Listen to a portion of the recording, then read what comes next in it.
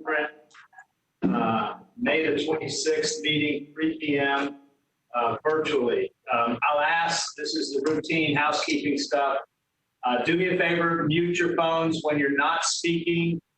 There is a ability to raise your hand. I will tell you though that I don't see the sequence, okay? So if you raise your hand, I'm gonna only take it in the best way I can. So there's like on the one some of us at the county are used to, I can see what sequence you raise them. If you can't raise your hand or have some problems with it, just go like this. I'll see you hopefully, and somebody will notify me and I'll try and keep a list. And I'm going to probably do this the way we did it once before, which is basically run through one at a time and then take motions. And if you don't have anything to say, that's fine.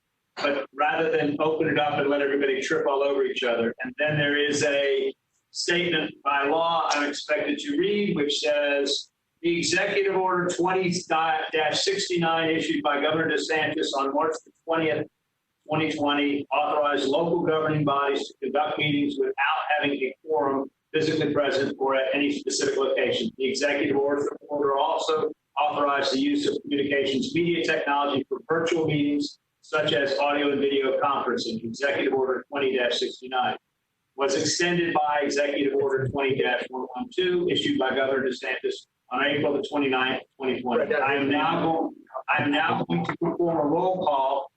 So I would ask for a record for all the commissioners attending the virtual meeting remotely using WebEx as the cloud platform for video and audio conferencing. If we experience interruptions through the disruptions or glitches in the technology being used, I will recess the meeting until the interruption is resolved. If the interruption cannot be resolved in a reasonable amount of time, I will adjourn the meeting. The temporary recess or adjournment of the meeting is necessary to ensure compliance with the Sunshine Law.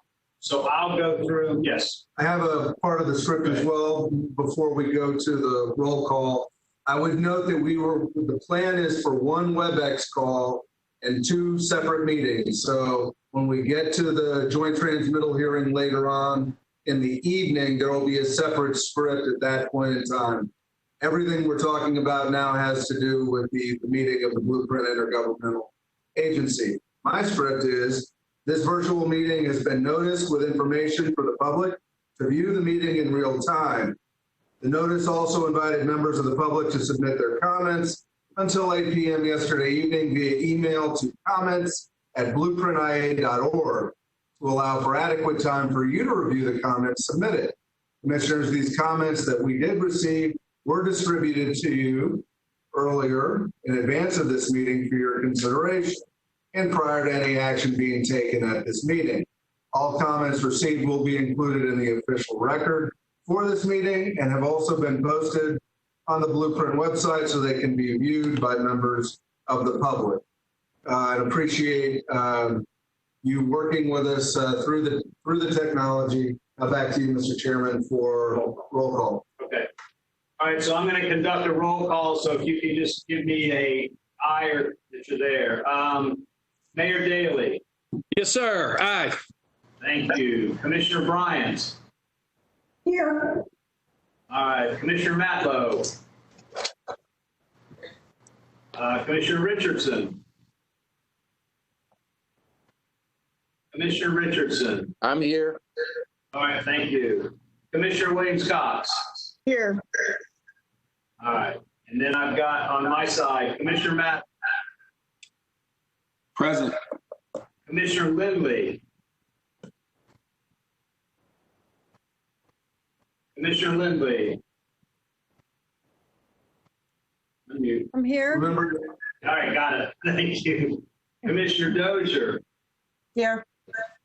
Thank you. Commissioner Minor. Yes, sir. I'm here. All right. Commissioner Jackson. Aye. Thank you. Commissioner Proctor. Commissioner Proctor. Unmute your phone. Let me know that you're there. Here. Thank you, sir. And then myself. Okay, that's everybody.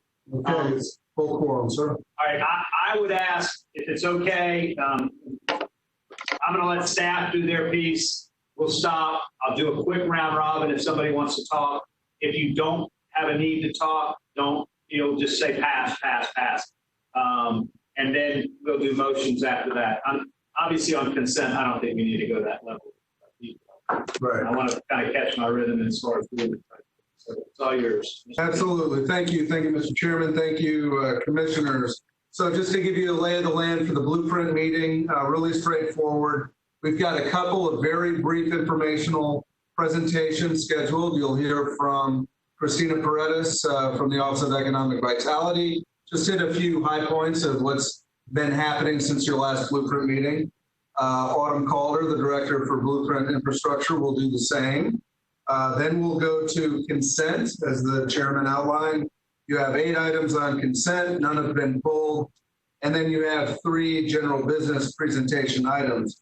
I would like to highlight at the beginning, thank you for allowing us the opportunity to reschedule the budget workshop that had been initially had been intended to align with this month's Blueprint IA meeting. That was done earlier this month to allow for additional data to come in. As you know, at both the city government and at the county government, some of the impact of the pandemic on some of your key revenue streams has been marked, and certainly the local option sales tax is no different. This will allow just the best data that we can have as we go into the budget deliberation cycle. So it's moved it back, similar to what the county and the city have done, so that you really get into your budget workshops in the July timeframe. In this case, it'll be right before your July 9th regular meeting of the Blueprint Intergovernmental Agency. So thank you for that. At this point, I'll turn it over very quickly to Autumn Calder to give a few of the highlights of what's been going on with Blueprint Infrastructure, and then quickly follow on with Christina Paredes, and then back to you, Mr. Chairman, for consent after that. Autumn, are you there? I am. Can you hear me? Yes. Wonderful. Thank you. Good afternoon, and thank you for giving me the opportunity to provide this brief update on our infrastructure program. As been mentioned, we're monitoring the sales tax collection data, and we'll adjust our revenue projections and align our expenditures accordingly. And I look forward to bringing back our comprehensive budget update in July. We do recognize the important role active infrastructure projects play in the health of our local economy. And the infrastructure team continues to work with our project consultants and our agency partners to move our active projects forward without significant impact to schedules. Through advanced funding, the Blueprint 2020 program from fiscal years 2017 through 2019, and the continued implementation of the remaining Blueprint 2000 projects, the IA board has provided the funding and the direction needed to keep our active projects moving forward. And today, I'll provide an update on a few. If you just bear with me for a sec, I have a couple of slides. All right. Were you guys able to see the slide? Yes. Thank you. Great. Okay, so the Capitol Circle Southwest Greenway preliminary alignment and the Debbie Lysing Nature Park concept, which is shown on the screen, have been developed. These are included in your material as attachment 3 or page 49 of your agenda book. When we complete this project, we'll add over 6.5 miles of trails and provide a passive park around a 113-acre natural area with boardwalks and overlooks into the wetland. And you can see that on the screen sharing here. We have a whole week's worth of virtual public engagement activities planned for the entire week of June 22nd, so in just a couple of weeks. And we'll get community feedback on the preliminary alignment for the Greenway and this park concept. And then we'll bring all that back to you as an agenda item in the future. The restroom at the FAMU Way Playground is in final design, with construction expected to be advertised this summer. The concept is included as attachment 5 or on page 55 of your books. The restroom includes 2 family-style restrooms, a green or vegetated roof, a cistern to capture the rainwater, and of course it'll have a water fountain bottle filler combination. And as you can see from this image, it's oriented towards the playground versus the road. So the back of the restroom will face the road, which is one of the reasons we wanted to do the green roof, because that'll provide a better view shed from the cars that are driving down rather than a radiating metal roof. The procurement for the skatable art feature at Coalshoot Pond was completed in April. Team Payne was selected as the design build contractor, and the contract terms are currently in negotiations. A highlight from their proposal is included as attachment 6, or found on page 63. This project will take about 12 months to complete, includes extensive engagement with the local skate community, and will bring a much needed all ages skateboarding area to this unique part of our community. And as you can see here, it's just south of Coalshoot Pond and just west. That roundabout that's shown is the Pinella Street roundabout, so that's just west of the Railroad Square area. And let's see, I want to stop sharing my screen, so let's stop. Okay. We anticipate advertising for the construction of the Van Buren Street improvements by the end of the summer. The project will complete the plaza improvements at Lake Anita, add 18 parking spaces, and put a portion of the overhead electric underground. As the South Adams FAMU Way area continues to see reinvestment and activity, these parking spaces will support the area businesses and the activities at Lake Anita. We're also continuing progress on the Northeast Gateway Project Development Environment, or PD&E, study. We're working on the environmental, natural features, cultural, and traffic operations analyses right now. And we anticipate bringing a thorough update to the IA board later this summer on the results of those analyses. The entire PD&E study will wrap up in early 2021, so early next year, with design immediately to follow. And lastly, we're working on 2 leveraging opportunities with FDOT along the North Monroe corridor. One is to enhance the landscaping of the medians along the medians and the sidewalks from John Knox to I-10. And then the other is a lighting upgrade from the intersection with Thomasville Road up to Tharp Street, which would meet the objectives of the Midtown Placemaking Plan. As we work out those details and fully identify what the leveraging amounts could be, we'll bring those back to the board with a complete analysis and then a request for direction. And that brings my report to a close, and I'm happy to answer any questions. Anybody have any questions of Autumn? Mr. Chairman, Yes, who was the? Commissioner Richardson. Oh, Commissioner Richardson. Yes, sir. Thank you, Mr. Chairman. Autumn, tremendous report. Mr. Chairman, I just wanted to bring to the attention of the members of this board, because this is what we tried to achieve through Blueprint. It was the vision of the original Blueprint committee 20-some years ago now almost, that Blueprint projects be holistically designed and developed, where you would include the natural features, not only roadways, but natural features, parks, trails, greenways as well. And we've accomplished that. I'm very proud of staff and how they have implemented those projects, and I'm sure that that's how we will develop this community going forward. And so I just wanted to make that point. I also wanted to point out the projects that will be occurring on the south side of Tallahassee. This is where I have called home for 30 years now.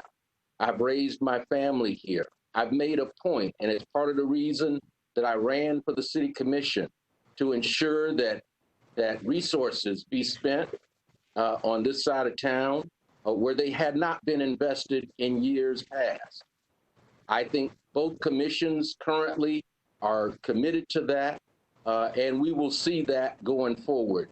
I just want to make those points because not everybody has been around to have known those issues, but they will play, I think, a lot into how we grow and develop this community in the short term and in the years to come. Thank you, Mr. Chairman. Thank you, Commissioner Richardson. Anybody else questions for Autumn? All right, Autumn, thank you very much. Next up, Ben. All right, you can go ahead and mute Autumn. Thank you very much. Christina Paredes, obviously, is the chairman, and each of the commissioners knows this has been a very active time in terms of our economy, and leaning right into it under your policy direction has been the Office of Economic Vitality. And just to hit a few of the highlights of what we've been working on in the last couple of months is Christina. Christina, are you Are you there for your brief update, ma'am? Absolutely. Thank you, Mr. Chairman. Thank you, Ben. I appreciate you. And commissioners, before I get started, we've had 2 emergency meetings that have talked about the supporting our local small businesses and nonprofits. And I just wanted to thank you for your leadership through each one of those meetings. It's made a big impact for everybody that we've been able to assist through those grant programs. Later in your agenda, there'll be a full report on the update of the lien numbers. We got the final numbers in this Friday, and I'll provide that to you towards the end of your meeting. So a lot of the efforts that we have done over the last 2 months have been recognized nationally, most recently with the National Association of Counties and with thought leaders within the economic development industry. First out of the gate across the state to set up that small business grant program, and now we're receiving calls from other local communities asking for our procedures and our question and answer documents. So as they start rolling out grant programs in response to the CARES Act, they have the tools to help activate that. So we're very proud to be able to help our friends and neighbors and colleagues across the state as they start implementing their own programs. We continue to coordinate with the emergency management and provide businesses with vital information, especially as the governor releases new announcements on phase 1 opportunities for opening the local businesses. And we're monitoring those very closely today. We anticipate that the governor will continue to, with the phased reopening of additional sectors, and all that being rooted in benchmarks and the positivity rate. So we're following that closely and communicating with our businesses and answering their questions that they may have. At the end of April, we assembled a stakeholder group that's focused on the needs of our local business community. We released a second business impact survey. Those results are included in your agenda item. And that was to assess the current issues that are impacting our local businesses. We anticipate that we'll do a third one later this summer to kind of get an idea on future opportunities and where our local businesses stand. The purpose of this stakeholder group that I mentioned is to work with our private and public stakeholder partners to communicate clearly and effectively the parameters for economic activity in our community. And that's to ensure our long-term economic resiliency. To date, we've talked about the state of Florida's reopening plan, workforce issues, higher education, real estate, the results of our business assessment survey, and heard from various businesses as we start interviewing our targeted sectors on the challenges and opportunities that lie in front of us. In the response to workforce development, we know that this newly unemployed individuals as a result of COVID are mostly going to need to be retrained for new opportunities that lie in front of them. You're seeing hospitality workers that could take advantage of becoming healthcare workers, and just recently had a conversation with the TCC's task force for reopening as we look to partner with them on opportunities that lie ahead. On Friday, we had the unemployment numbers that were just released. For our metro area, our unemployment rate is 8.1%. This compares to the state's unemployment rate of 13.3% and the U.S. unemployment rate of 13.4%. We're continuing to watch those new statistics, and we'll communicate that with you as more information becomes available. When we did our business impact survey, we asked them, what are some concerns to you as we start moving towards reopening and stay-at-home orders are lifted? So just the top 5 that's also listed in your agenda item, I just wanted to take this opportunity to walk through those really quickly with you today. One of those is lack of available funding to restart. We tried to position ourselves as quickly as possible through the CEDAR and LEAN grant to assist those and actively communicate resources that are available through the Small Business Administration, the Small Business Development Center, and other Economic Development Administration grants. We're going to continue to work with our partners to help communicate that information to our businesses as well. Another concern was access to personal protection equipment. we immediately set up a website listing all the locally sourced PPE needs here in our community. Whether you're looking for a face shield, face mask, or plexiglass, hand sanitizer as well, you can find the businesses that provide those here locally on our website. Last Tuesday, when I pulled down the numbers, that website had been up at that point about a week and a half and had over 5,000 hits to it as people look to it. That includes FSU, who is searching for PPE equipment, also consulting that website to look for that. And TCC mentioned that today on their site. So another concern was access to safety protocols and best practices and impacts to businesses' supply chains. So we've been working with Florida Makes to help communicate best practices for our local manufacturing, as well as push out FDA and OSHA suggestions, as well as the CDC. Human resource guides, what to do, guidance and protocols for businesses to take in place. And of course, childcare, as employees are going back to work, people did have concerns about childcare. And while our foremost focus over the last 3 months has been supporting our local businesses and nonprofits, our team has continued to press onward with the implementation of the Minority Women and Small Businesses consolidated policies and division activities within business development. The MWSBE division has remained fully engaged with our local MWSBEs throughout this pandemic, making direct calls to them, seeking assistance and asking how we can help. We've also been very purposeful in our virtual engagements to work with them to notify about the changes to the new policy that went in effect on April 1st. This includes webinars with our local chambers, the FAMU SBDC, and other partners to help inform our local businesses on those policy changes. We're also continuing to work with the compliance, contract compliance software updates.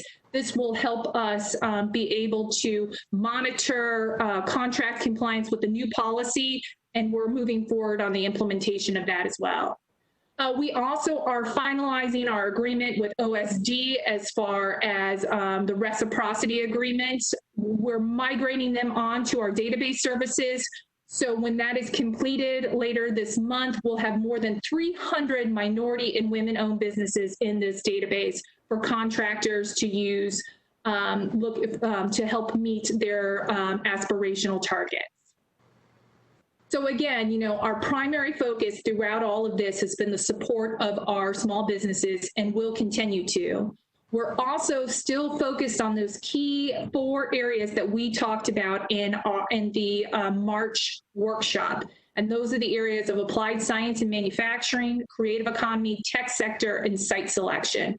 We're still getting calls on people seeking to learn more about our community and future opportunities that may be here in Tallahassee. So we're actively hosting those conversations and answering those questions. One thing that we're going to continue to work with is Florida Makes in developing that regional manufacturing association. That's key to help support our manufacturers. Florida Makes has been instrumental in providing some really good guidance to our manufacturers on how they can continue to operate in the wake of the COVID-19. So we'll continue to partner with them on that. In summary, COVID-19 presents new challenges for individuals, businesses, our communities, and we haven't quite determined the full impact on the local universities, schools, and that all in turn will have a huge impact on our local economy. We're working hand in hand with key leaders and businesses in our community while closely following state, federal, and local guidance, with the primary focus and emphasis being on health and safety. This is very important as we work together to fully reopen and sustain our local economy.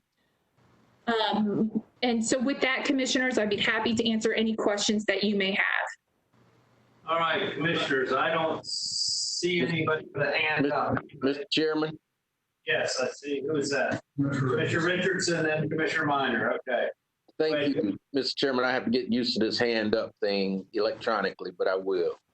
I just wanted to ensure that Christina is including Lively, as I know you have. I heard you mention Tallahassee Community College, but I want to make sure that we're including Lively as it relates to training and retraining of those that are seeking to move maybe into other careers or to advance in their current careers. There are programs at Lively that take as few as 7 weeks to complete. The LPN program is a 7-week program, and there's a desperate need for LPNs in the healthcare industry here locally, if that's where someone's interest might be. So I want to make sure that Lively continues to be a part of that partnership. Absolutely, Commissioner. In fact, we had Director Shelley Bell on one of our stakeholder calls talking about that as well. The Leon County Schools is a part of our stakeholder group. And we also work with them through the extern and apprenticeship program as one of the 2 bonus criteria in your new MWSBE policies. Great. Thank you, Mr. Chairman. Thank you, Christina. Thank you, Commissioner. All right, Commissioner Minor. Thank you, Mr. Chairman. Christina, great overview. Thank you very much. One thing that I always thought that Leon County had that was, I don't know if it's an advantage or a characteristic really, is that the amplitude of our business cycle was smaller than most other cities in Florida, just because we had such a large base of state government workers, university faculty, staff, that type of thing, which has helped us during the recession of 2008. However, I think we all know, but just to put it out there, with this downturn being much different than the recession we had 12 years ago, we could have a couple decisions in this community totally upend our efforts to try to keep people employed. If FSU, FAMU, TCC decide not to come back in fall or come for a part of the fall, that will decimate our numbers. And this ties into what Commissioner Richardson just said, is that, we really need to, and we've been Lively's doing a great job. We need to really take advantage of what Lively is doing to figure out what we can do to mitigate the effects of some singular key decisions made by FSU and others to really affect our unemployment. So just something to keep in mind, but great presentation. Thank you very much. I did have one question. With the COVID situation that we're dealing with now, do you have any update on how the COVID might have affected Project Juggernaut? Any word on that? Ben and I talked about it during the briefing, but wanted to hear what you had to say about that. Yes, we have been communicating with the company, the economic, the states, both Enterprise Florida and DEO. Sorry, for some reason the acronym was escaping me as I was speaking. But we do know that their decision has been delayed. We were hoping to have a decision before you in January. We were anticipating a notification in June.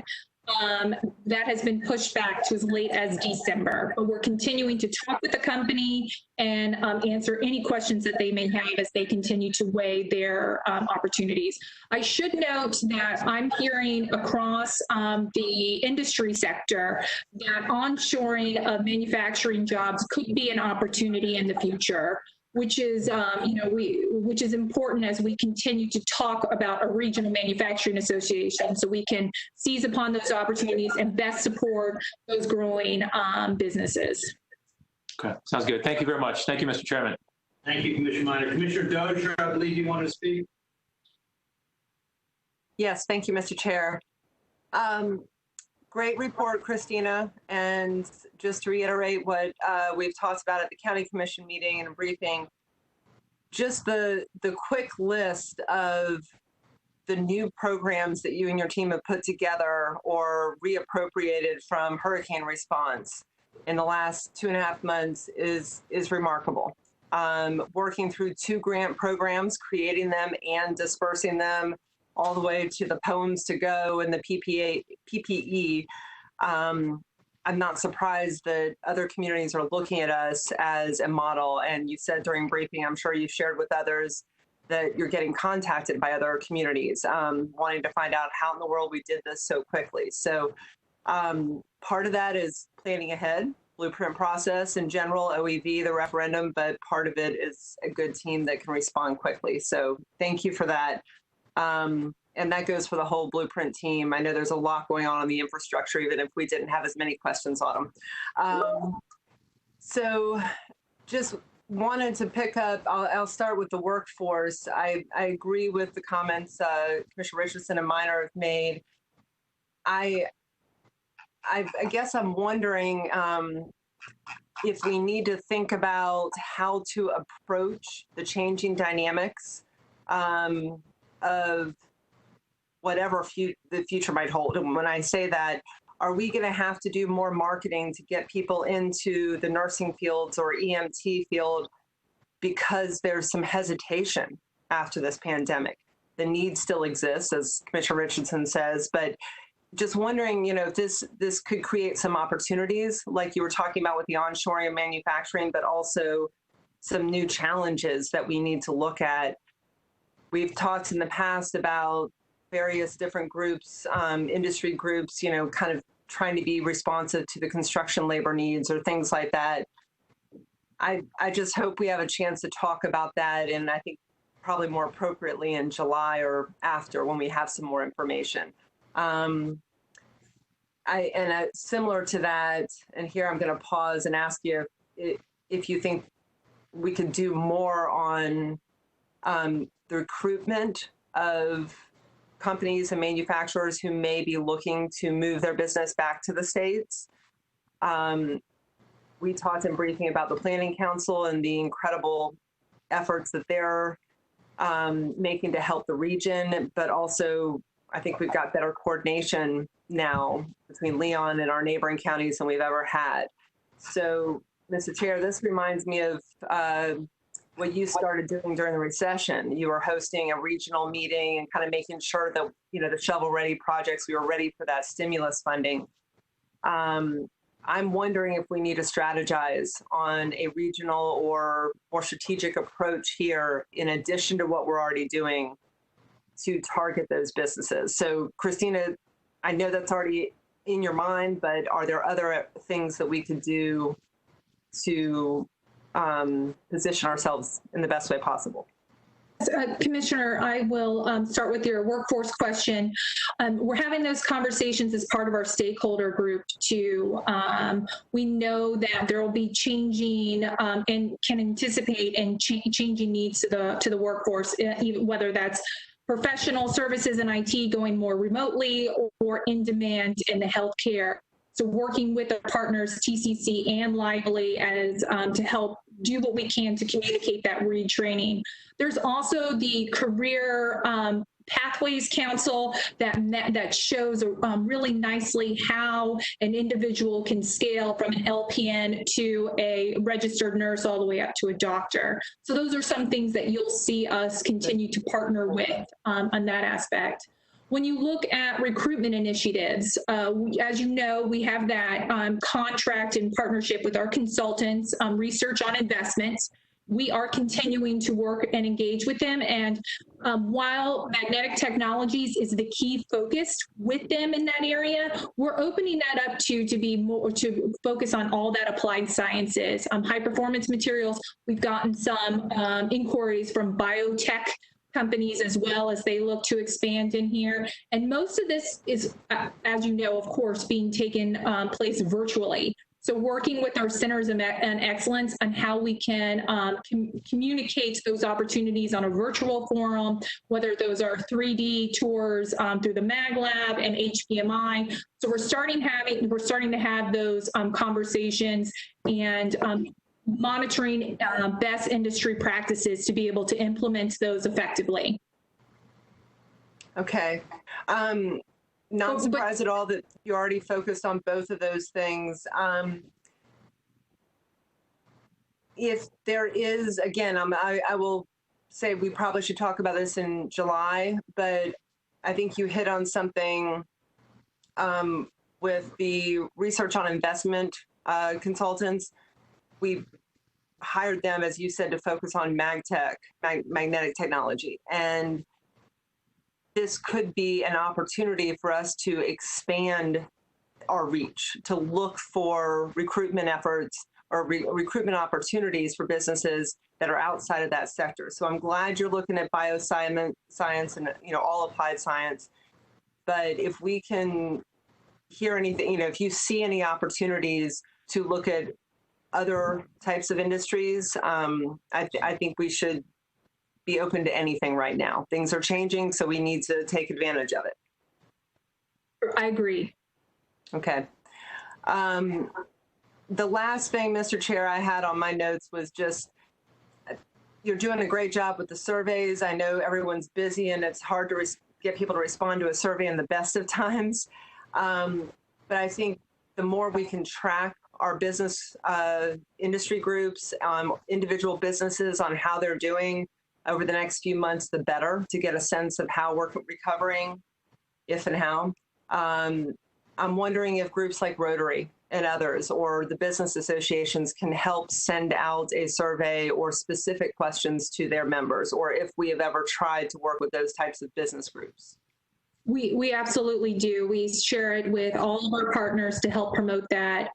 In fact, we more than doubled the initial count of surveys for this second round.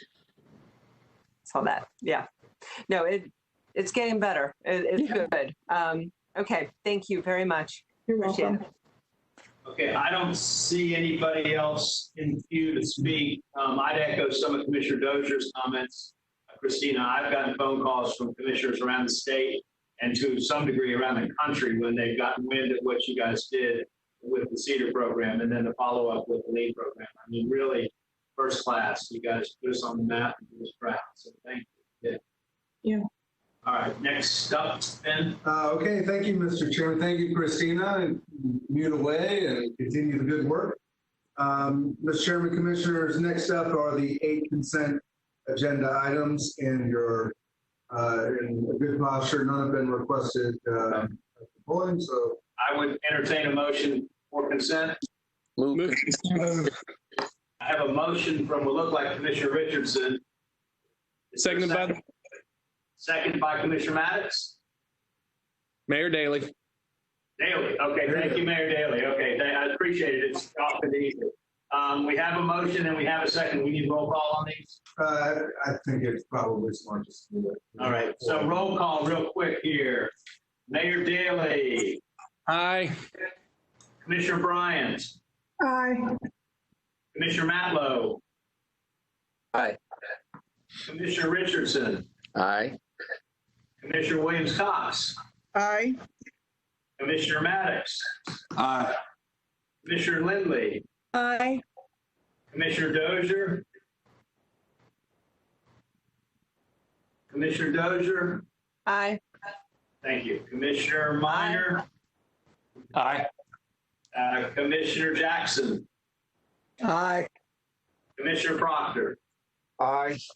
And you can record me as an aye as well. All Okay, right. that's consent. Let me back up to Ben, if you don't mind. Please. On the agenda, it just said citizens' comments received via email. I just want to mention for the public, if you're listening, we took comments through 8 o'clock last night. I know they will all become part of this record, which makes them a public record.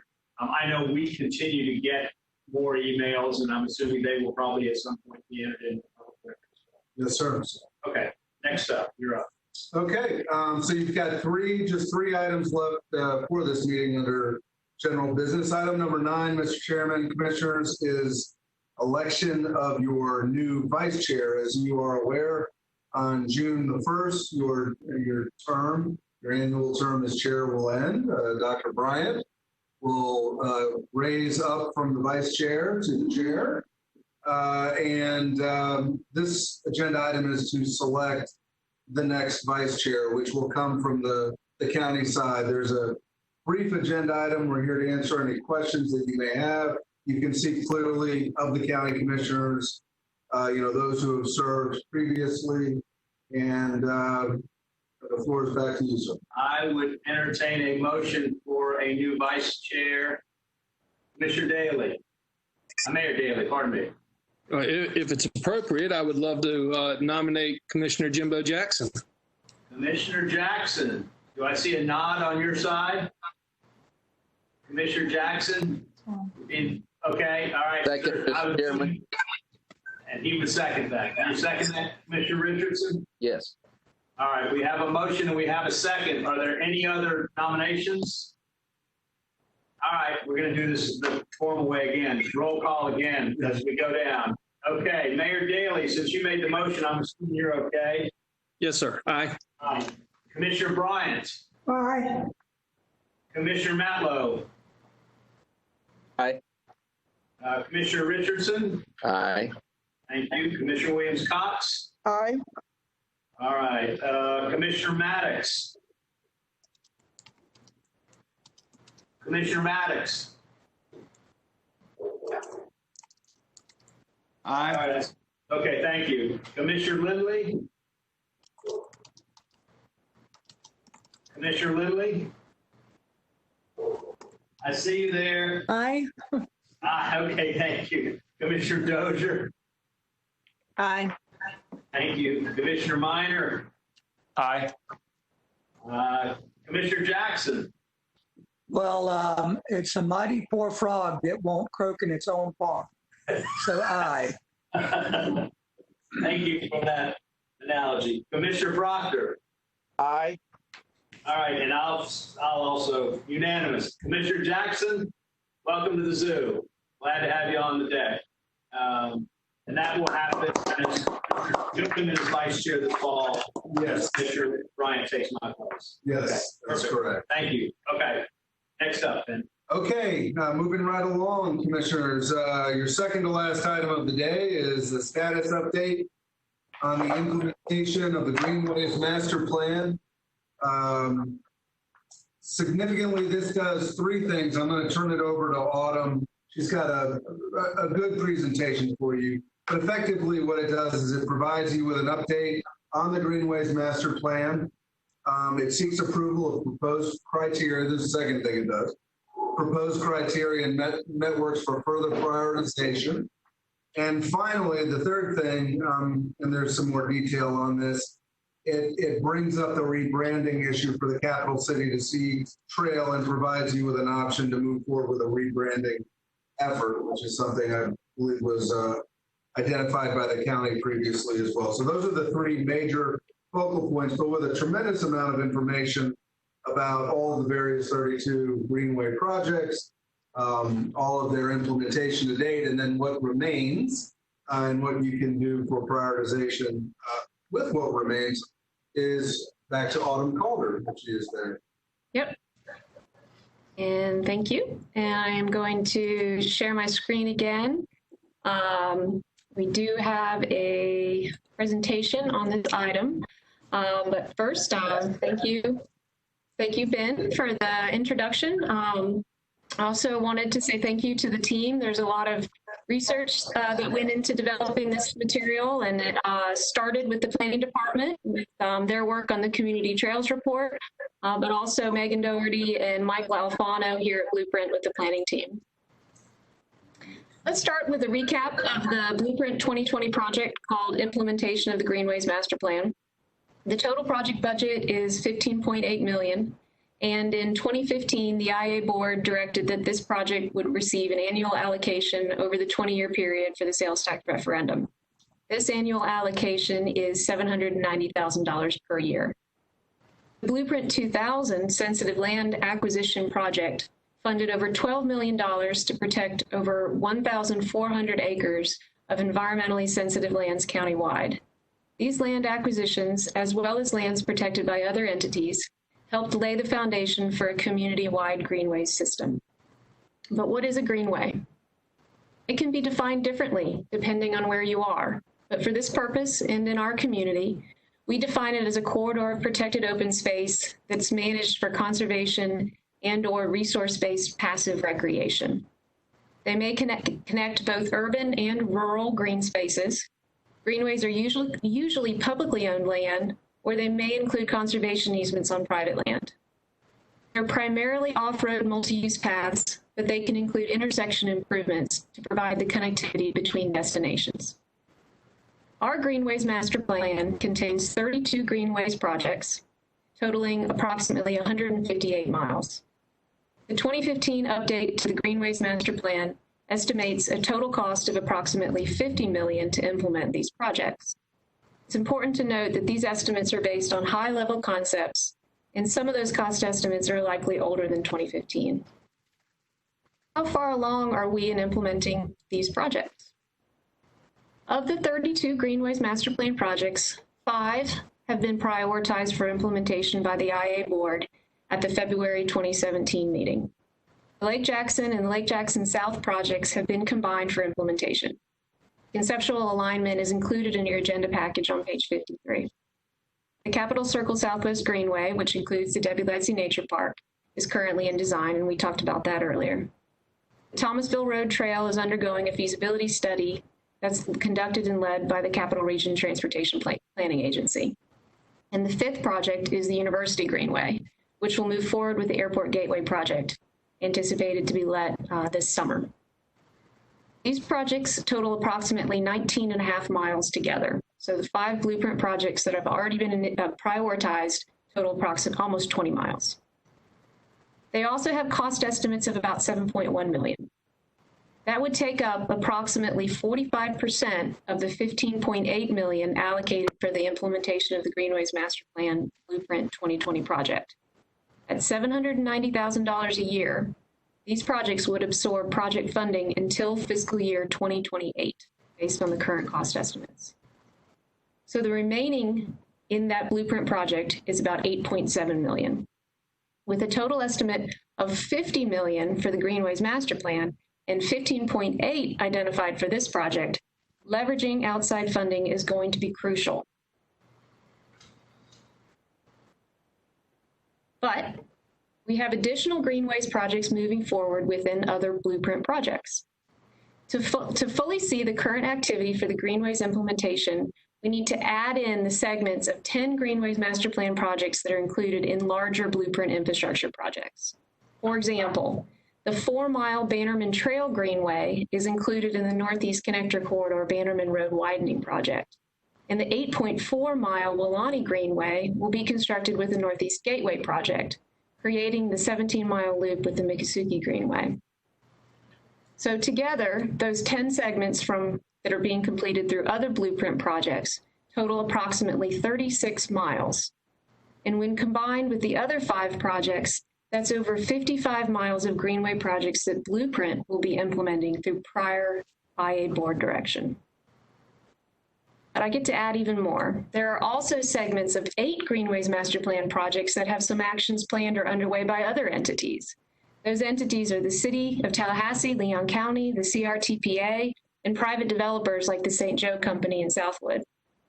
So taking into account all entity effort to build greenways, there are over 75 miles of greenway projects that have been prioritized, and 70 miles of those projects will at a minimum begin receiving funding by fiscal year 2025. Together, they represent project estimates of over $40 million. So that leaves approximately 83 miles of greenways projects unprioritized. Remember, we started with 158 miles and then accounted for 75 miles that have already been prioritized. So our next slide discusses the criteria and metrics that we're proposing to use for prioritizing that 83. So to develop the proposed criteria and metrics, staff reviewed a number of best practices for bike ped evaluation and prioritization efforts, both locally and nationally. These criteria presented before you today promote safety and connectivity, ensure that underserved populations are prioritized, recognize the importance of ecotourism, and that population density supports multimodality. And as with all blueprint projects, they have a strong emphasis on opportunities to leverage outside funds and partner with other entities. And as you can see from the weighting, connectivity, leveraging, and equity all stand out as major factors. Though safety, population density, and ecotourism are also key criteria of this proposed system.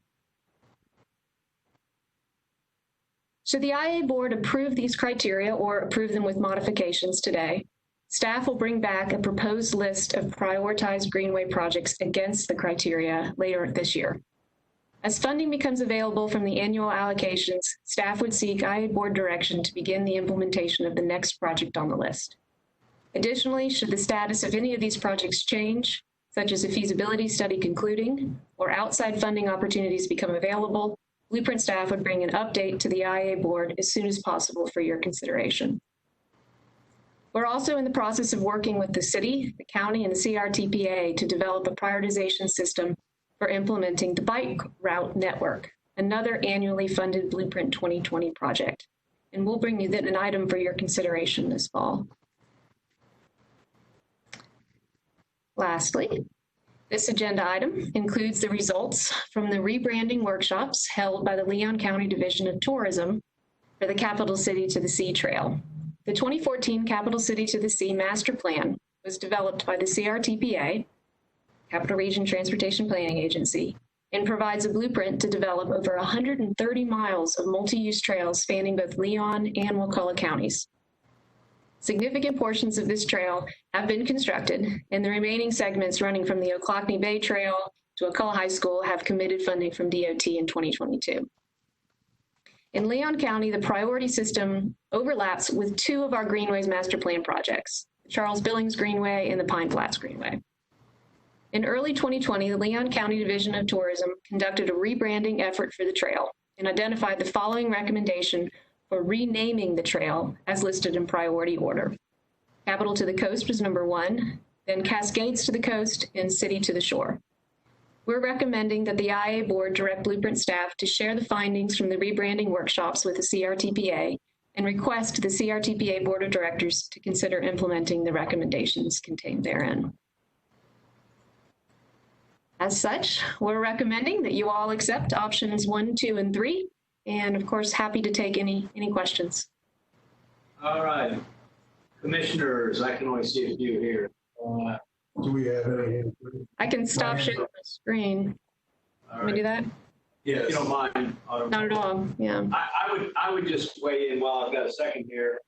Autumn, I know the trail master plan is separate than the greenways. When Ben and I talked about this the other day, but I want to make sure we stand them up side by side because clearly in the greenways there are trails and there's connectivity issues relative to greenways and trails at the same time. So, I mean, in the prioritization, a big part of it is connectivity, but I want to make sure that the trails and the greenways are looked at parallel because there's going to be a lot of opportunities for a greenway to be attached to another greenway by a trail and vice versa. So that it all kind of links together. Sure. Okay, I do not see any hands. Commissioners, Commissioner Minor, I got a big one there. Yes, sir. Thank you, Mr. Chairman. A real quick question, Christina. Of the 5 prioritized projects, the 20 miles, has the pandemic changed any of the schedule for those projects, or is it just simply too early for us to be able to tell? I think that's to you, Autumn. Okay, got it. Oh, sorry, yeah. Yeah. Like, well, it does have, the pandemic. IA board has put funding over the last 3 years towards the greenways and bike route projects so that when we hit 2020, we would be shovel ready. So we've got money already identified to move those projects forward. We have a contract already for the Lake Jackson and Lake Jackson South to do the design. As you know, the Capital Circle Southwest and Debbie Lightsey also has a contract. The University Greenway will move forward to the airport. So we feel really confident that we're going to be able to keep those 5 moving forward. Great. All right. Thank you. We'll wait and see with the CRTPA and the Thomasville Trail when they finish their feasibility study. We'll need to see some cost estimates for that and report back to the board. Sounds good. Thank you, Mr. Chairman. Okay, Commissioner Dozier. Thank you, Mr. Chair. Autumn, I like the prioritization criteria. I particularly like focus on the equity and the connectivity. That's really, 2 critical pieces that will make this whole plan work. In regard to the Lake Lafayette project that has now been pushed back because we took some money out to apply it to the LEAN program. I could see that project ranking rather high, I will put it that way, in regards to connectivity and some of the other issues. Is that one, once we have some more funding coming in, will we see Lake Lafayette come back into the list pretty quickly? I'm not sure exactly how to ask this because we don't know what revenues are going to do in the next few months and when we can pull that back in. But I just want to keep it on the list as much as possible and bring it back on as soon as possible. Yeah, I understand what you're asking, because it's not only is it part of the Greenways master plan, it's actually a separate blueprint project, the Lake Yes. Lafayette and St. Mark's Regional Linear Park project. And unless provided other direction, we'll keep planning and proposing budgets that mirror the prioritization for the projects as the board has directed in the past. This fiscal year 20 was the first year that project was to receive funding. So we would just continue to propose implementation schedules that followed the prioritized list. So those projects haven't moved.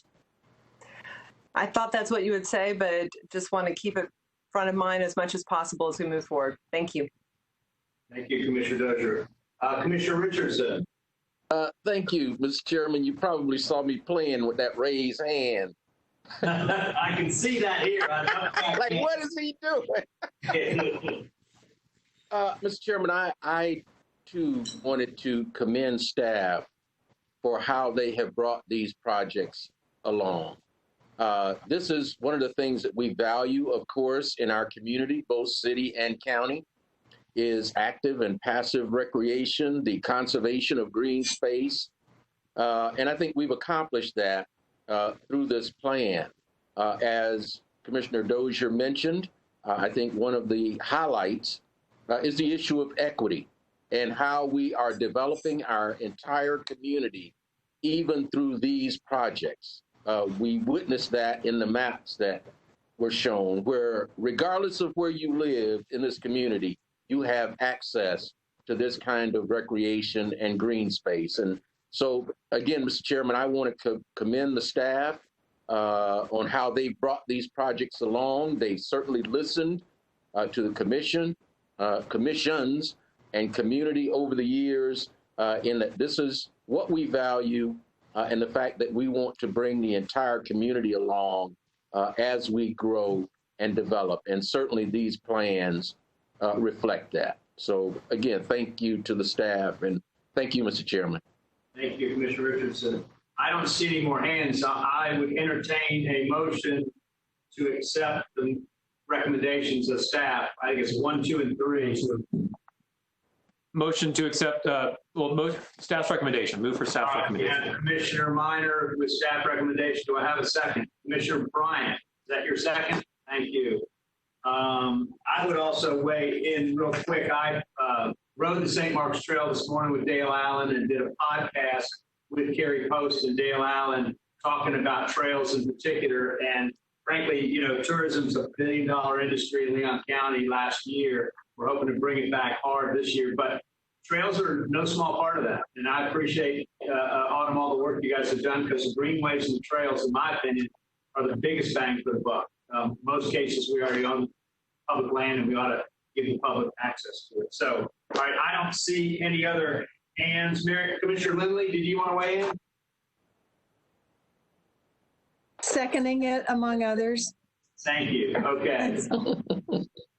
All right, we have a motion. I'll go down the roll call. Okay. Commissioner Maddox. Aye. Thank you. Commissioner Lindley. Aye. Commissioner Dozier. Was that me, Mr. Chair? Aye. Thank Okay. you. Commissioner Minor. Aye. Commissioner Jackson. Aye. Commissioner Proctor. Aye. I'm an aye. Commissioner Williams-Cox. Aye. Commissioner Richardson. Aye. Commissioner Matlow. Aye. Commissioner Bryant. Aye. Mayor Daley. Aye. Thank you. Okay, next up. Okay, Mr. Chairman, Commissioners, your final item of the day is your status report on the Local Emergency Assistance to Nonprofits, or LEAN grant. As Christina mentioned previously, and I know she has a brief presentation queued up for you. This was the second of 2 substantial grants that this community and under your leadership we created to be a bridge to the bridge, if you will, first for small businesses with the Cedar grant, and then for the nonprofits in terms of the Lean grant. As is outlined in your material, we went the full month for this grant, had some really encouraging input applications, and we're really able to assist nonprofits that employ a substantial amount of workers and do a lot of good. To follow up on that, I'll turn it over to Ms. Paredes to walk you through some of the highlights of what we experienced during the past month. And I'll just echo before she starts that indeed, and for all of you to know, I cannot tell you how often we have been reached out to at staff level from other economic development organizations at the local, from the local level, state level, and even the IEDC. I mean, we won, I believe, NACO awards as well. I mean, it just really, you're seeing more and more of counties that are receiving some of the federal funds, creating grants, but you did it first with your own funding. That's substantial and significant. And others are really utilizing a lot of our experiences in what they're crafting currently and in the last week or so, which is great. So to talk to you a little bit more about Lean is Director Paredes. Thank you, Ben. Mr. Chairman, today we're going to provide you with an update on how the Lean Grant has performed. Before I begin, though, I'd like to thank any UPHS and COCA for all of their participation and partnership in helping us spread the word to our nonprofits. As you know, based on your direction on April 15th, we established the Lean Grant Program to provide a grant to nonprofits that are human services providers, cultural arts, and historic organizations. So our first phone calls were to any UPHS and COCA to help us spread the word. So we developed a database that we pushed out information in addition to each one of those organizations. We hosted several webinars to promote the grant. And after about 2 weeks of implementation and getting the series of same questions, we modified the eligibility criteria just a little bit to be able to help provide more nonprofits within those key services areas to be eligible for the grant. As a result, we received a total of 267 grants. The total applications that were accepted and awarded were 240, and the total amount was $600,000. The employees that these 240 nonprofits employed, they employed a total of 2,458 employees. We had significant assistance by the police department, the employees within there who served as our grant reviewers. So we thank them for their help and dedication throughout Cedar and Lean to be able to help answer those questions.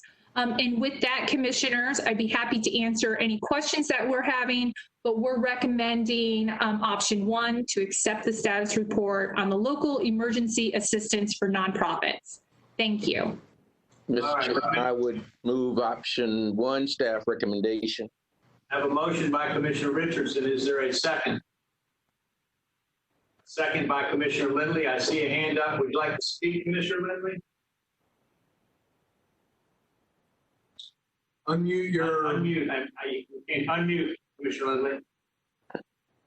Yeah, it was interesting. I mean, when we were originally doing this and comparing the nonprofits with the small businesses, I think we wrestled a bit over whether we needed to go the full amount for $1 million. And some of us were concerned that might be more than was necessary. I'm glad that we do have some of those funds left over that we may need to keep our powder dry for another round of assistance to small businesses. Because in a way, I think they did, they might have been a little bit more desperately in need, as much as the nonprofits were helped by it. So I was glad to see a little, some of this not taken advantage of right now, because I think small businesses will really probably be needing assistance right along. but I'm happy with, thanks for the staff report. It was really a fascinating project. Good one. Thank you, Commissioner Lindley. I've got Commissioner Dozier followed by Commissioner Minor. Thank you, Mr. Chair. Echo the comments that others have made. This was exceptional. I mentioned that before, that we could stand up this program so quickly. I'm glad we had $1 million in the fund, even if we only provided, I guess it was about 600,000 of that through the grants. I am not confident, I guess, that businesses needed this more than nonprofits.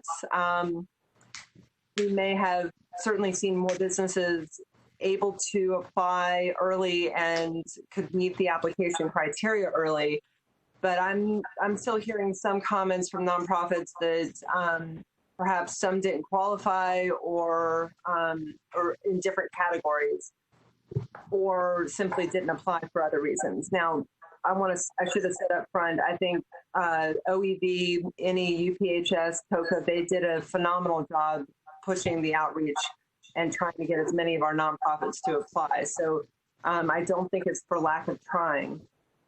But as Commissioner Lindley just said, there may be a need for additional stimulus in the future.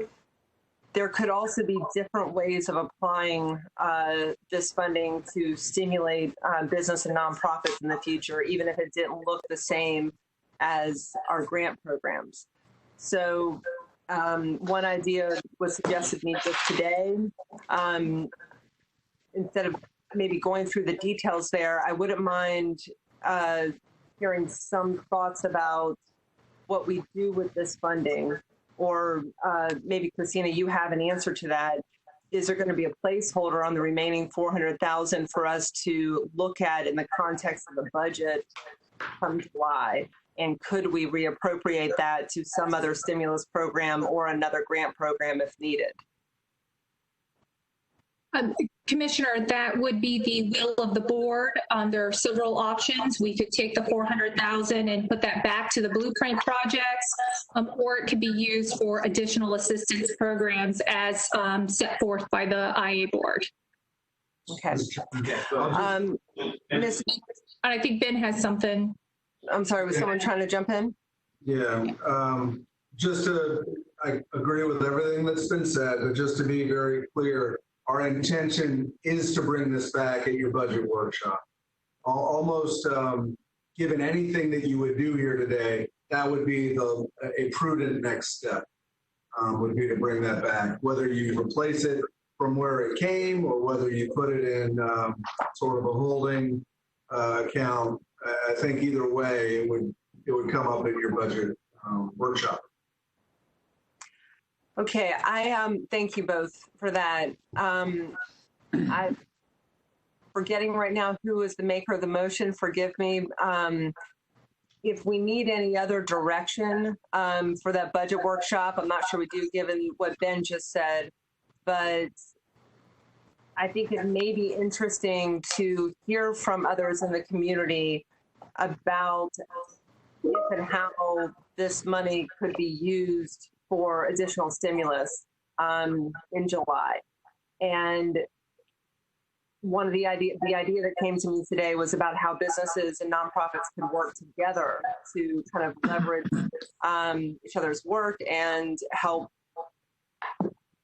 private sector and nonprofits kind of get back into the stride of things as we go forward. So I'm not in a place to unpack that idea. Again, it was just new, but I would like some ability for us to receive ideas like that if anything creative comes up, and to have a sense from the task force, from other people in the community, from our partners, how they see that fund being able to help us move forward. Or, and last thing, Mr. Chair, I just made a comment about Lake Lafayette and bringing that project back in. That's where these funds came from, in addition to Monroe Street. So I'm saying all this because we have such a critical need now, even though I want to see that project back on the list pretty soon. So I think we need to go tread carefully on this, but I think having some ideas from the community could be really helpful. Thank you. Okay, I've got Commissioner Minor, Commissioner Bryant, and then Commissioner Williams-Cox, but Commissioner, okay, everybody else is, that's what I've got. Commissioner Minor.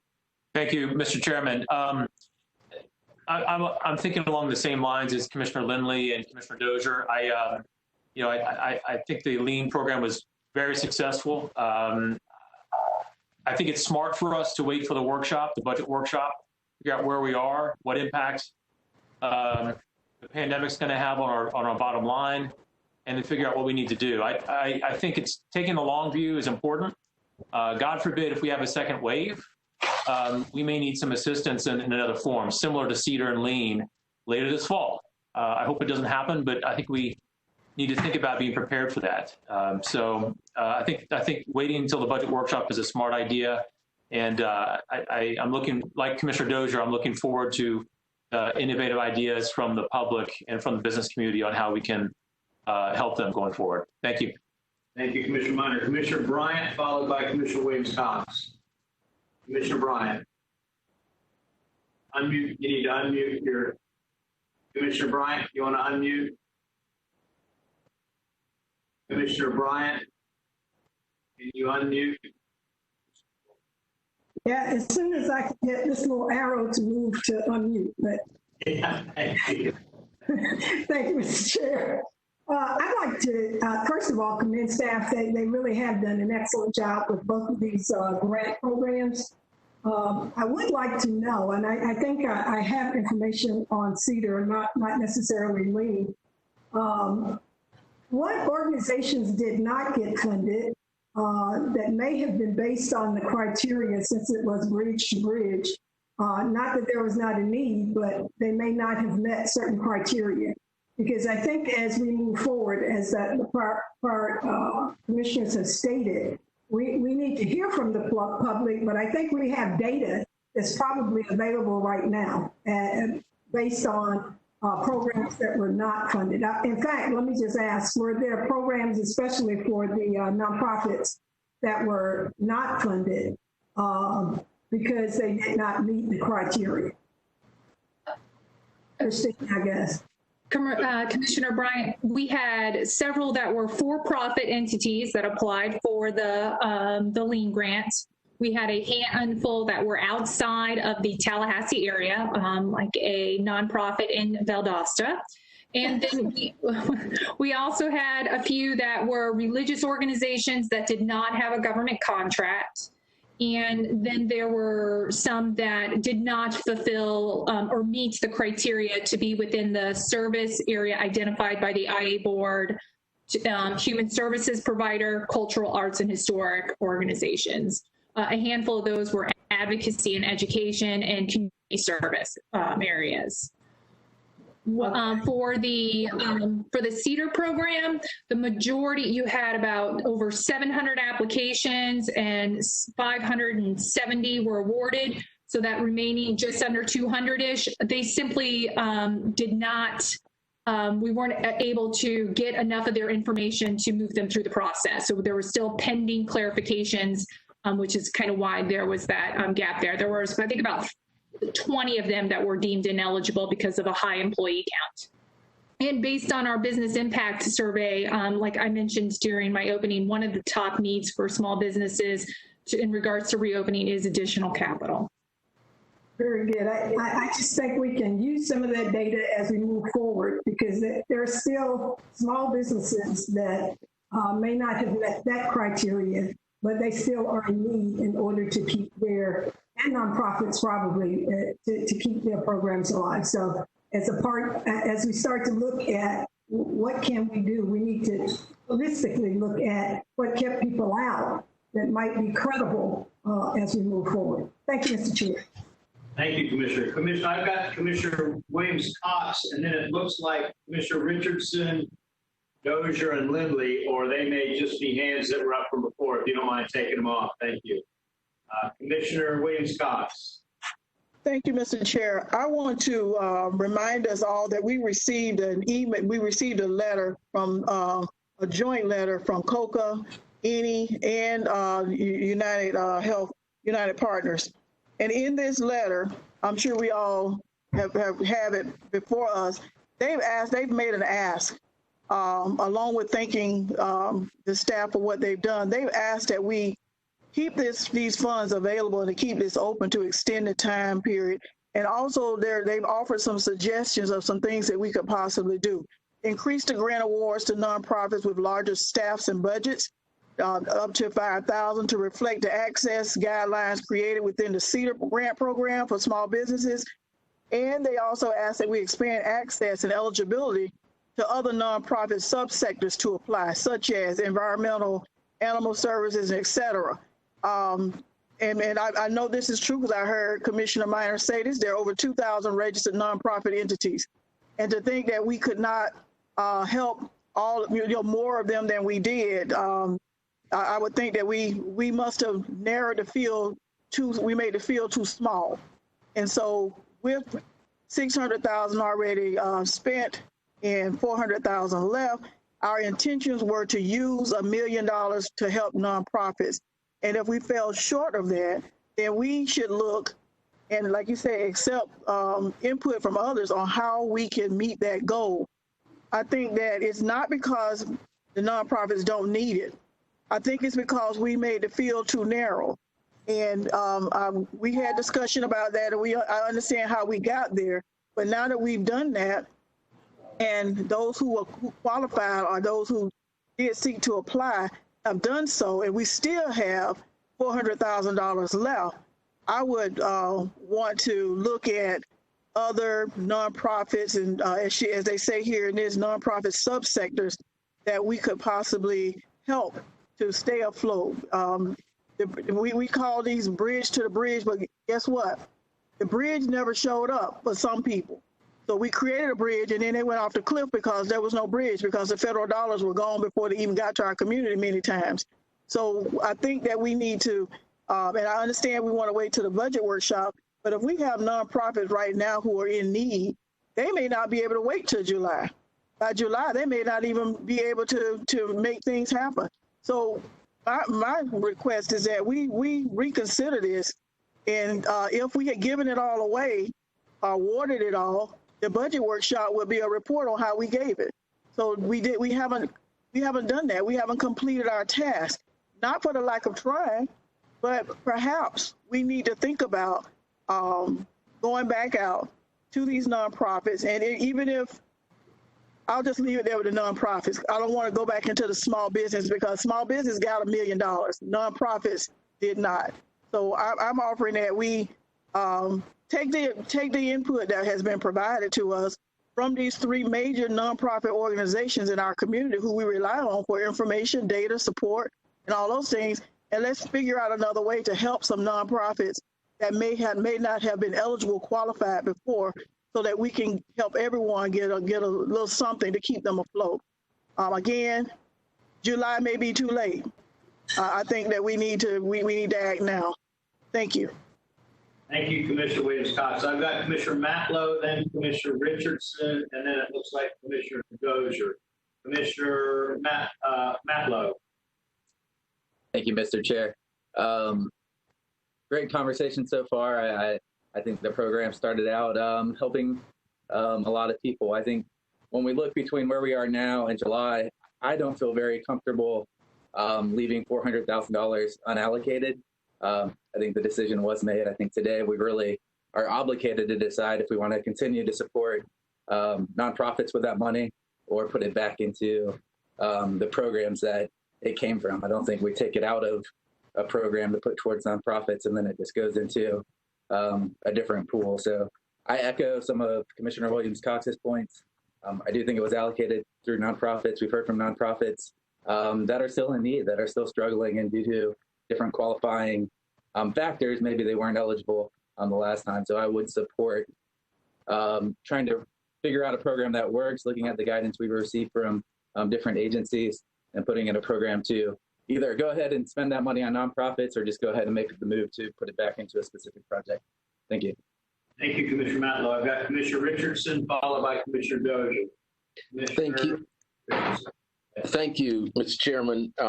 a great conversation. You know, this was one of the questions I asked staff during my briefing when Christina told me that we had the $400,000 still remaining for the nonprofits. My initial reaction was, well, let's, if we've still got that money available, let's make it available for our small businesses. But then, like you, Commissioner Williams-Cox and others, I got the letter from the joint letter from the three organizations and started rethinking that initial reaction.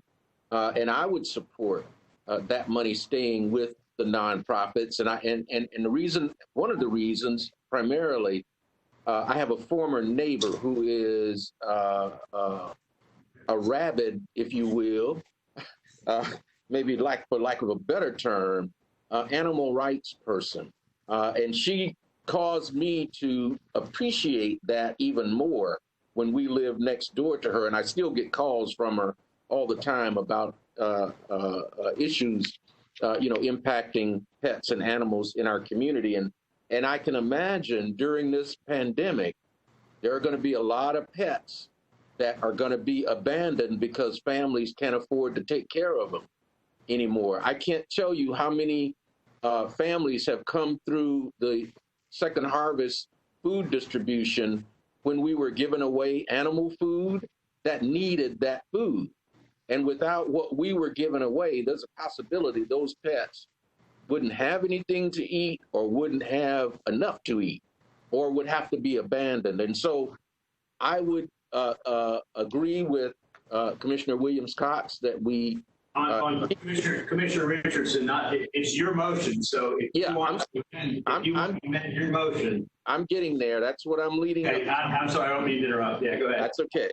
I would support Commissioner Cox's suggestion that we keep the $400,000 available for nonprofits, because I think there are going to be others that are going to be in need of that support between now and July. And so I would amend my motion to include that $400 continuing.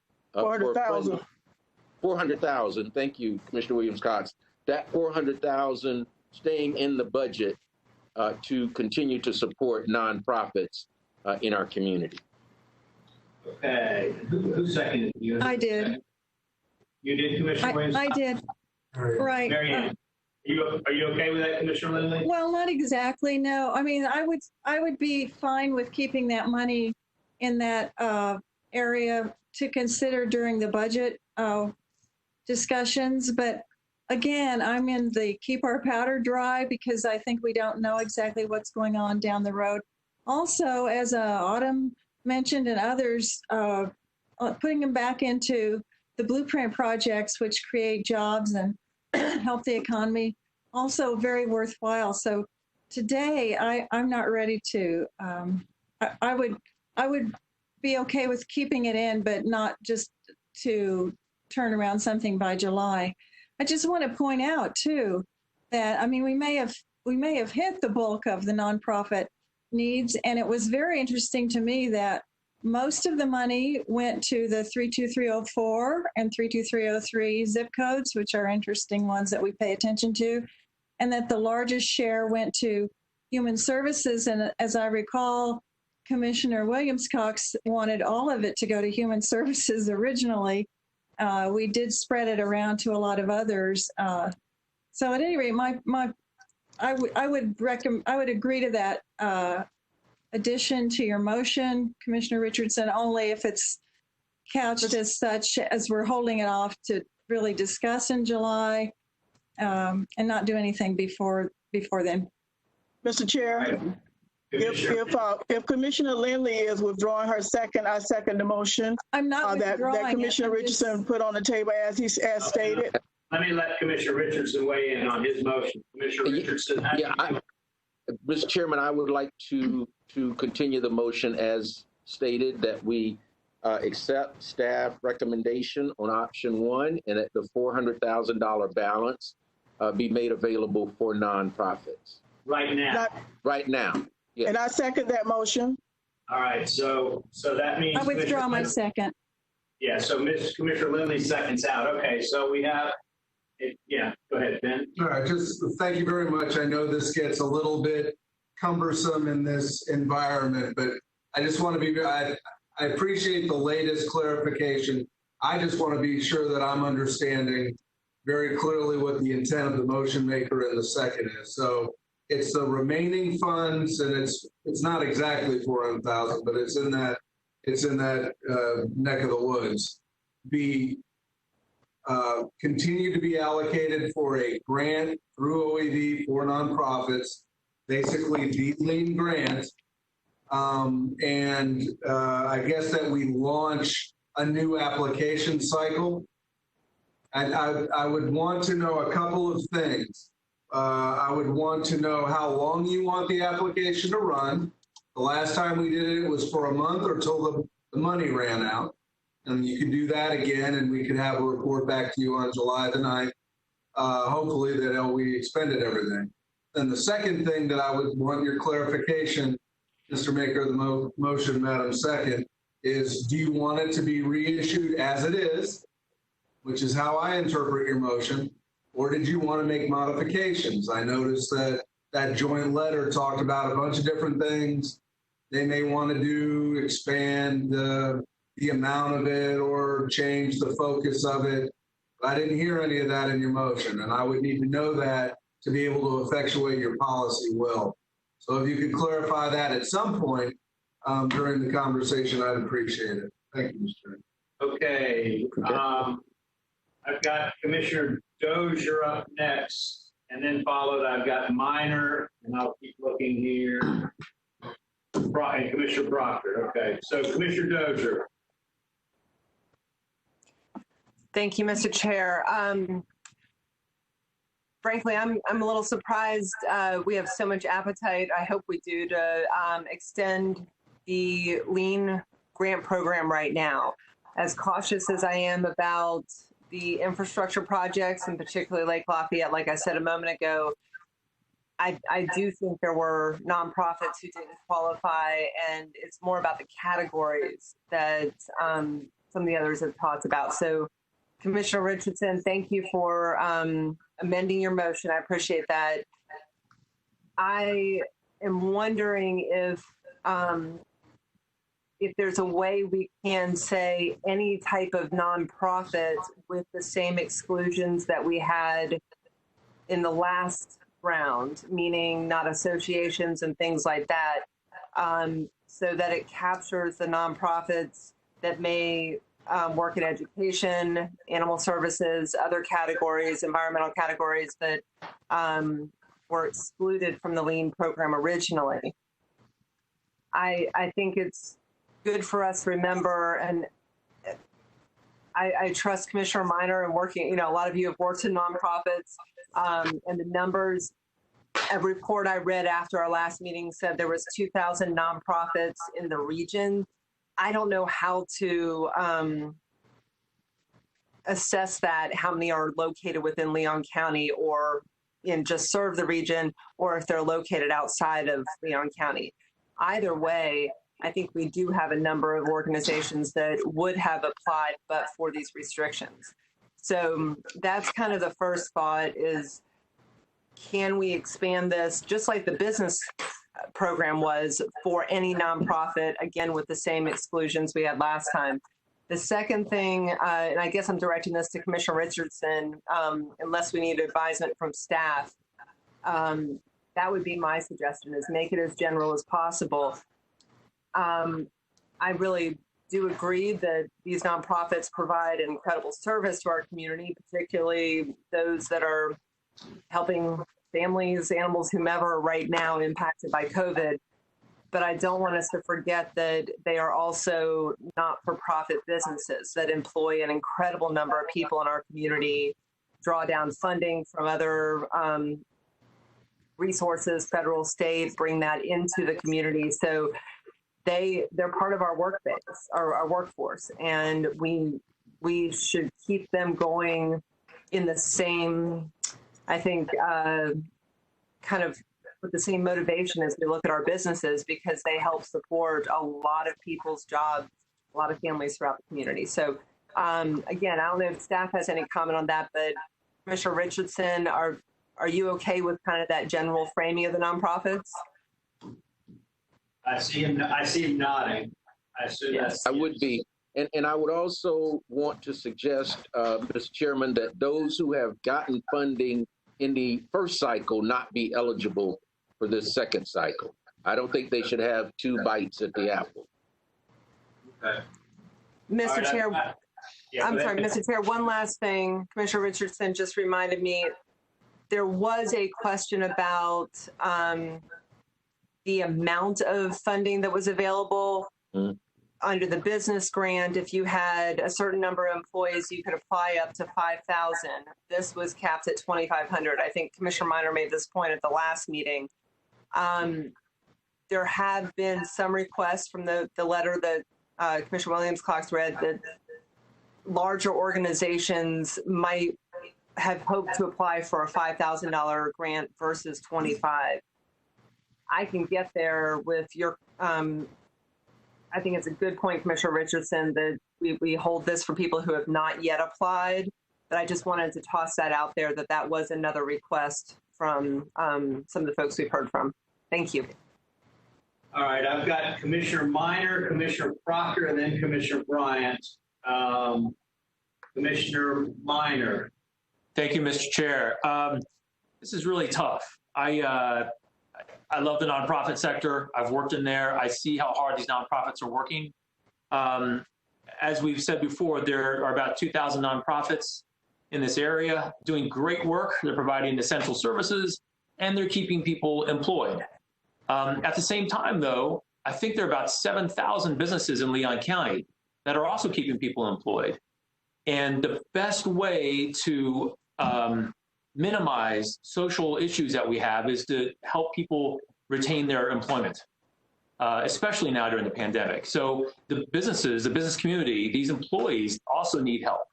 And of course, we got, as I think as Commissioner Lindley said, I mean, the blueprint projects are great ways for us to have an economic driver. I mean, these are all considerations for how to use an incredibly large amount of money, $400,000. That doesn't belong to us. There's a lot of need out there. You see it every single day. I'm leaning toward waiting until the budget workshop in July. We can take a look at the lay of the land, take a look at the projections of where our sales tax dollars are going to be hit in the coming months. For the first time, we'll be able to take a look as best as we can with the data we have available on the right step forward. $400,000 is a lot of money. As much as the nonprofits, these other nonprofits need it, so do the businesses.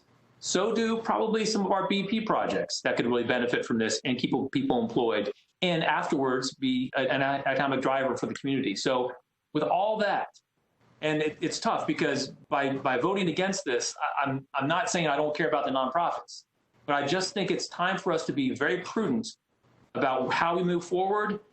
We could have a deficit that we have to really figure out where we cut from. And I just think it's best for us to wait until July to get the whole lay of the land and then make a decision based on what we can use this $400,000 with to best serve the community. Thank you very much.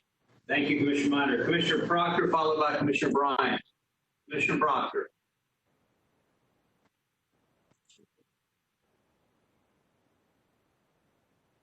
Commissioner Proctor. Check your. Thank you, Mr. Chairman. Thank you. I believe that Commissioner Williams-Cox and Commissioner Richardson are taking us in the right direction with this money. This question goes to, during the pandemic, this commissioner has continued to ask the idea about language.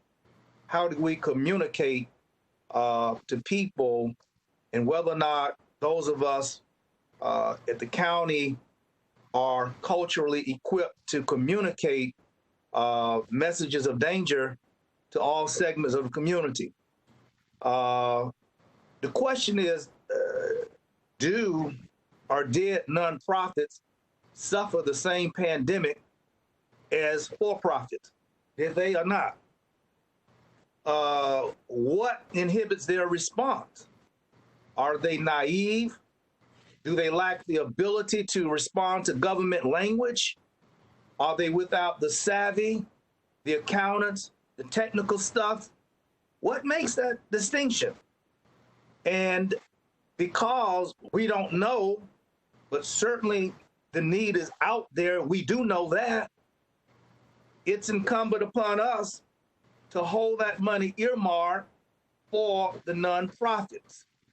Now, how many applications didn't get funded? I want to know. Can we not just pay out the applications that were submitted? And if there are none left, reload and get ready for the second phase of pandemic, which, according to videos that we saw coming from all across the country, people just do-wop yesterday and all out there. We're going to get another wave.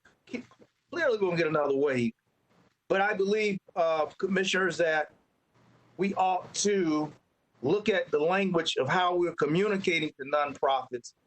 And if they don't have the savvy that the other segment had, is it their fault, or ought we to serve them? Now, a couple examples I want to make by comparison. This summer, Florida State has announced that they're waiving the GRE requirement to get into a graduate school. I don't know why Florida State did that. You don't have to take a GRE to go to graduate school this year at FSU in the fall. I don't know what they was thinking about. Last Tuesday, the LSAT was offered. For the first time, you didn't have to go to a public place to take the LSAT. The LSAT made the adjustment to the people affected, and you took the thing at home or wherever you wanted to, and they lessened it from 5 parts to a 3-part exam. Now, FSU has said it might be too hard to take a GRE. We don't know if you can go to a public space. What I'm trying to say is that the institutions are changing and flexing. We have a responsibility likewise to flex and to change and to meet people at their condition. If we see that among testers like LSAT, among Florida State, they've certainly loosened to meet whatever. I think that we should try to do the same thing. That's the spirit of what the time is about. So, of course, we could be hardcore, but I think Commissioner Richardson's direction is favorable to the spirit of helping and to empower with equity, both for-profits and with equity, nonprofits in our community. Thank you, Mr. Chairman. Thank you, Commissioner Proctor. I've got Commissioner Bryant, followed by Commissioner Jackson, and then I've got Lindley and Matlow. If you're coming around for a second ask, let me know. So I got Commissioner Bryant up next. Commissioner Bryant. Thank you, Mr. Chair. Let me go back to my prior comments, because I support leaving the money available for the nonprofits.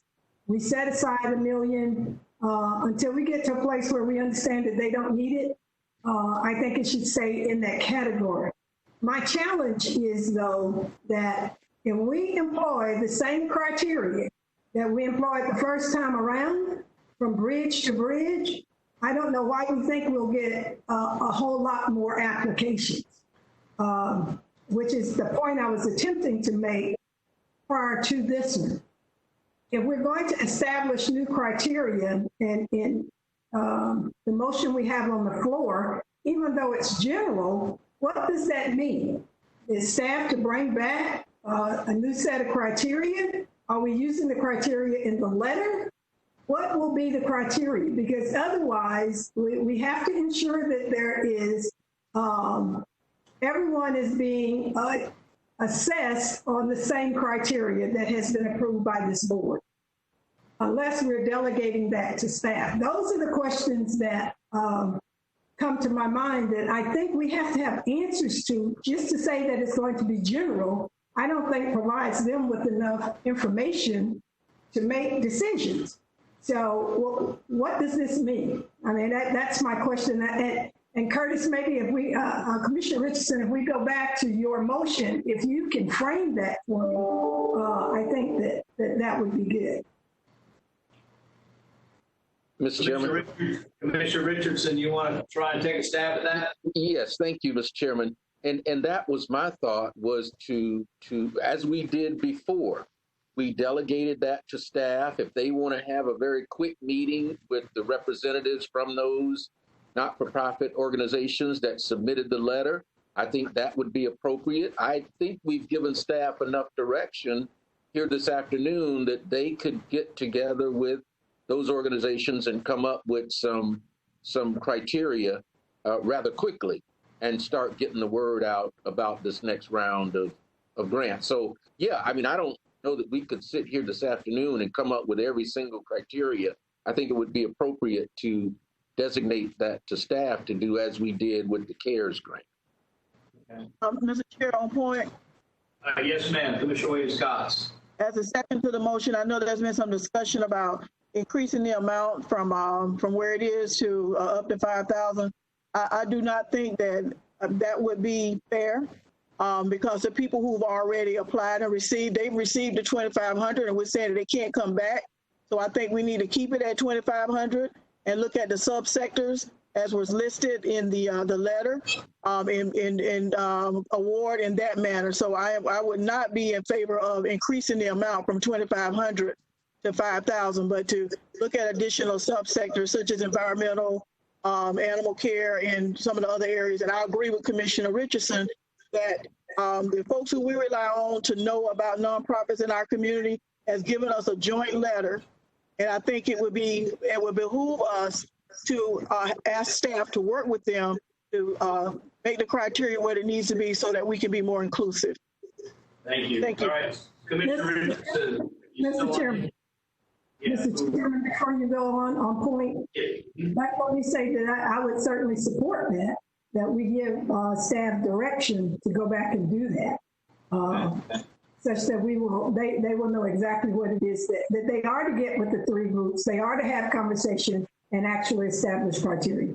Thank you, sir. Great. Thank you, Commissioner Bryant. Got Commissioner Jackson, followed by Commissioner Lindley, then Commissioner Matlow, if I got it right. Commissioner Jackson. Thank you, Mr. Chair. It is not my goal to complicate matters more, but I do feel like I need to chime in. And for a change, I'm in agreement with Commissioner Minor. I see on the horizon more than just a small shortfall, and I see millions of dollars in sales tax, tourism taxes, and the possibility of a fall without college students returning. All of those are guesswork, I know, but I would err on the side of caution to either keep, and I also agree with, I can't remember which one of you mentioned it, but I believe it was Commissioner Diane Williams-Cox, that we can't change the rules of the game if they were to reopen it in July after looking at it. But I just, we've had the time for these nonprofits to apply. They've applied. Maybe we extend the window, keep the standards the same, but I just feel really guarded and a little bit worried about our local economy moving forward. That's my 2 cents. I would rather sit and wait for the budget report we have in July. Thank you for the time. Thank you, Commissioner Jackson. Okay, we're making a second round. I see Commissioner Maddox would like to weigh in, but I've got Commissioner Maddox. Chair, I was just getting in queue to let you guys know that I'll be recusing myself from the vote for the appearance of a conflict, being as I am CEO of Boys and Girls Club, which is a nonprofit that would or could possibly benefit from this vote. Thank you, Mr. Chair. Thank you. I've got Commissioner Lindley, Commissioner Matlow, Commissioner Williams-Cox, but before we go to Commissioner Lindley, I may weigh in here real quick. I'm about where Commissioner Jackson is. I'm not real comfortable. I felt like the lean grant, or the Cedar grant, pardon me, rocked, and we blew through it, and we had more people in line for that. As was pointed out, we've got a huge bandwidth of businesses that are struggling in our community. We put $1 million on the table with fair criteria, I think, and didn't get through it all. So to suddenly say, let's widen it to try and give it out, every dollar we take off the table is project dollars that will not get to the projects. These are the way we sold this to the voters, and it's a tough time, but I think we made a great, and we should wave the victory flag. We did great stuff in the nonprofits. I would say push to July, in my personal opinion. So for that reason, I'll probably not support the motion as it's been presented. So I just wanted to get my 2 cents in before we make a second turn. Commissioner Lindley, followed by Commissioner Matlow, followed by Commissioner Williams-Cox. Commissioner Lindley. Yeah, thank you. I just wanted to say, I don't think any of us on this board knows more about nonprofits than Commissioner Minor. And I really agree with Commissioner Minor and Commissioner Jackson and you, Mr. Chairman. We need to just sit back and just give it a little time. This money may still go to nonprofits in a few months. They may need it, but I think we've done a really good job on this. And I just feel like we just need to keep our elbows in for a while and see what's going to go on. I don't think it's going to be pretty in the coming year. And as you said, Mr. Chairman, that what we talked about, what the voters agreed to were a lot of our projects too. So this was an emergency effort we made. We did a good job on it. And I just feel like we really need to stay the course and just take a look at this in more depth with our budget. So I'll be voting against this new motion. Thank you. Thank you, Commissioner Lindley. I've got Commissioner Matlow, followed by Commissioner Williams-Cox. Yes, thank you. I think when we took the initial vote, we specifically excluded foundations and associations and those types of organizations. It's a little different than the wide net we casted for businesses because in the letter, environmental nonprofits, animal services nonprofits, they never got a chance to take a bite out of the apple. Mm-hmm. They weren't even eligible during the first round. So this will literally be their first chance at the apple. And they may have been experiencing the same dilemmas. Our human services partners have been experiencing the same dilemmas our nonprofits have been experiencing. Mr. Penegry, just a quick question on the budget workshop. You know, I'm under the impression that we're going to look at the numbers, we'll see what our shortfall is, and this first meeting will probably come with some sort of recommendation of what we have left and where cuts might need to be made. It wouldn't be an open-ended conversation of let's put money here, let's put money there, let's add more to nonprofits. It would be more, it wouldn't be this is how much we have, where do you want to put it? It would come with some sort of staff recommendation, I would assume. Yes, Mr. Chairman. Yeah, go ahead. Yes, Commissioner. No, it'll be very similar to what the city is doing for your budget, what the county is doing for the county commission with the county's budget. There'll be an analysis on the revenue. In our case, it's one primary revenue source, where it's at, how it's been impacted, and how we project it will continue to ebb and flow. There will be analysis on the current fiscal year that you're in, which is fiscal year 20, the steps that we've taken to live within our means, for lack of a better budgetary term, and then any mid-year modifications that we would recommend to effectuate living within our means. And then you'll look at your next fiscal year 21 based upon the updated projections with staff recommendations. And it's your first chance as a body then to really lean in and give some policy direction. Then we'll continue to refine that as we get closer to the public hearings when you would actually approve your budget. Right. Yeah. Thank you. So I imagine this would really be our last opportunity. If we are going to do something for nonprofits, it's now. I think if we wait until the budget workshop, I think we can safely assume that probably won't fall in line with other things we've done. And back to, I think we've already made the decision to give $400,000.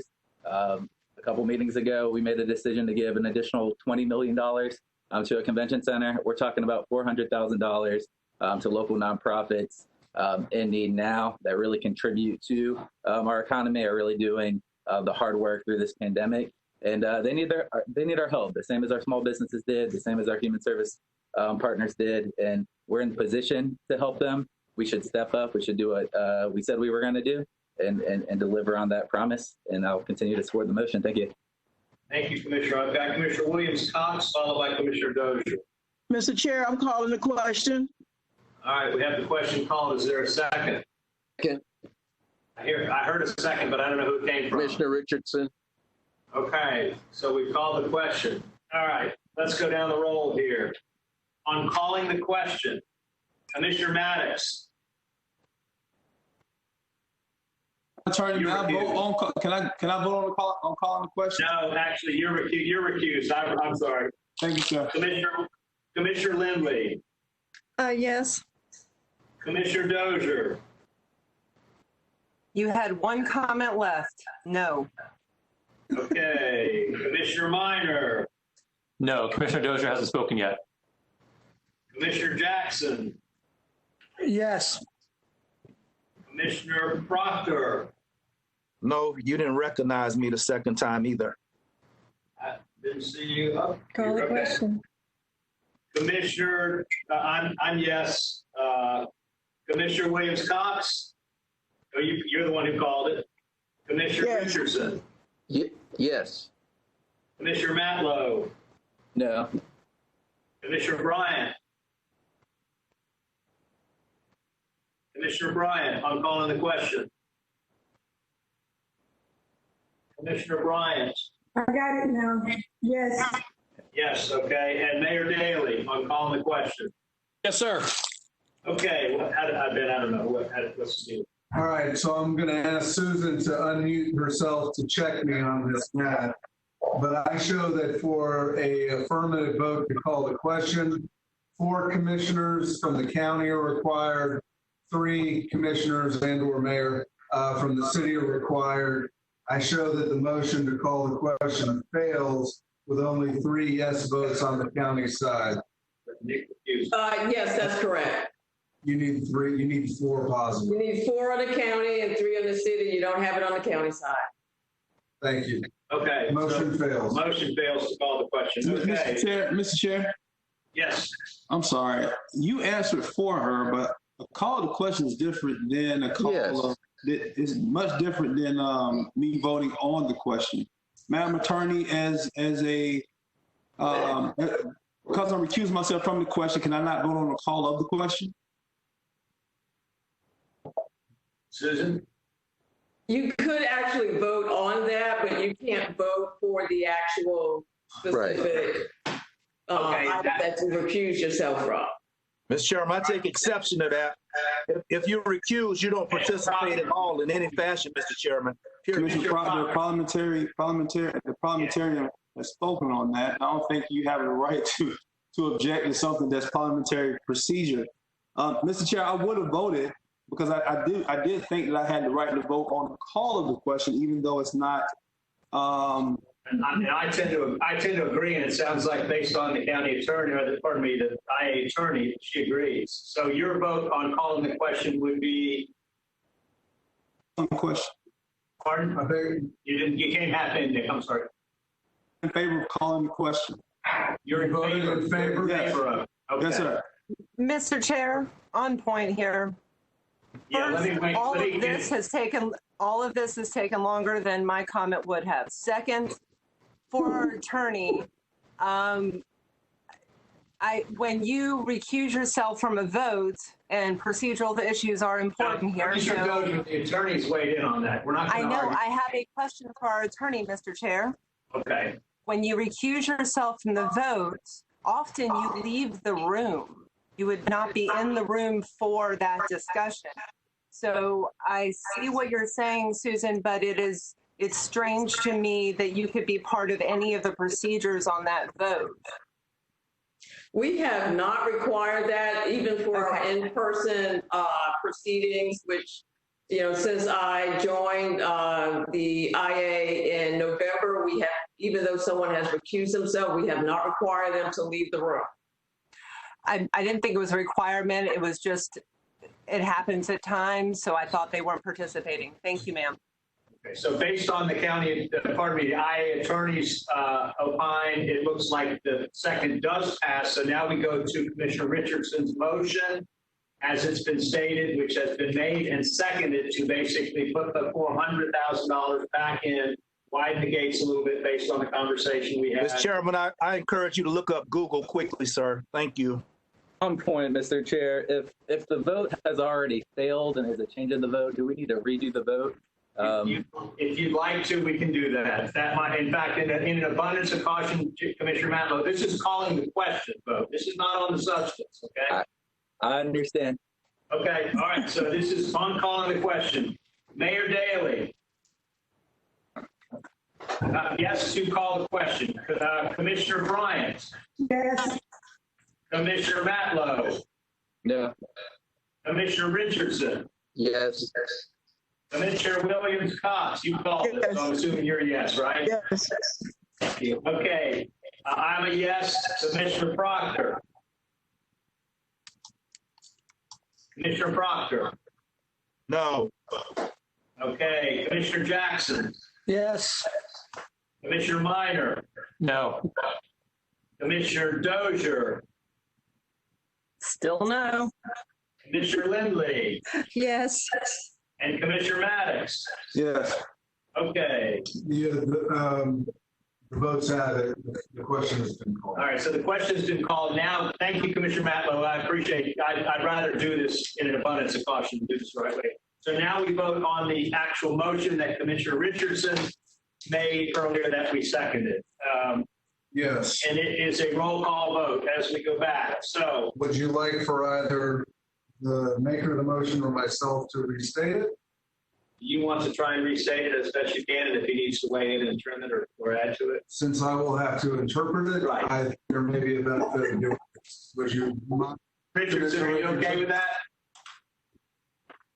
Commissioner Richardson. Yes, I'm good with that, Mr. Chair. Okay, so go for it. Okay, so this is what I've got. The motion is for option number 1, which is accept the status report on the lean grant program. In addition, to extend the lean grant program for a period of no more than 1 month, my words, but see if it's yours, to utilize the remainder of the initial $1 million that was authorized, to generally expand the categories of nonprofits that could apply, to include those that were identified in the referenced tri-party letter that was sent. However, to not, if I understood the seconder and your motion, to not include raising the level based upon their employee number. So it's still $2,500, but it goes to additional people. So if you were in the old categories and you were late to the party, you could get in. And if you were excluded before, you obviously could get in now. Is that it? That sounds like a pretty good restatement, Mr. Chairman. Okay, so now we've got a roll call vote. This is on Commissioner Richardson's motion, as has been outlined by Ben. Commissioner Maddox is recused from the vote, so he's a no vote. He's recused. Yes. Commissioner Lindley. Yeah, no. No. Okay. Commissioner Dozier. Commissioner Dozier. Commissioner yes. Dozier. Okay, I'm sorry. I saw you move and I saw you talk, but it didn't come through on our side. Commissioner Minor. No, reluctantly. Thank you. Commissioner Jackson. Reluctantly as well, no. All right, Commissioner Proctor. Yes, enthusiastically. And I'm a no for the same reasons that have been pointed out some of the others. Mayor Daley. Enthusiastic, yes. Okay. Commissioner Bryant. Yes. Commissioner Matlow. Sure. I'm sorry. I'm assuming it's a yes, Commissioner Yes, Matlow? yes. Thank you. Commissioner Richardson, your motion, I'm assuming you're supporting it. Yes. And Commissioner Williams Cox, you were the second, if I remember correctly. So. Yes, that's correct. And my vote is yes. Okay, and so how does that leave us? Mr. Chairman and Susan, you can double check my math, but with only 2 votes affirmative on the county side, the motion fails. Susan, you want to weigh in on this? Yes, that's correct. There were 4 votes counted in the no for the county side. You need 4 affirmative. We only have 2 affirmative, and it looks like it's unanimous on the city side, so it fails. All right, let me just weigh in here real quickly. Clearly, there's a sentiment to do something, and clearly we've got a budget meeting coming up. I would entertain a motion to go back and Mr. Chairman, point of parliamentary procedure here. Are these votes weighted differently on the city and the county? Why does five city votes are not stronger than 4 county votes? I'm misunderstanding the vote and what happened here. I would let the lawyer weigh in on that. So Are these votes not weighted the same? The points are different. For the city, it's 7 each. For the county, it's 5 each. So when you do the math, it adds up to about to 35 on each side. It's weighted so that the 7 members on the county do not dominate at each meeting. So we do have a chart, and I'll be happy to send you that so you can see exactly what we're doing. But each vote is weighted. That is the procedure that we follow for every vote, and that is the procedure that's outlined in your bylaws. And my question is, if that's true, then to proportion 5 votes from the city with 7 votes from the county, a city vote should carry more weight to make it equal to 7. So you got 5 city votes. What's the problem? And you had 2 county votes. That's not correct, in my opinion. The way it's laid out, and if we were in person, it would be easy to show you, but there is actually a chart that you can kind of see right here. It's difficult to show you online, obviously, but you have to have a minimum, you need a minimum of 4 county votes and a minimum of 3 on the city side for anything to carry. That's so that the weight of the county doesn't outshine, so to speak, the weight on the city side. It's basically a mathematics table. We got 2 Dawson. Yes. I'm sorry. Does that matter when one of the county commissioners recuse himself? The weighting is based on total count, so it's just a mathematics procedure, essentially. Right. I understand that, but if a member of the county recuses himself, that changes that dynamic. So, I don't know. I wouldn't, because he's recused, he's not voting. So it's not a yes or no. Right. You had 2 yes on the county side. So that's still not going to get you to where you need to be in terms of the math on the chart, though. Okay, Mr. Chairman, thank you for your indulgent asking that question. I would like to say this, though. I know people are watching, and I want them to know that we're doing everything we can to try to help nonprofits stay afloat. I know that if I needed money right now, July is not going to matter to me. So just putting it out there. Thank you. All right, so now we're back with no motion on the floor. I would entertain a motion for the original option 1, which was to accept the report as presented, with clearly a sentiment among the majority of us that we would like very much. Mr. Chairman, yes. Mr. Chairman, I got ran off the floor. I had the floor, and Williams Cox blew me out the water, ran me off the road. But if I might, I'm sorry. With that original motion, I get it, Sister Williams, it's all good. With this motion now, what happens to the residual $400,000 is the question. I think the way Ben explained it is in July, when we meet for the budget workshop to determine how big of a free fall we're facing, that we would readdress that and revisit that. That's correct. Okay, so in other words, the budget, you know what an Etch-a-Sketch is, Mr. Chairman, members? The Etch-a-Sketch, little red thing you used to roll around and you flip it over and you shake it and you get a clean screen. Yeah. And it seems like by waiting for this budget process, that's a ruse. That's an Etch-a-Sketch just to get rid of the $400,000, because when we get the budget workshop, I believe we're going to just get it and shake the little thing down and lose the $400,000. So it's not earmarked going into a budget hearing. It's just going to get swapped out and go someplace else and fall through the cracks. I'm disappointed in the vote.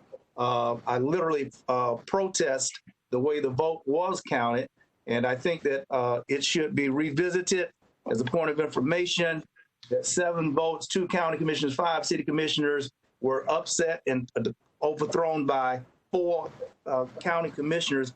Didn't add up to me, and I would like to say that that vote I filed protest on that, and I'd like for it to be revisited. Thank you. Mr. Proctor. Okay, I would entertain. Mr. Chair, move staff recommendation on option 1, Mr. Chair. Thank you, Commissioner Richardson. I have a motion. I'll second that as the chair, as I'm allowed to. We have a motion for option 1. Thank you, Commissioner Richardson. Any discussion on this? All right, I've got, unless these are old hands, I've got Matlow, Dozier, and Commissioner Lindley. Is that Commissioner Matlow? Would you like to speak? No? Commissioner Dozier? Mr. Chair. Yes. I'm sorry, but Commissioner Proctor made a motion. He protested the vote. What do you do with that in parliamentary procedure when there's a protest? I don't know. I would ask the attorney that. Okay. Mr. Chair, I'm sorry. Let me ask the attorney to weigh in on this before everybody else does. Right. There's not really a procedure for protest, but you can ask for a motion for reconsideration, which you can do at the same meeting.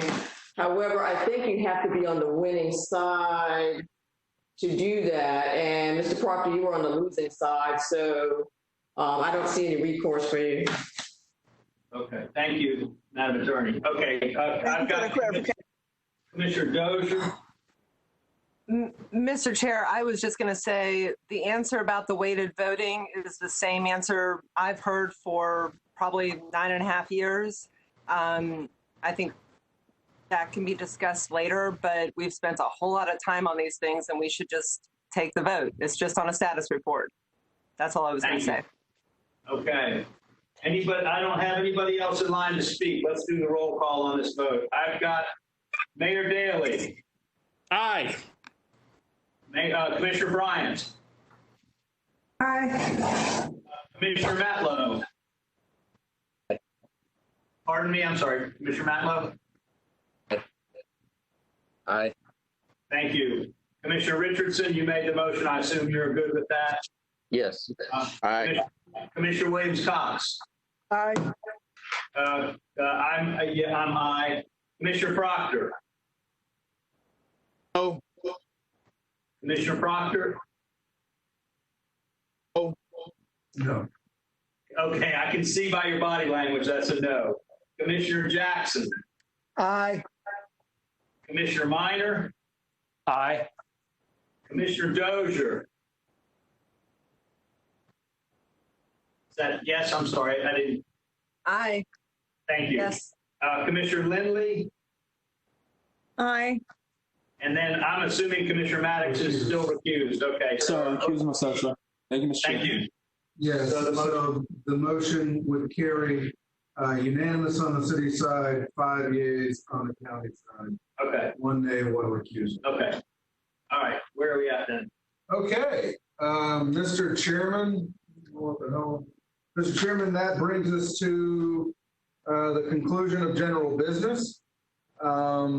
I know that your next Board of Directors meeting is July 9th at 3 p.m. However, you will have a budget workshop for 3 hours prior. So we'll begin at noon on the 9th. I know we have some time here between now and 6 p.m. We are not able to go right into the joint transmittal hearing for the comprehensive plan. And really that's a separate official meeting anyway. It'll have its own script, etc. But I would encourage, for technological purposes, commissioners, if at the end of this, at the adjournment of this meeting, to just mute your voice, and you can maybe mute your video and come back on maybe 5 to 10 minutes before 6 to do a sound check. But with that, that is the last bit of business before you for the blueprint meeting today, Mr. Chairman. Okay. All right. I am going to go ahead and call it. We will see y'all a little before 6. Thank you for your indulgence. Thank you for your patience. This is not a perfect process by any stretch. It's very difficult, I can tell you, from this point, trying to manage who's on first and who's got what and how the motion rolls. So thank you to the attorney for the help in kind of clarifying some of that. And we will talk to y'all at a little before 6. We stand adjourned. Thank you.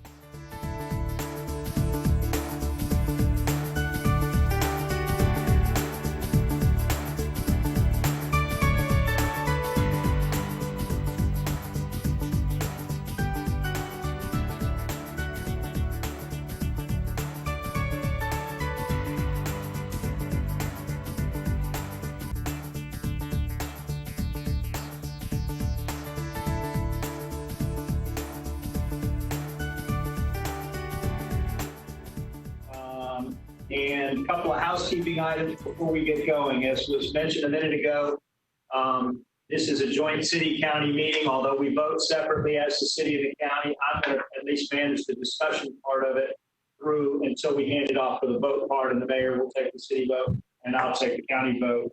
I'd ask that everybody mute their phones.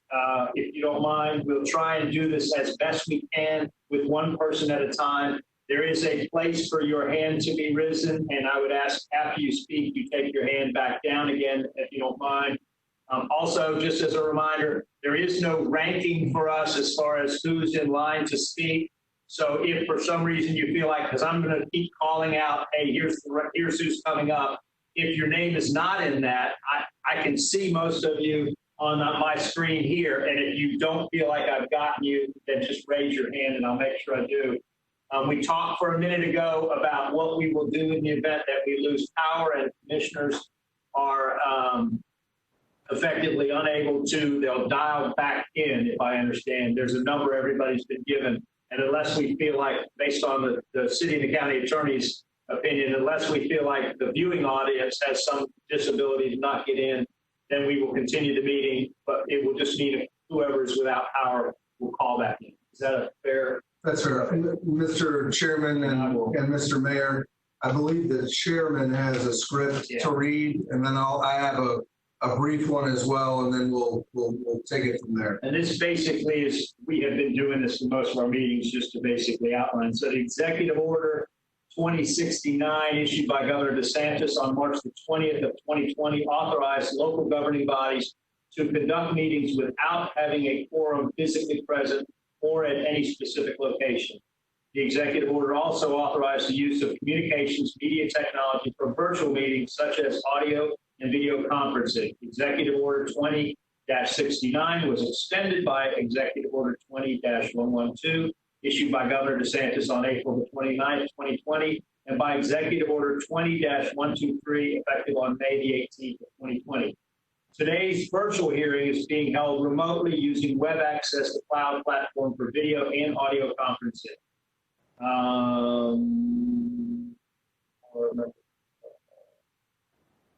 Okay, and there should be, how are they actually accessing the general public? Now's my chance to do this. Yeah, so the public is generally accessing through WCOT.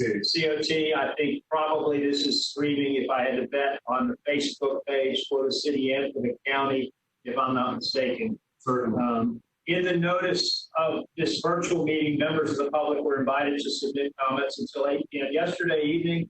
The public comments have been distributed to the commissioners for their consideration prior to any action being taken at this hearing today.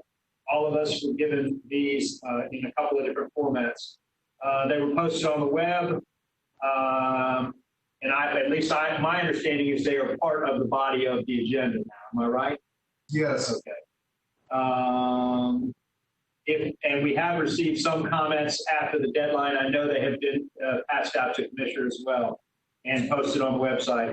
All comments received will be included in the public record of this hearing. If we experience interruptions through the disruptions or glitches in technology being used, or based on the storm potentially, I will recess the hearing until the interruption is resolved. If the interruption cannot be resolved in a reasonable amount of time, I will adjourn the hearing. The temporary recess or adjournment of the hearing is necessary to ensure compliance with sunshine law. Ben, you want to weigh in, and then I'll conduct the roll call? Yes. Actually, in looking over my script, I think the chairman's updated script has covered much of it. This is the joint city-county transmittal public hearing on the 2020 cycle of the comprehensive plan amendments. As is the norm for these transmittal hearings and many of your meetings, when the chairman is done with a roll call, as is the mayor on the city side, planning department staff will be happy to walk you through, and then plenty of time allotted for question and answer and motion making, etc. thereafter. Mr. Chairman, back to you. Okay, so Mr. Mayor, would you like to call roll on the city side? Thank you. Mayor Pro Tem Williams Cox. Here. Commissioner Richardson. Here. Commissioner Bryant. Here. Commissioner Matlow. I'm here. We are all present and accounted for, Mr. Chairman. Thank you, Mr. Mayor. Okay, Commissioner Proctor. Heard, Mr. Chairman. Ready to roll. All right, Commissioner Jackson. Here. Commissioner Minor. Here. Commissioner Dozier. Here. Commissioner Lindley. Here. Commissioner Maddox. Present. Thank you. Okay, we're all here as well. Okay, it's all yours, Ben. Okay, thank you. All right, thank you very much, commissioners. I know we'll get right down to it now. I'll turn it over to, is it Cherie, or are you going to open it, or straight to Artie? Straight to Artie. Straight to Artie. Artie, take it away. Thank you. Thank you, Chairman, Mayor, Commissioners. It's my pleasure to present to you the 2020 cycle large-scale and text amendments. I am sharing my screen as we speak.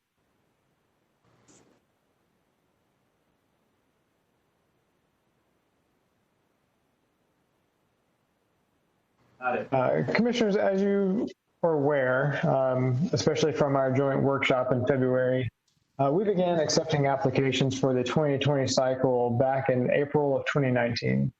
We accepted those applications through the application deadline period, which was the end of September, actually September 27th. We then moved into an open house on December 17th.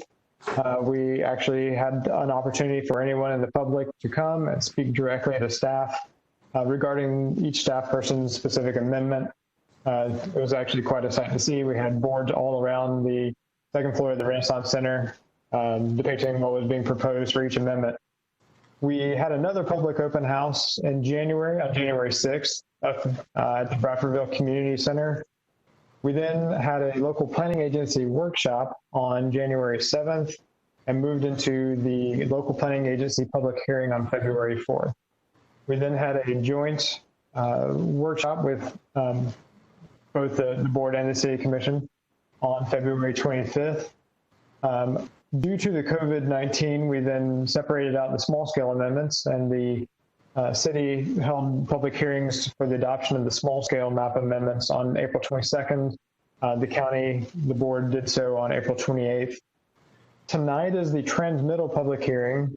The transmittal public hearing is basically the go-ahead to send all the proposed amendments that the board and the commission direct us to send to the state for review.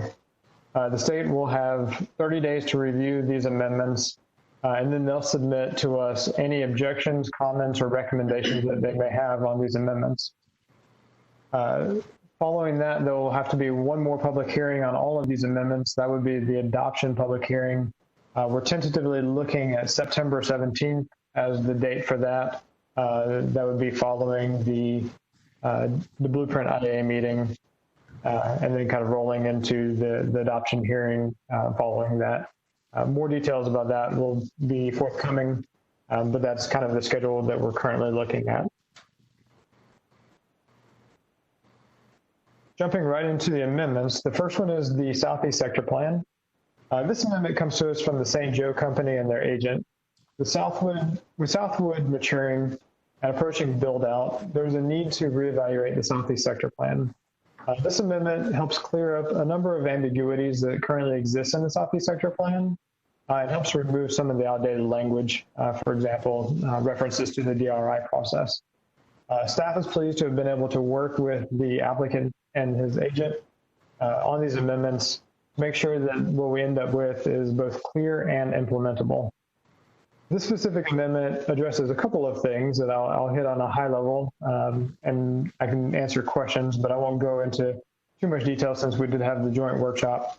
The first thing this amendment does is update the plan development portion of the land use element. And again, this is largely to remove some of the outdated language referring to DRIs and other just kind of ambiguities. It also updates Objective 10.1 and associated policies, which is the Southeast Sector Plan. Additionally, it'll update this map that is part of the Southeast Sector Plan. Currently, this map refers to the South Side DRI. That is somewhat of a defunct DRI at this point, and it'll refer to it as the St. Joe property. In the mobility element of our comprehensive plan, this amendment will also update the functional classification maps. Part of Esplanade Way is being proposed to move from a major collector to a minor collector.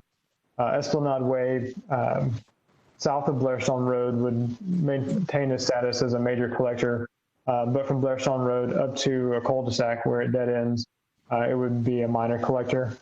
Because this is a city roadway, we did coordinate this with city's public infrastructure department, and they agreed that it doesn't meet the intent of a major collector, and felt that the designation as a minor collector would be appropriate in this case. The local planning agency recommended to find this consistent and recommended approval 7-0. This recommendation from staff is tonight to conduct a transmittal hearing on the amendment and transmit it to the state land planning agency and review agencies. On the county agenda, staff recommendation is option 1. On the city agenda, it's also option 1, and I'm happy to answer any questions that you may have. Thanks, Artie. Okay, commissioners, questions? Seeing none on my side, no hands. I've entertained a motion on the county side for option number 1. Is that, I can see Commissioner Lindley speaking, but I don't hear anything. As long as the chart was on my screen, I couldn't get to my mic, Okay. but I'd like to make a motion for a staff recommendation. Thank you. We have a motion. Second. And we have a second. Is that Commissioner Proctor that took second? It was Jackson. Oh, Jackson, I'm sorry. It's hard for me to see. Okay. We have a motion and a second. Let me go down the list real quick just to be sure. Yep. Commissioner Maddox.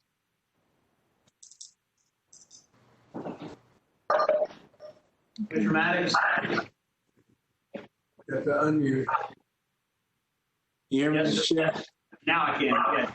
Aye. Okay, thank you. Commissioner Lindley, you made the motion. I assume you're okay with it. Yes, sir. Commissioner Dozier. I will vote for it, Mr. Chair. Thank you. Commissioner Minor. Aye. All right, Commissioner Jackson. That was your. Aye. Commissioner Proctor.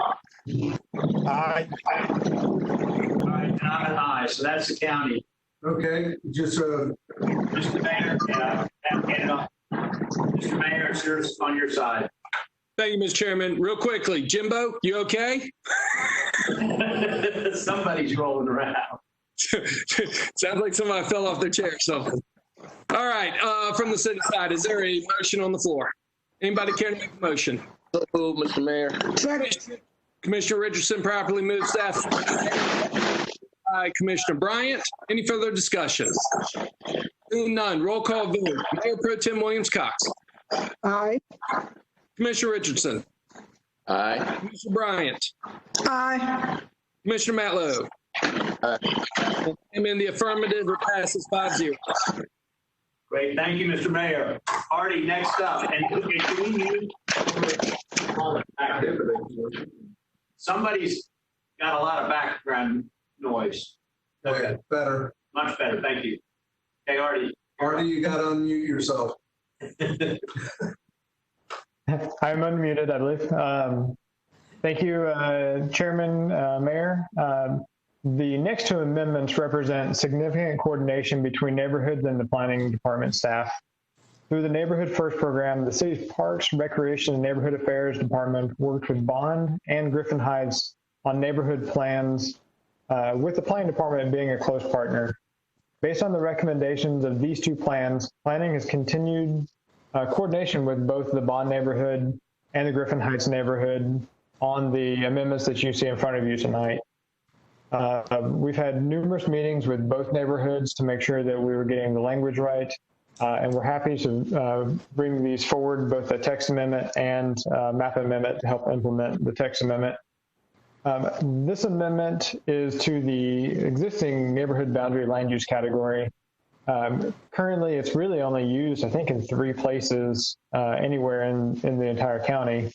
And it's really kind of an underused land use category, if you will. The proposed amendment would broaden the applicability of it to areas that have had neighborhood planning, such as the Bond Neighborhood First and the Griffin Heights Neighborhood First plans completed. This is just kind of a quick show of where in the Bond Neighborhood First plan and in the Griffin Heights plan their specific land use recommendations were. This amendment actually has 2 parts to the staff recommendation. I will note that the local planning agency did recommend to find this consistent with the comp plan and to approve it unanimously, 7-0. Staff is recommending that tonight we conduct the transmittal public hearing on the proposed amendment to the neighborhood boundary land use category and transmit it to the state for review. On the county side, this is option number 2. On the city agenda, this would be option number 1. And then also we're recommending that the city commission also move option 2, which would be to initiate a text amendment to the Tallahassee Land County Development Code, Land Development Code, Chapter 10 specifically, to include implementing zoning for this land use category. And I'm happy to answer any questions you may have. Okay, commissioners, any questions? I don't see any hands raised. Any hands? I'll hand it off to Mr. Mayor. You want to take the city through roll call on your side? Thank you. Is there a motion on the table, commissioners? So moved, Mr. Mayor. Option, what was that? You want to do both options? Both staff recommendations? I think, yeah. Option number 1 and option number 2 is the recommended action. Okay, I would move option, staff recommendation, options 1 and 2. Thank you. Second, Mr. Mayor. Commissioner Richardson has properly moved staff recommendation, option number 1, option number 2, seconded by the Mayor Pro Tem. Roll call vote, excuse me, any further comment? Seeing none, roll call vote. Mayor Pro Tem Williams-Cox. Aye. Commissioner Richardson. Aye. Commissioner Bryant. Aye. Commissioner Matlow. Aye. And I vote in the affirmative as well. It passes 5-0 on the city side. Mr. Chairman. Thank you, Mr. Mayor. Artie, on the county side, we're only voting on the first, and it's option number, I don't have it in front of you. What was the option number on the county side, Artie? It's option number 2. Option number 2. I would entertain a motion on the county side for staff's recommendation. So moved. Have a motion by Commissioner Lindley and a second. I can second it. I'll second it for the sake of movement. Okay, so roll call here. Commissioner Mattis. Aye. Thank you. Commissioner Lindley made the motion. Aye. Commissioner Dozier. Aye. Thank you. Commissioner Minor. Aye. Commissioner Jackson. Aye. Commissioner Proctor. Aye. And I second it, and I'm in the affirmative too. 7-0 on the county side for staff's recommendation. Artie, back to you. Thank you. Thank you, Chairman. Thank you, Mayor. I'll move on to the next amendment. The next amendment is actually related to the previous amendment. This would be the map amendment to actually apply the neighborhood boundary land use category in accordance with the Bond Neighborhood Plan and the Griffin Heights Neighborhood Plan. You can see on the screen, this is the one part of the implementation of the land use category. And then this is what it would look like on the other area that we're looking at. So this is the Bond neighborhood, and it's kind of in the vicinity of Floral Street and the properties that front Floral Street, as well as the properties between Floral Street and the land use designated as urban or university transition north of that. In the Griffin Heights neighborhood, it is along Alabama Street. This is basically specifically what was called out in their neighborhood first plan. The local planning agency did recommend that this is found consistent with the comprehensive plan and recommends approval 7-0. Tonight, the recommendation from staff is to conduct the transmittal public hearing on this amendment and transmit it to the state land planning agency and review agencies for further review. Because this is a map amendment located within the city limits, there's no vote necessary from the county, though it's included as option 4 for reference in the county's agenda. And for the city, this would be option number 1. I'm happy to answer any questions. Questions? Anybody have questions for Artie on this? No hands. Pardon me? Move staff recommendation for the county. Well, I don't think the county doesn't vote. All right. Yeah, Mr. Mayor, it's all yours. Thank you. Is there a motion on the table from the City Commission? Acceptance. Been properly moved by the mayor. Seconded by Commissioner Richardson. Mr. Mayor? Oh, Mr. yes, Mayor? sir. Commissioner Matlow. There's a strange noise going on. Do we have any public comment on this item? Do we have public comment on this? There were public comments provided previously. They're part of the staff report. We've worked with the neighbors in that area on that. I think there was only one opposed to it, and I think a couple in support of it. But as of what was published in the staff report several months ago, there have been no additional public comment. We've not received anything for this meeting specifically. Okay. All righty. Motion for staff recommendation made by the Mayor Pro Tem, seconded by Commissioner Richardson. Roll call vote. Mayor Pro Tem Williams Cox.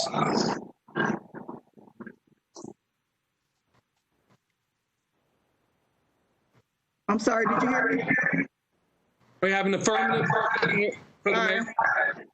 We have an affirmative vote for the Mayor Pro Tem. Commissioner Richardson? Aye. Thank you. Commissioner Bryant? Aye. Thank you. Commissioner Matlow? Aye. And I vote in favor as well. It passes 5-0 from the City of Tallahassee. Thank you, Mr. Mayor. Artie, I think the county, since we don't have a vote, we're next up, right? That's correct, Chairman. I will bring up the presentation and move on to the next amendment. Thank you. So the next two amendments, Chairman, Mayor, Commissioners, were privately initiated and address approximately 175 acres directly around Childs High School. These amendments include both a text amendment that would adjust the urban services area, as well as a map amendment to change the designation of the proposed area on the future land use map. This slide shows the area in which the urban services area would be. Actually, I can make this full screen. There we go. This map shows the area where the proposed amendment to the urban services area would be moved to. You can see it's in purple and kind of surrounds Childs High School. We looked at consistency with the comprehensive plan for this. The subject site currently has Talquin Electric Cooperative utilities available to the site, water, sewer, and electricity, and it is also serviced by sanitary sewer by Talquin. We have a commitment from Talquin, it was included in the staff report, to expand capacity to meet any needs and increased needs based on the development of the property. It has access to a principal arterial that is Thomasville Road from Lawton Childs Lane via Wolfpack Way and Rio Road. And basically because there's urban services available to the site, it kind of meets that definition for what we're looking for when we look at the urban services area. The local planning agency did recommend this one 7-0, recommended finding this consistent with the comprehensive plan and recommended adopting it. Tonight, the recommendation is to conduct the transmittal public hearing on the amendment and transmit it to the state land planning agency and review agencies for further review. On the county's agenda, staff recommendation would be option number 5. On the city agenda, it would be option number 1. And this one of the two amendments does require a vote by both. All right. I'm happy to answer any questions. Questions, commissioners? Any hands? I'm seeing no hands. I'll take the roll call, or I'll take the. Mr. Chairman, I'm trying to get my hand up. You see me? Oh, yeah, Commissioner Proctor. I'm sorry, I did not see you. Thank you, Mr. Chairman. Mr. Chairman, I'd like to make the motion that the county not adopt this measure tonight. Okay, is there a second? Okay, hearing none, is there a motion to accept staff's recommendation? Mr. Chair. Recommendation. I'm sorry, is that Commissioner Lindley? Yes.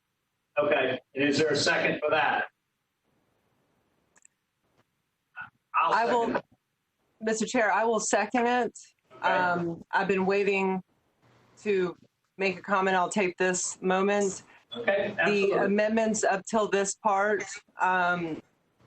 I don't think we saw any public comments on these issues. If we had, I would vote against it because of, I think, the need to hear from the public. But I just wanted to make that statement before we got to the next item. Okay. You muted yourself. I'm sorry, Commissioner Dozier. The last part I'm not muted. Now, okay. Now, I did not mute myself. I'm sorry, Mr. Chair. We can move forward. I just wanted to state for the record that we didn't have any public comment on this one, and it has not been controversial. Okay. Any other discussion on the county side? Yeah, Commissioner Proctor? You need to unmute yourself. Commissioners, I just want to say that, can I ask Mr. White, approximately how many miles north of the City Hall is this piece of property? My guesstimation is like 14 or 15 miles. Is that in the ballpark? Commissioner, I don't know the answer to that off the top of my head, but I can take a quick look and see if I can answer that question for you. Who is the party that's the moving party or the applicant to make this change? This was Pinecone Woods LLC, representing the owner of the property. I find, and I believe that the Southern Strategy element of the comp plan, 11.1, is being grossly not considered. I think that earlier today, Commissioner Richardson and two of his arguments talked about equity. And this notion of equity and the consolidation of urban services going to the north area is undeniably going to gang up. And with other things that are coming before us tonight, it's not tenable that I'm able to support. We've not had a discussion on the Southern Strategy in forever. Not even sure if it's that for those of you who are serving now, if y'all even ever heard of it or had any orientation about it. But I'm unable to reconcile my commitment to the Southern Strategy in the comp plan and to recognize the continuing growth. Secondly, I'm shocked that Mr. White is not clear about how far up that is, how deep into the north and how close to Thomasville this pushes city services. But the point of the matter is that less than 3 miles inside of Capitol Circle, we don't have an urban service in the south end of the community. And that we have, we're going up 15 miles deep on the north side to provide urban services that are going to be subsidized, that are going to be paid for by the good citizens of the south side through their 30% of their utility bills. And they're not, we don't have lights on Woodville Highway. We don't have lights on Crawfordville Road from Ridge up to Capitol Circle. It's a sad situation. And I wish on a star and even greater that the city commission, county commission, going back to Mr. Richardson's word about equity, could be equitable. There's so much that warrants the help, the support. We talked about Southwood earlier. When people get to vote in the city's election, or they're in the city, they're on the other side of Capitol Circle, but we have people inside the Capitol Circle, and the 3,000-pound elephant is that they're Black. and they're poor and they're not included and they don't vote. And I think that a part of what is occurring is a political oligarchy, and it excludes poor people who are Black inside of the capital circle, who are very much in dense situations. And it's just inexplicable to me to understand why we're committing the urban service area 15 miles deep on the north side, and it ain't even 5 miles deep on the south side. Thank you, Mr. Chairman. Thank you, Commissioner Proctor. Okay, I don't see any other hands on the county side. Just as myself weighing in, I attended one of the public open houses that Artie helped put together, and I would tell you he did a masterful job of taking a lot of citizens in the area who had legitimate concerns. And when we left, I felt like everybody had every answer. And the reason that he's pointed out earlier, you did a nice job, and I think we represented ourselves well. So having said that, I'll take the roll call on the county side. Commissioner Maddox. Commissioner Maddox. Aye. Commissioner Lindley. Aye. Commissioner Dozier. Aye. Commissioner Minor. Aye. Commissioner Jackson. Aye. Commissioner Proctor. Nay. And I'm an aye, so 6-1. Thank you. Carries on the county side. Mr. Mayor, it's your side. Thank you, Mr. Chairman. Is there any, first of all, is there any questions for Mr. White from the City Commission? Mr. Mayor, not a question, but it was stated that this particular item had no public comment, but that is not true. In our agenda item, there are comments from the public included in here. It starts on page 7 and goes to, see how many pages, to page 27. So there has been public comment on this agenda item. I don't want it to go that we didn't see it. I saw it, I read it. They do too have some concerns. They do too have issues. But I'm hoping that by now, because most of these were submitted in January, so I'm hoping by now that these items have been handled or been cleared up. But I do want the public to know that we do see your public comment on this item. And some of them were controversial. Some of them were not in favor of. So I just want to note that. But I'm ready to make the motion to accept staff recommendation. Mr. Chair, on point. I'm sorry, Mr. Mayor, I know you're. No, Commissioner Dozier, this is on the city discussion right now. I've got a motion that's been made. Let me move forward with the city vote, please. I got Mayor Pro Tem that has made a motion on behalf of the city. Seconded Commissioner Richardson. Am I seeing a second? Yes, sir. Okay. Any other discussion on the city side before we take the vote? Excellent. Okay, roll call vote. The Mayor Pro Tem Williams Cox. Aye. Commissioner Richardson. Aye. Commissioner Bryant.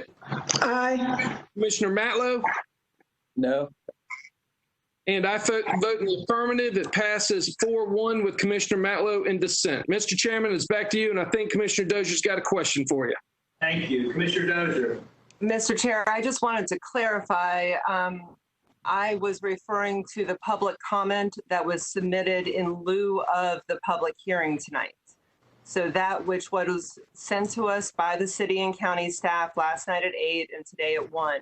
I know there are comments in the item that were just mentioned. And as I saw Artie nodding here, I think some of those issues have been resolved, and we did not see additional public comment come in just the last few days. So that is a good distinction to make. Thank you. Thanks for the clarification. Yeah, thank you. Mr. Chairman, I might also speak to concerns raised about the public participation. And heretofore, before tonight, public comment has not largely been left to persons who are able to negotiate words by way of a pen to a sheet of paper. We've always had, tonight is unprecedented in terms of the context with which public comment has been reduced. And those who are not able to write a letter or have no confidence to do so, or have no stamp and envelope they've been reduced. So it's been a select group of folk only. And most of all, the voices of people in real time having a chance to weigh in. Tonight is different. It's, I think, the spirit of what Commissioner Dozier is saying, Commissioner, our Mayor Pro Tem, is simply that, let's be honest about it. People had to write on a sheet of paper, but this is totally unprecedented for how we've conducted these things in years past. So I'm empathetic to this new way of life, but it is the way of life that we are. But I deeply resent that we could not afford such a large scale, 500 some acres and such major encompass of property that people didn't get a chance to weigh in any better than with the sheet of paper, which does not resonate as much as the voices and presence of our citizens. Thank you, Mr. Chairman. Thank you. Mr. Chair? Yes.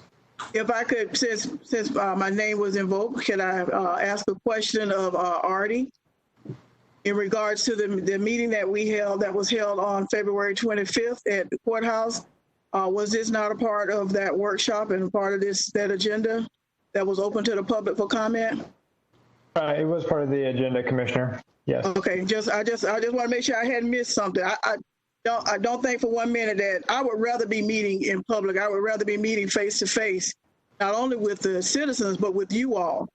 But given the health scare that we have in our community, we're not able to do it. And so we just need to understand that this is going to be the way of life. And so we're going to have to figure out how best to serve our constituents. And I'm open to that. So I'm not pretending that these things are normal.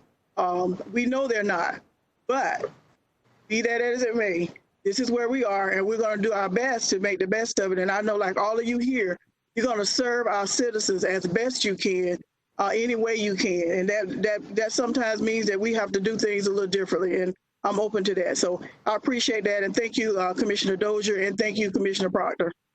Thank you, Commissioner Williams-Cox. I've got Commissioner Matlow and Commissioner Lindley that would like to speak. We've passed our motions, but I'm going to go ahead. Commissioner Matlow, you wanted to weigh in? Yeah, sure.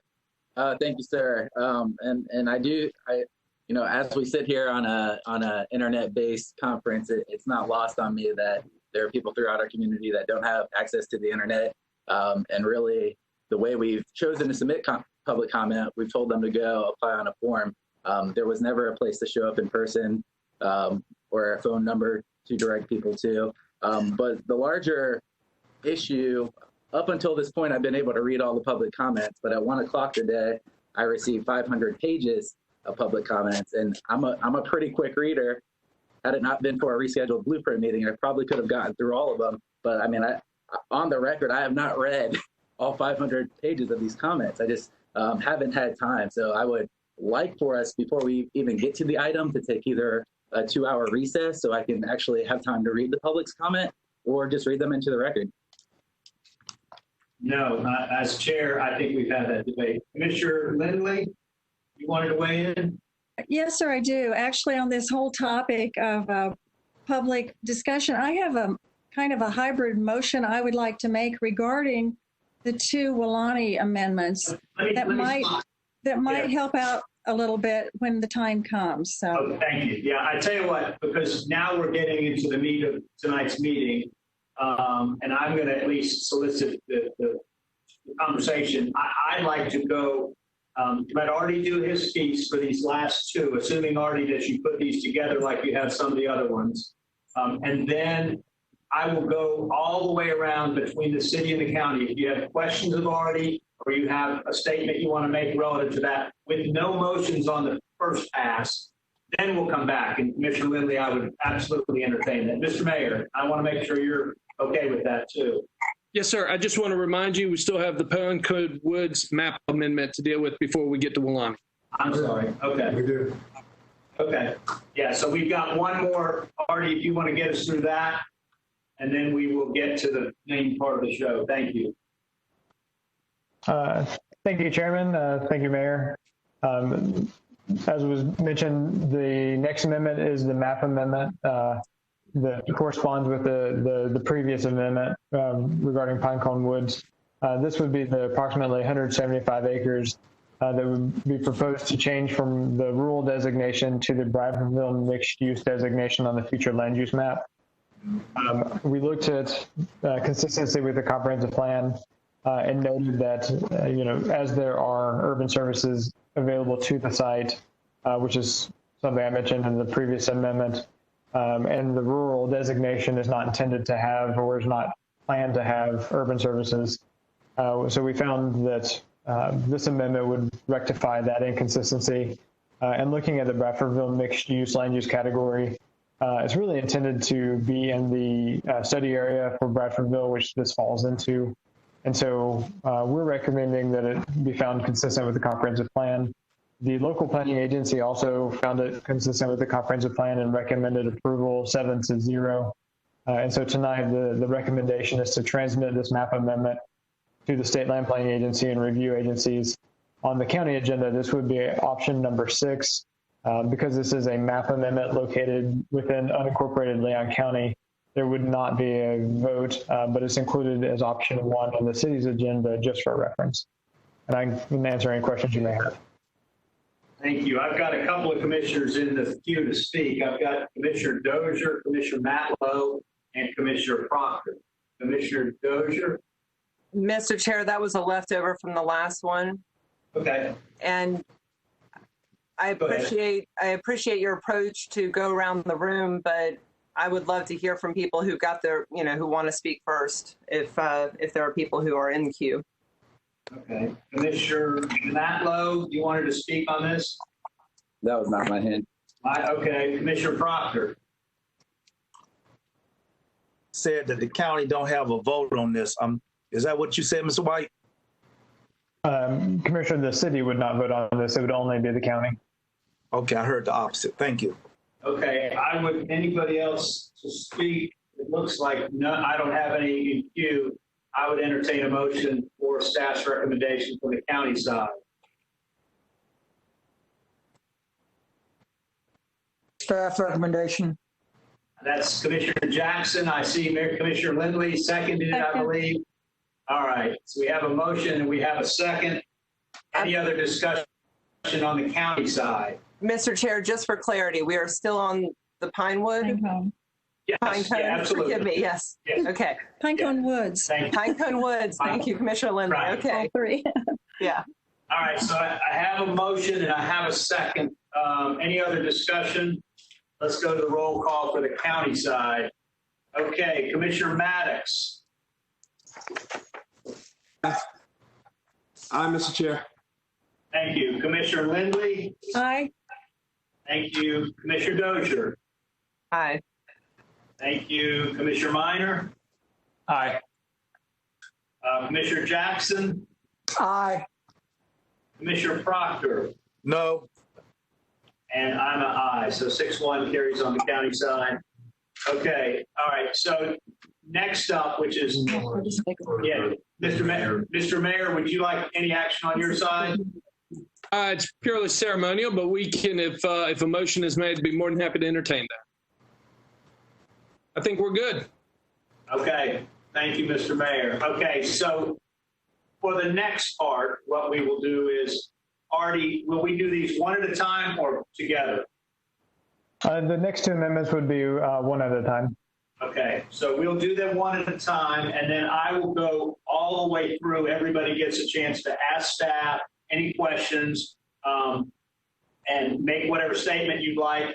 And if you don't feel the need to, then you can pass, and then we will come back. But I will not entertain motions and we're going to break this up between the city and the county. So let's get through the first pass of everybody speaking, and then I entertain motions on the county side and flip it over to the city. So, okay. Having said that, Artie, I will hand it off to you. Thank you very much. Thank you, Chairman.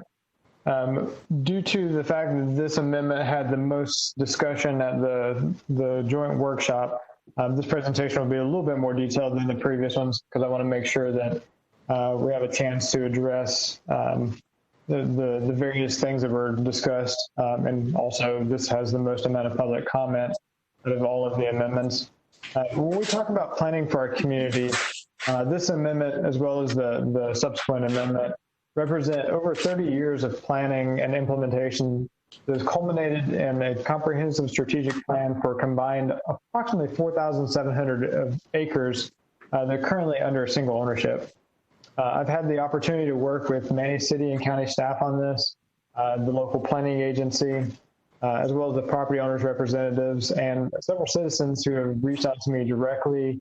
When we were able to meet in person, we did so, communicated via email and phone call with people who have had questions, not to mention digital workshops, as well as a panel that Commissioner Matlow led as well.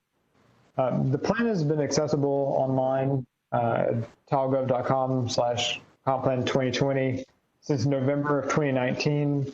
Although draft Wulani objectives have been available to the public through the land use and mobility update efforts that we were doing as early as January of 2019. Since November, a few minor edits have occurred, and I'll go over those momentarily, one by one. Through the input from the public open house, the local planning agency public hearing, the calls and emails I've received, the comments that the board and the commission have shared at the workshop, I believe that these amendments or edits to the amendment that I'll go over represent a real improvement to the proposed amendment.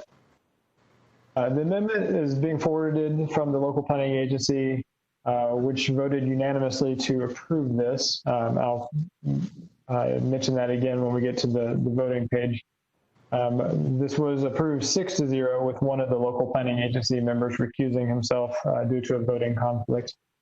I believe that we have heard the public, and we will also have another opportunity at the adoption hearing for the public to speak.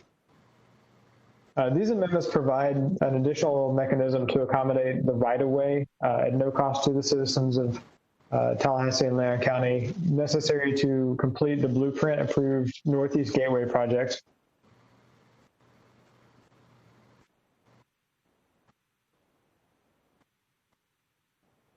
I think my audio was cutting out there.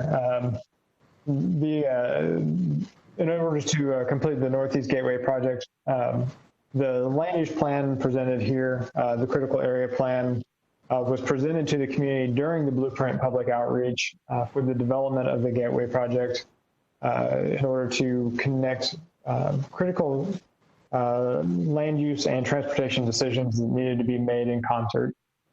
The proposed amendments provide for the planning and implementation of 8.4-mile Wulani Greenway that has been adopted in the Greenways master plan and included in the Blueprint 2020 infrastructure list of projects.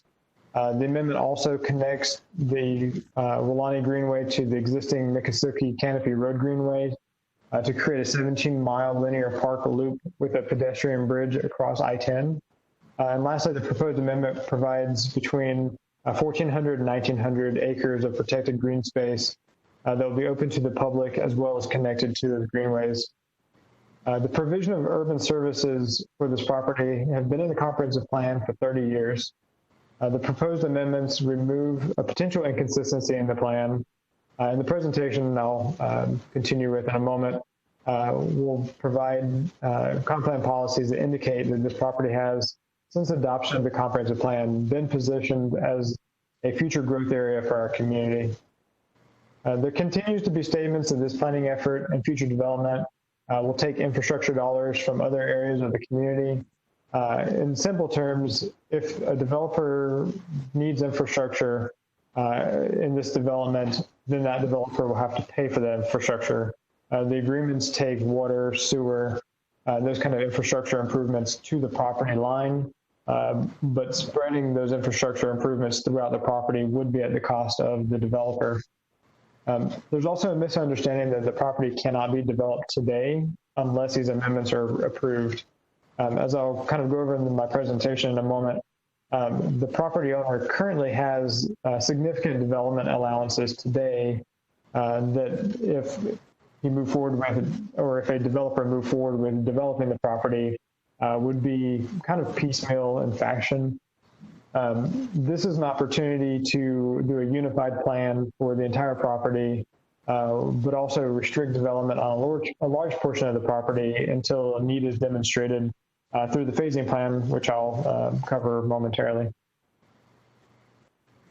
A quick timeline, and I promise I won't go over every aspect of this, but just to provide necessary context for this.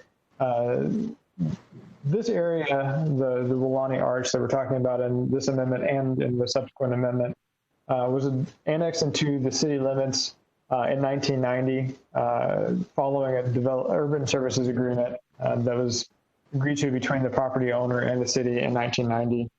If we jump to 2002, the Weelaunee Critical Area Plan was first adopted into the comprehensive plan. Fast forward a few years, we moved to 2005. There were some subsequent amendments to the Weelaunee Critical Area Plan that occurred in 2005. For the most part, these were really just updated references to the City of Tallahassee's Land Development Code, specifically Chapter 5 on environmental management. And then it also clarified some of the development options for the Weelaunee Heel. No amendment in 2005 did any change the Weelaunee Arch portion of the critical area plan. As we move forward to 2017, there were subsequent amendments to the Weelaunee Critical Area Plan. These were done in concert with the plan unit development for Canopy, making sure that the PUD and the comp plan amendment, or the comp plan through the critical area plan, were well coordinated. When we move into 2019, this is when we first started rolling out draft objectives for Weelaunee. Originally, we were doing this as part of the land use and mobility update to the comprehensive plan. In October of that year, the board and commission directed us to throw out the proposals that we received from consultants to do this work. And so this rolled into an amendment as part of the 2020 cycle instead, just to make sure that the timing for it wasn't delayed a couple of years due to the Northeast Gateway project moving forward. We move into 2020, and we had the public hearing with local planning agency, the joint workshop. Tonight, we have the transmittal hearing to vote on whether to transmit this to the state for review.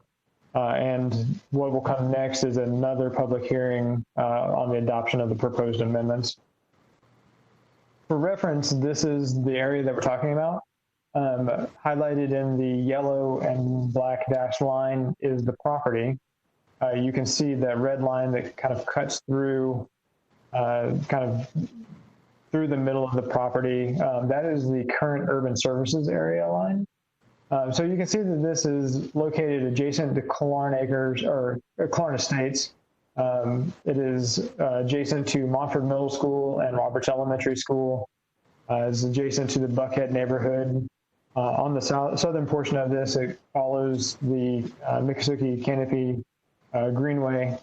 And then there's a couple of other neighborhoods on the easternmost side of this area. Just for reference, this is the urban services area. I had to break it up into two different pages just to show the whole thing. So north of Tennessee Street, which was kind of my division line to show all parts of the urban service area, you can see the urban service area, and then the area highlighted with a green circle is the subject site for this amendment and the subsequent amendment. This map also demonstrates where the city limits line and the urban services area do not match. So for the most part, the city limits is completely within the urban service area, except for 3 locations. This is one, and this is the only privately owned developable portion of the city limits that is currently outside of the urban services area. If we look south of Tennessee Street, we can see that there are 2 other areas where the city limits and the urban services area don't line up. One is at the J.R. Alfred Greenway. So there's a portion of the city limits that extend beyond the urban services area there. And then the last part is the spray fields located south of Tram Road.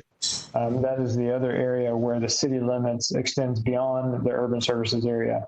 Everywhere else in the community, the urban service area extends farther out than the city limits sign or city limits line.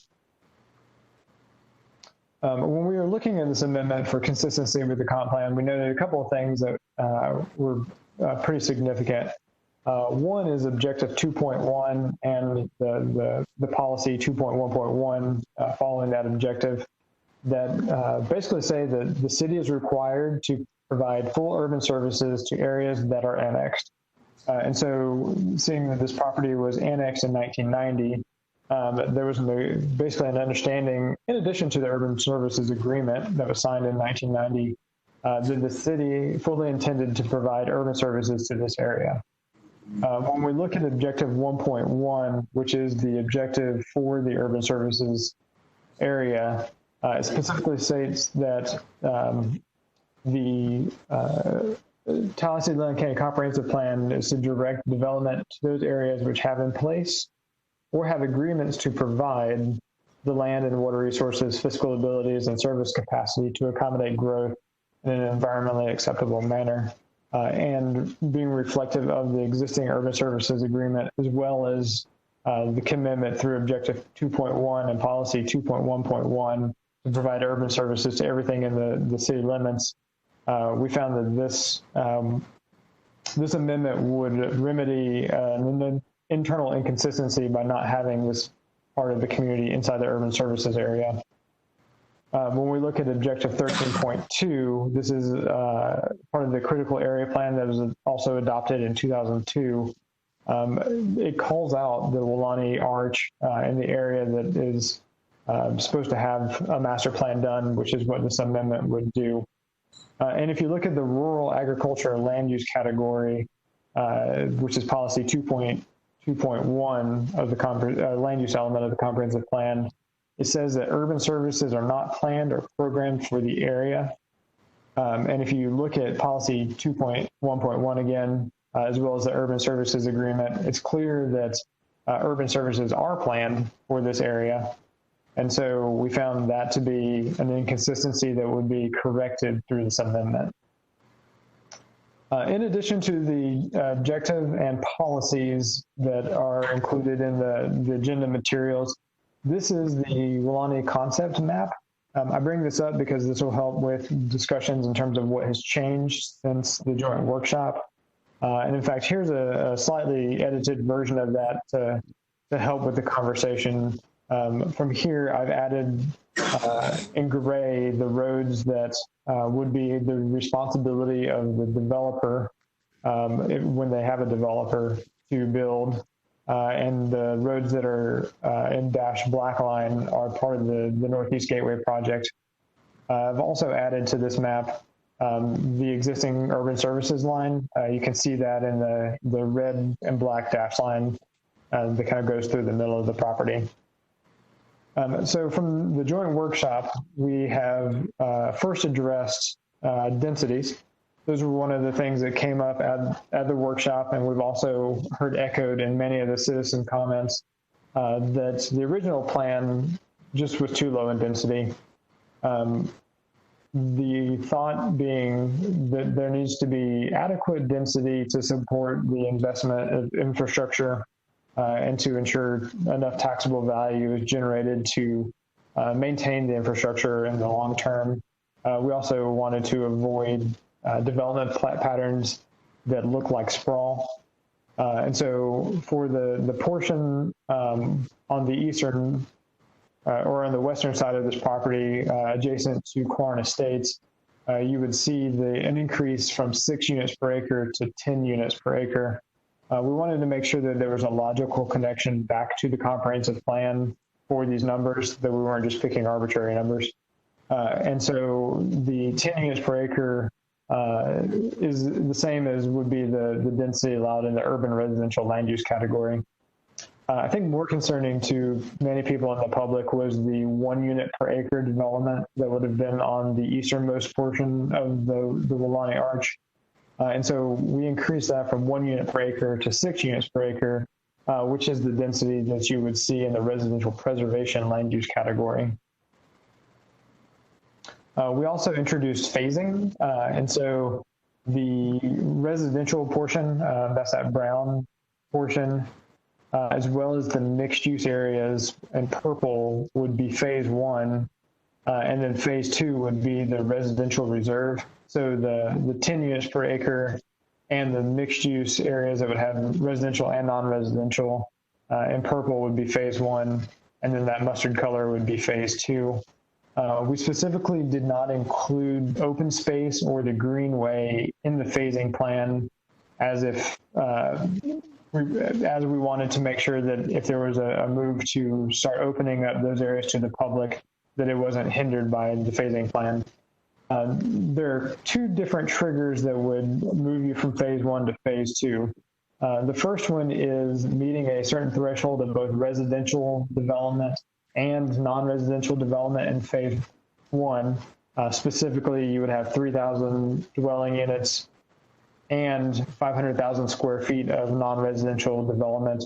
That could be office, commercial, retail, just non-residential use. Before you can move to phase 2, or you would run up against the horizon period for the comprehensive plan, that's 2035. And so if you hit the horizon year of the comp plan, then you could move into phase 2. The third change that was made since the joint workshop was in concert with the Buckhead neighborhood. We looked at the Buckhead neighborhood and the neighborhood along Pemberton Drive, just south of the interstate, and included language that provides for a transition of uses 1,000 feet from the neighborhood. So essentially, you would move from kind of these existing neighborhoods to the greenway, to open space, to lower density residential that kind of matches up more closely with the existing neighborhoods, and then it increases in density as you approach those mixed use areas. And finally, the fourth thing that was changed is we were a little bit more explicit about what the plan unit development would have to do in terms of addressing energy efficiency through both land use and transportation, as well as crime prevention through design. In planning, we often refer to CPTED, that's crime prevention through environmental design. It would be those principles that would need to be addressed in that plan unit development. We held a virtual meeting on May 21st and presented the Walani amendments, as well as going over what has changed since the joint workshop. There was a citizen who suggested that we include minimum densities as well. This is something that we intend to evaluate and look at adding. And if it's appropriate, we will be doing that evaluation, and we'll bring back an update to you at the adoption hearing that includes those minimums if you transmit this amendment tonight. The staff recommendation for this was to find it consistent with the comprehensive plan and adopt this amendment. The local planning agency recommended finding it consistent and adopting it 6-0. Again, one of the planning commissioners recused himself due to a voting conflict. Tonight, the recommendation would be to conduct the transmittal hearing and transmit this amendment to the state land planning agency and review agencies. On the county agenda, this would be option number 7. On the city agenda, this would be option number 1. And I'm happy to answer any questions that you may have. And the next amendment would be the map amendment. So this is one of 2. All right, Mr. Mayor, if it's okay with you, I'm just going to do once around the entire group, okay, and let everybody ask questions of Artie. And hopefully just, if you've got a statement you want to make, fine, but I don't want to entertain any motions this first round. I think it gets kind of confusing. That way, hopefully we get everybody's information out on the table. I will say, Artie, I want to just give you a shout out. You guys have done a heck of a job here. I mean, really, this has been a lot. This is a culmination of an awful lot of work. Regardless of how this finishes tonight, my hat's off, because this is a lot of moving parts, and thank you. So with that, I'm just going to go down visually kind of thing. I'll start, Commissioner Lindley. Any questions for staff? Thank you, Mr. Chairman. I don't have questions for staff so much as I do have a motion I'd like to make, which I think is going to take the heat out of a lot of what's going on this item and the next one. If you want to at least float it without making it, how about that? And then I'll go through everybody so it's on everybody's top of their awareness. How's that? Does that make sense? Yeah. Okay. Give me a minute. Well, I mean, of course, we all know this has been highly controversial, and a lot of the issue had to be originally at having in-person public comments. I was worried from the beginning about the sort of open-endedness of waiting till we could have physical meetings again, and that became a real issue for me. I was happy with the written comments. So as Commissioner Matlow noted, we now have a boatload of those harder to read. So what I wanted to propose, and I was very happy to speak with Planning Director Mr. White on this into some detail, this is not our last bite at this. We do have our final vote on it coming up probably in September, but to step back and to create some opportunities in our community. Typically, we've done things like having charrettes, which are community open public meetings for people to discuss, ask questions, meet with our staff, and so forth. And Mr. White and I talked about this at length, and there is a way for us to do this. We could proceed with the transmittal hearing tonight, and immediately set up what I would call sort of an electronic charrette, but it would basically be an open public forum that we could do very quickly in a Zoom meeting open to one and all. I think, Mr. White, you said some other options. You named a lot of different technical approaches we could take to increase that. The amendments would go to the state. They have 30 days to review, to object, recommend, make comments, and so forth. So while the state's doing its thing, we would have public, I'm calling them electronic charrettes or virtual charrettes. We could have one before the state gave its comments, so we could do another one after the state gave its comments. We could also, this would give us two big community forums of a kind I think that we all have been wanting to do. At the same time, we've wanted to kind of keep our comp plan cycles operating. We've always done that, and this would keep that going. It would mean that we would have through probably September 17, if that's our final adoption hearing, to have these open forums. Also, we would have, in addition to having at least a couple of the virtual charrettes, we have 4 county commission meetings. We possibly will be back in physical spots by then. We have county commission meetings June 16, July 14, August 25, and September 15. We have a blueprint meeting June 9th. The city has city commission meetings. So if those are back in-house in City Hall or the courthouse, there would be opportunities. Basically, what this does is bow to the considerable concern that we have heard throughout the community. And I think, and I appreciate very much the city staff and planning staff's willingness to open up to this. Again, as I said, I was kind of feeling like we were doing very well, getting lots of citizen comment that I like to read. Although Commissioner Matlow, I got to admit, I was almost overwhelmed by the additional, how many pages did you say? 500. And Commissioner Matlow had a Zoom meeting that went very well. So I think we're now in a different place than we were even 2 or 3 meetings ago when we were dealing with COVID-19 and we were trying to figure out how to have virtual meetings and the technology.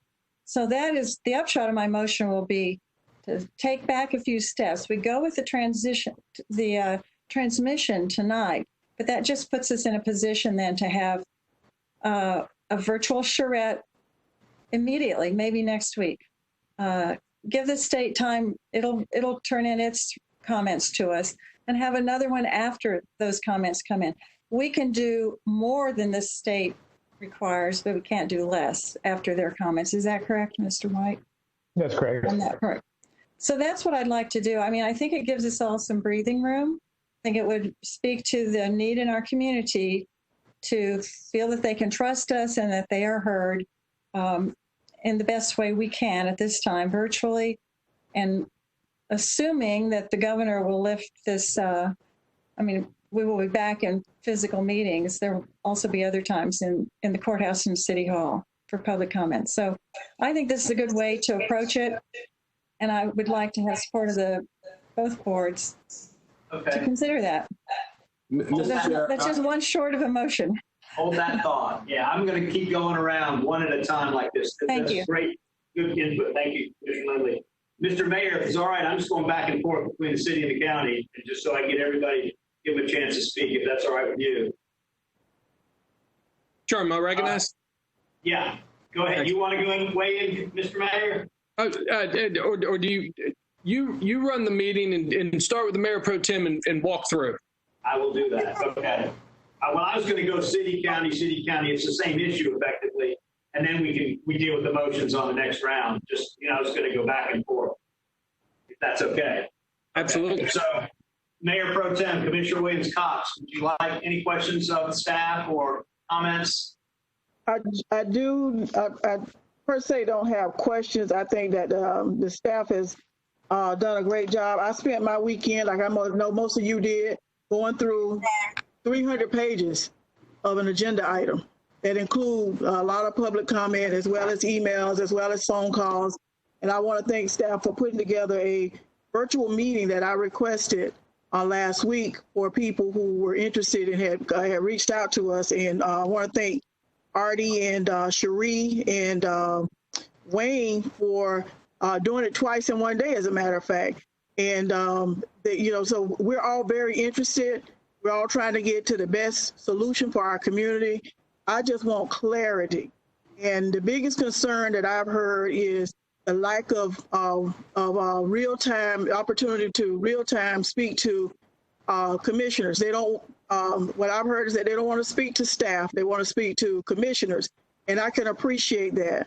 And I'm hoping that what Commissioner Lindley has proposed, there may be an opportunity to get to that so that we can. Again, as I said earlier, I would prefer face-to-face. But given where we are, what we tried to do was put some stuff in place so that we could keep things moving. And so it looks like we're going to be in this spot for a little while, so we're going to have to do something else to allow citizens to speak. But I've also said that I am available.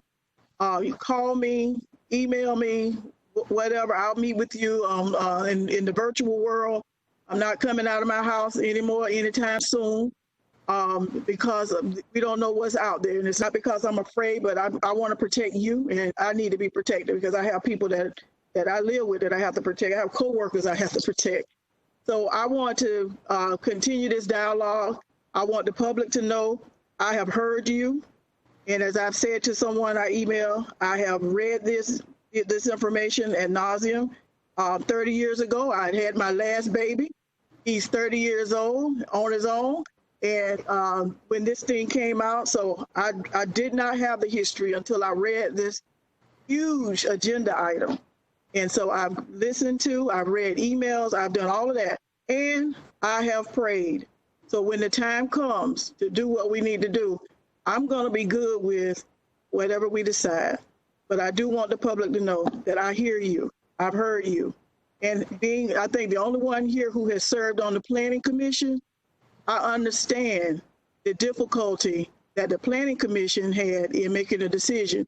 And I tell you that the fact that it was a unanimous vote, excluding the person who recused themselves, I've been there. I understand what that was like. I understand what they went through to do that. I also understand what it feels like when they put all of this work in and then the who they are advising go in a different direction. So we just want to think about all of those things because those people who are serving on these committees, they're citizens too. They matter as well. So having said that, I'll stop talking so others can talk. Thank you for the opportunity. Thank you, Commissioner Williams-Cox. I'll rotate back over to the county. Commissioner Maddox, questions of staff or statements about the issue? Thank you, Mr. Chair. I only have one question for staff. A question came into my office late, and I think Cherie actually answered it, but I wanted to be placed on record. It was a challenge to the timeliness of the submission of the amendment. From what I understand, you correct me if I'm wrong. Everything that was done as far as the amendment was concerned complies with state as well as our local rules and procedures, correct? That is correct, Commissioner. This amendment would follow Section 163, 3184 Florida statutes, which is the expedited state review process, which is the way that this specific amendment follows. So, was the amendment proposed late in any way? The amendment was incorporated about a month late into the cycle. We were originally doing this in conjunction with the land use and mobility element updates. Those were happening. This amendment was part of that effort. We were trying to do the public engagement, but the application period ended on September 27th for applications for this cycle. And it wasn't until October 15th that this commission, this board and the city commission directed staff to go in a different direction with the land use and mobility element update. And in order to keep up the timing of the amendment, we then incorporated it into the 2020 cycle. If it were privately initiated, we would have to take it to the commission, either city or county commission to initiate. But because this was a part of a development agreement that said that the city would initiate this amendment, the city was the applicant, and therefore we didn't need to kind of go through that process. The city didn't have to approve an amendment that they initiated. And so, yes, that's a long way of saying that this is consistent with our processes.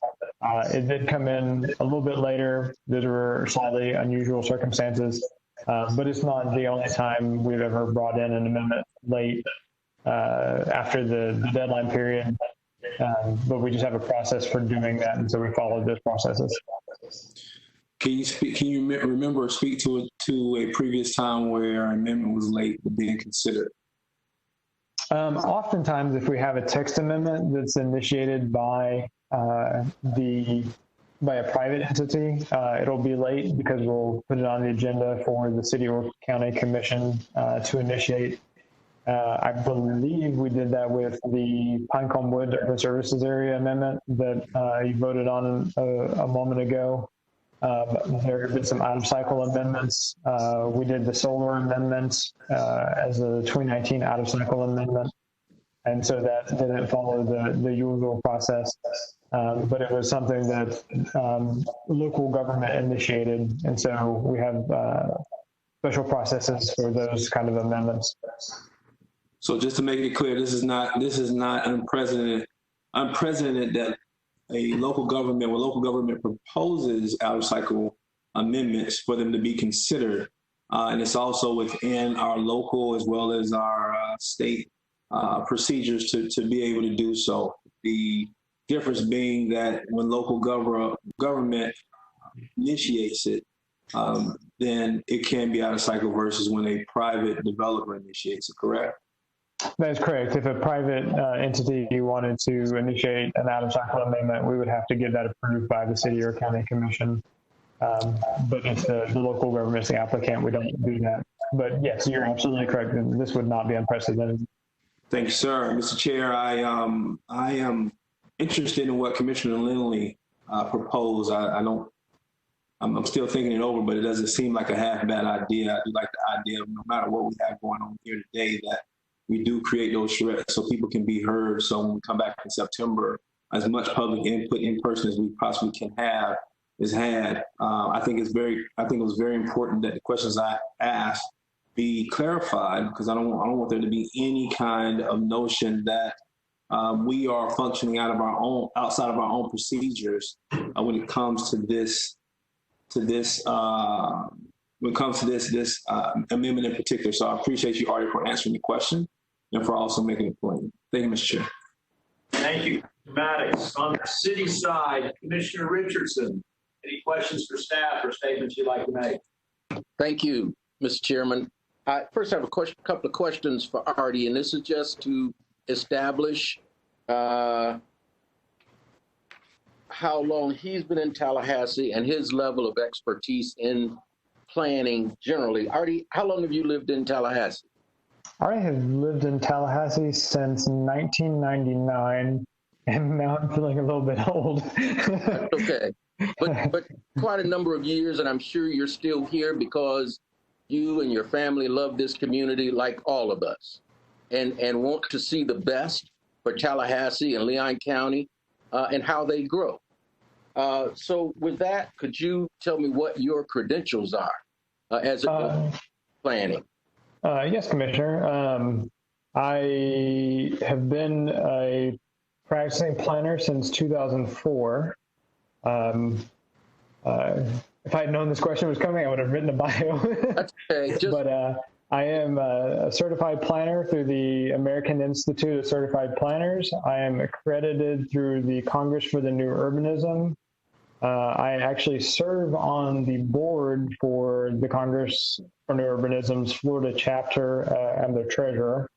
I have previously served on the capital area section of the American Planning Association Florida chapter. That's good, Artie. I just wanted to establish your expertise as a planner and that you, as part of staff, have an understanding and expertise in this area, as many we've heard from in these emails and letters, and I respect their expertise, whatever level it is, but I wanted to establish that we've got staff that is experienced and highly respected in planning. So I just wanted to establish those two things.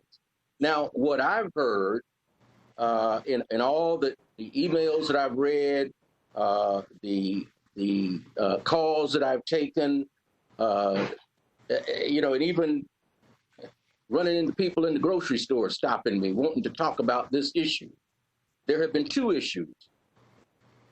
Initially, I heard that we were rushing the process, that somehow we just needed to slow down so that we could take public input, that there had not been an opportunity for in-person public input, and so we needed to slow down and give an opportunity for individuals to have in-person input. And then I hear from people who are just opposed to the amendments themselves. They just don't think it's the right thing to do right now. But I think in the presentation that you all have heard, there has been ample opportunity for public input. A number of forums, in addition to the electronic forums where we've been forced to have to do during this pandemic. But before that, there were opportunities. This didn't start overnight. It's not some nefarious issue that has been cloaked in the night of darkness. I've gotten letters and emails to that effect, that this is something that's been hatched and that we're in the pocket of the developers. Nothing could be farther from the truth. All of us live here in Tallahassee. We have families. We've raised children here, many of us. We serve because we love this community and we want to see it grow and become the best city that she can be, the best capital city in the United States of America. That's my motivation. I can't speak for anyone else. I assume that is the case, but that's certainly my motivation, always has been, either in elective office or in my community service. And that's why I'm so proud of the work that we've done through Blueprint over the last 20 years and where we're going with that effort over the next 20 years. So I think there has been ample opportunity for in-person, real-time public comment. There has been opportunity for electronic input, but we've got a plan for growth in this community. That's what we looked at 20 years ago with Blueprint. putting the infrastructure in place so that growth could occur, looking out 20 years, 25, 30 years, and making sure that we had the infrastructure in place for that kind of growth. And we've been successful at that. And so we are limited in where we can grow. There is not land to the extent that it is in the north and northeast on the south side of town for growth. I wish there was. 30 years ago, my wife and I built our home. And a lot of you all have heard this before. Some that are on the line may have not heard it. But we built our home on the south side of town because we were committed even then in seeing that the south side of town received the resources and attention that it needed. It had been neglected for years. And so we built our home there. We got involved in our neighborhood association and started addressing issues of crime and neighborhood revitalization even during that time. And we've continued to do that even to this day. That's part of the reason I chose to run for the city commission, because I wanted to make sure that those issues were brought to the table in addition to all the other challenges facing our community at the time. We've done that. Artie talked about the billions of dollars in investment that we've got going currently or is planned for the south side of town, infrastructure improvements, neighborhood improvements, $6 million for revitalization in the Bond community itself, millions of dollars in housing development, in the Orange Avenue apartments. That couldn't have happened. Now, we're not paying for that, but it couldn't have happened but for expanding the lines of the CRA and a $2 million investment made into the Tallahassee Housing Authority so that they could leverage that money to apply for housing and urban development funds for that revitalization. And the list goes on and on. So for those who say that we're taking resources out of the south side and putting them in the north and northeast, I think Artie has spoken to that as well. Nothing could be further from the truth. I think none of us sitting on the city commission would allow that to happen. And Commissioner William Cox and I both live on the south side of town, and we certainly wouldn't allow it to happen, but just the opposite is true. Resources are now coming to the south side of Tallahassee and areas like Frenchtown and Griffin Heights, where they had never come before. And this commission, our city commission, and I know our sister government at the county agrees with that as well. We're making up for lost ground, but it's where we are. And we want to see this entire community grow so we can all say that we're proud of Tallahassee, the all-America city. I would be prepared to vote on this tonight if it were before us tonight for adoption, because I think it's the best way to go. I will reserve that vote, Commissioner Lindley. I like your idea of going ahead and doing the transmittal to the state. I'm open to additional time to take public input. I don't know what more can be said in those hearings because we've gotten so much input, but I'm open to that. I'd like to ask Commissioner Matlow if he would to share his 500 pages with me, because I haven't gotten that.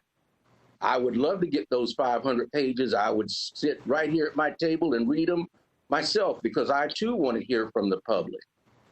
But we've got to move forward. We've got to look 20, 25, 30 years down the road and see how we want this community to grow. And I think what we're considering here is consistent with that. And it does not take away from our commitment to other parts of our community. Nothing could be farther from the truth. But I like Commissioner Lindley's idea. I would support that here this evening, moving forward. But this is where we find ourselves right now and how we can involve the public in these important decision-making processes. Thank you, Mr. Chairman. Thank you, Commissioner Richardson. On the county side, Commissioner Dozier. Mr. Chair, I'd like to go last if you don't mind. Thank you. No, I'd really rather just do it in this order. I'm just working my way up. I don't want to start putting people first and last. There's not a plan to this other than just the plan. It's okay, Mr. Chair. You want to do what you got to do. Okay. So there is a lot to unpack here. I'm going to state up front that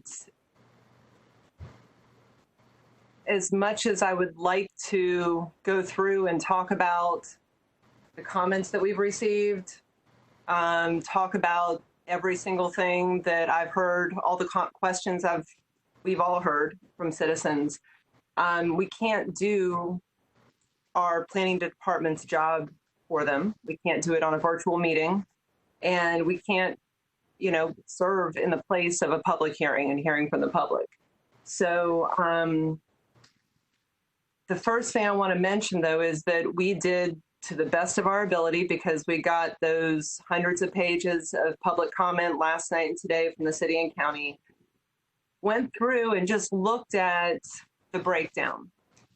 Those who were opposed to the amendment, but also mentioned that they'd like this to be an in-person discussion. One person said they supported it, but they also said they wanted an in-person discussion. So of the 236 comments that we looked at, 142 of them explicitly mentioned they wanted this to have a real public hearing. I wanted, and 140 of those were stated opposition. So, out of 236, not everybody was fully opposed to this. People were neutral, people supported it. More than half wanted in-person public discussion. And I wanted to start there because I'm really uncomfortable with how this has been characterized. I fully understand why the owners want to satisfy a 30-year-old agreement. The city has amended it several times, including recently on April 8th. I absolutely understand why they saw the funding for the Northeast Gateway, the movement at Blueprints in the last couple years, as a signal that we were finally ready to satisfy this agreement. When I say we as a community, the city has entered into this agreement, it's reaffirmed it. For everyone who says there's been a lot of time for comment on that, it wasn't done in the dark of the night, to use your phrase, Mr. Chair. That's true for the agreement part of it. But to characterize this as a typical process, or that we've had a lot of time for public comments for a massive land use change in our community, in Leon, Tallahassee, a community that's very passionate, whether you think our process is too slow or you want to, talk about infill or other things like that. We have only had these documents for 6 months since November, 2.5 months under COVID. And there was no public comment at the workshop in January. We received emails, we heard from people, but we don't allow public testimony at a workshop. So I like the direction you're going, Commissioner Lindley, but I do think it's not going to solve the concerns that we've heard from 140 plus people. And by the way, these emails were only those that are in the public record, not the ones I got on, my personal or our county email or anything. There's a whole lot more. I don't think your suggestion will necessarily address these concerns, because we have affirmed our commitment to hearing from the public repeatedly, just year in, year out. We take time to work through Blueprint. It's an excellent example, but it took us a while. We started that really early so we'd get a referendum in 2014. We're good at planning ahead. We, took a while to look at the location for the police station. We took a while to look at Cascades Park. Klarn and others who came in and talked about Northeast Gateway, that had a few meetings where people could come and talk to us. And we moved from last fall meetings where packed chambers, green t-shirts, and everything else from Killearn to a January meeting where people were complimenting our staff. We worked together. That's where our best collaboration comes from. So some of my colleagues took issue at our last commission meeting with how we were talking about the public participation. I don't question any of your ability to make this decision. We read the material, we got the emails, we could make the decision. The question was, should we? Because this isn't how we do things in our community, and it leads people to be skeptical. So I wanted to say that up front. And the last thing I'm going to say about public participation, and then, Mr. Chair, I do have a few specific questions. I would have made the motion on April 28th, no matter what was on our agenda this year for comp plan amendments. The only reason why I voted for the other amendments was that, at least in the last week, we have not seen a lot of or any questions about those. And I don't want to hold things up unnecessarily. This one does need more time. There's a lot to unpack. But I want to reference one text I got from someone. She sent an email, and I noted that it was kind of a cut and paste of somebody else's email. And Commissioner Lindley, I was actually thinking about your comment during the COPA discussion that personal narratives really do help. They help us connect. Form letters, 100 of those are different than 100 different individual comments. And what I got back was, don't they know I'm teaching my kids from home? I'm on quarantine, I'm stressed. I don't have time to look at this material myself. I want to, but I don't have time. So all I can do is trust people who are telling me. We have put our community in a position where they have to respond to something like this when we all have more important issues. We have businesses closing right now. Mr. Chair, I am going to move on from that. There is a lot more we could say about that, but I think we have to remember that a 30-year-old agreement, something that most of us, I've been asking questions about at Blueprint for years. Can we get an update on Powerhouse? I knew we would be here at some point. I'm not surprised we're here with the progress on Wilani Boulevard. But 6 months to review a comp plan change that will affect 4,400 acres of our community, and not one public hearing where people can speak directly to their elected representatives, that is what the issue is. So, Commissioner Lindley, your proposal is better than just passing it as is. So I'm going to stay up front that I cannot support this if we move to transmit tonight, because I still think we need to have a time, even if it's 6 months, 4 months, whatever, for people to work through these issues and respond to us. So now I'm going to move to a couple of specifics. Artie, to you for a second. Mr. Chair, if that's all right? Yeah, go ahead. Yeah. Okay. You just talked about in response to Commissioner Maddox that that we're allowed to do out-of-cycle amendments.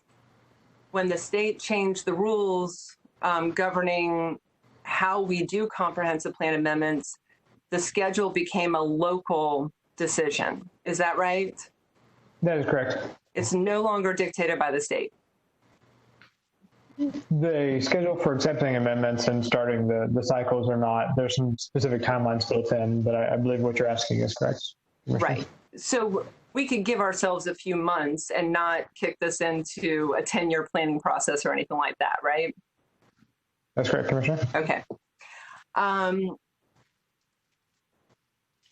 You noted, or there have been some questions about the master plan itself, whether or not it has enough guidance to allow us to vet any future PUD that comes into the city. Does this master plan look different than what we've seen in the past? with the specifics that are in it.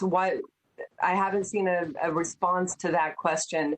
And I guess I'll add in and reflecting on Commissioner Lindley's possible motion, would we be able to tweak the master plan in her scenario of going through charrettes this summer?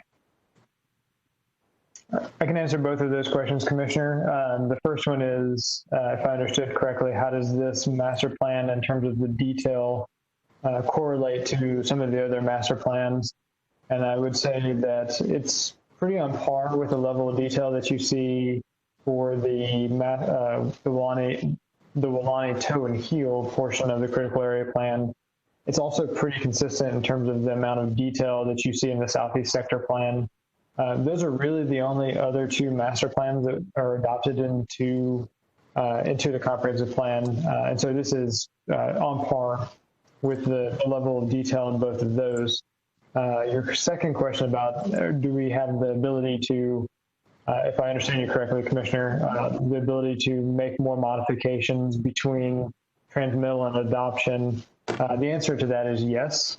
There is a specific process by which we, and this is detail that I need to know, less so anyone else, honestly, but there's a specific method in which I would communicate to the state land planning agency and those review agencies any changes that are made between the transmittal hearing and the adoption hearing. I just have to write a summary that kind of explains what it is. So when they do their secondary review following adoption, they can key into the thing specifically. So the answer is yes, and we actually have precedent for doing that as well. We did that with the 2019 out-of-cycle amendment for the solar amendment. We transmitted that, and then through coordination with Keep It Rural, through coordination with representatives from Tall Timbers, coordination with different industry representatives from the solar panel industry and the electric generation industry, we had many conversations, and we did revise it and submit the revised amendment to the state at the time of adoption. Okay. And just for the record, that Welaunee master plan, we did 2 years of a process on that with the Citizens Committee and other things like that to develop that master plan. I mean, we had robust feedback, and I would assume multiple times that it went to either city or county. Is that right? The commission for review? I believe that's correct, Commissioner. Okay. So again, we've seen this plan for 6 months, but we haven't yet even started that kind of negotiation phase, which is typical. Now, someone's going to say quickly, but you did make changes. You heard, more than half of us had comments, city and county, in February, and you have made changes. Okay, so the density we talked about during the briefing. What is going to dictate your decision, or what has dictated your decision on what comments from the public you accepted and you made changes about, and what comments you didn't accept or make changes in the last few months? Was there a line there or something that guided us?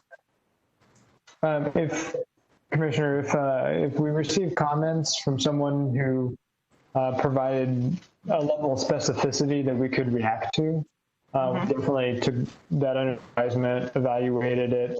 As I mentioned, when we did the virtual meeting on the 21st, it was a very specific comment. You should include minimum densities. They didn't say exactly what they should be, but yes, we'll look into that.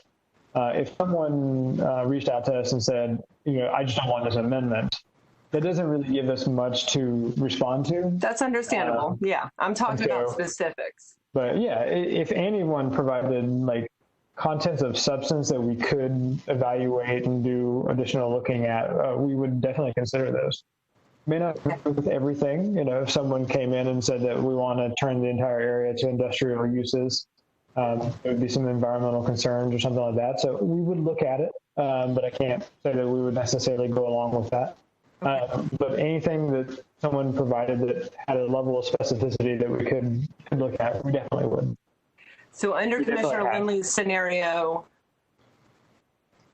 you and others would be on the planning staff, and I assume the city and the owner would be involved in deciding what issues or ideas came out of those charrettes that you would include in the report. Like we would see your summary of that or your selection of that. We would not see the full scope of ideas that may have come out of those charrettes. Is that fair? Depending on the methodology we use, we could potentially provide all the comments that we receive. I know when we previously did outreach for the land use element update, we used SurveyMonkey, and we provided a summary, kind of an executive summary up front, but we did attach the full, every single response that we received as an attachment. If we're doing a virtual public meeting where people are speaking, I wouldn't be able to capture verbatim everything per se, but definitely we would try to provide the board and the city commission as much information as possible in terms of what we've heard to the greatest extent that we can. And yet, if we did those charrettes before adoption, we would have more flexibility to take different suggestions and work through this than what we might be able to do between adoption and transmittal, because there are restrictions on what the state will kind of accept or not. Is that fair? If we were to make some changes that are based on community feedback, and we explain that when we transmit it to the state, they really don't have restrictions. If the plan changes completely, for example, if we decided to listen to a citizen and turn the entire area into a very large industrial plant, I know it's a really bad example, but it's just kind of an absurd one. That would be so different from the original amendment that they would probably say that we would need to kind of start that process over. But if it's anything that even reins anything in slightly, or becomes less intense, or has a logical connection to other parts of the comp plan, they really don't have any specificity in terms of restricting us from being able to make those edits before we submit it for adoption. Okay. I'm coming to the end here, Mr. Chair, but Artie and Ben, you and Cherie and Artie and I had a conversation about a particular idea that was floated in the last week. So I want to dig into that specific now, Artie, in case, because I'm not going to be able to participate in the shred if we move forward with that. So this was something that came to mind after conversations with the owner's representative and Keep It Rural. One of the concerns that a lot of folks in the unincorporated area have is that the urban service area, the justification in the comp plan to expand the urban service area to new area is that it aligns with the urban service area. It abuts the urban service area. So the question is, what prevents someone in the future from wanting to expand the urban service area on the northeast side of Crump Road beyond this current location? If we had a different land use category, if the Greenway was open space or something else, and the urban service area stopped at the Greenway, it's my understanding that it could, of course, be changed by a future commission, but that would at least express our intent that the urban service boundary will stop at the Greenway and not be extended further into the rural area. Did I summarize that properly, Artie? Yes, Commissioner. There are policies in both the urban fringe land use category and the rural category that say that they can't go to a higher density or intensity land use category unless they are adjacent to the urban services area. And so as you're recommending, that would keep those surrounding properties from technically being adjacent to the urban service area. So once I mentioned this idea to the owner's rep and Keep It Rural, I discussed it with County Administrator Long.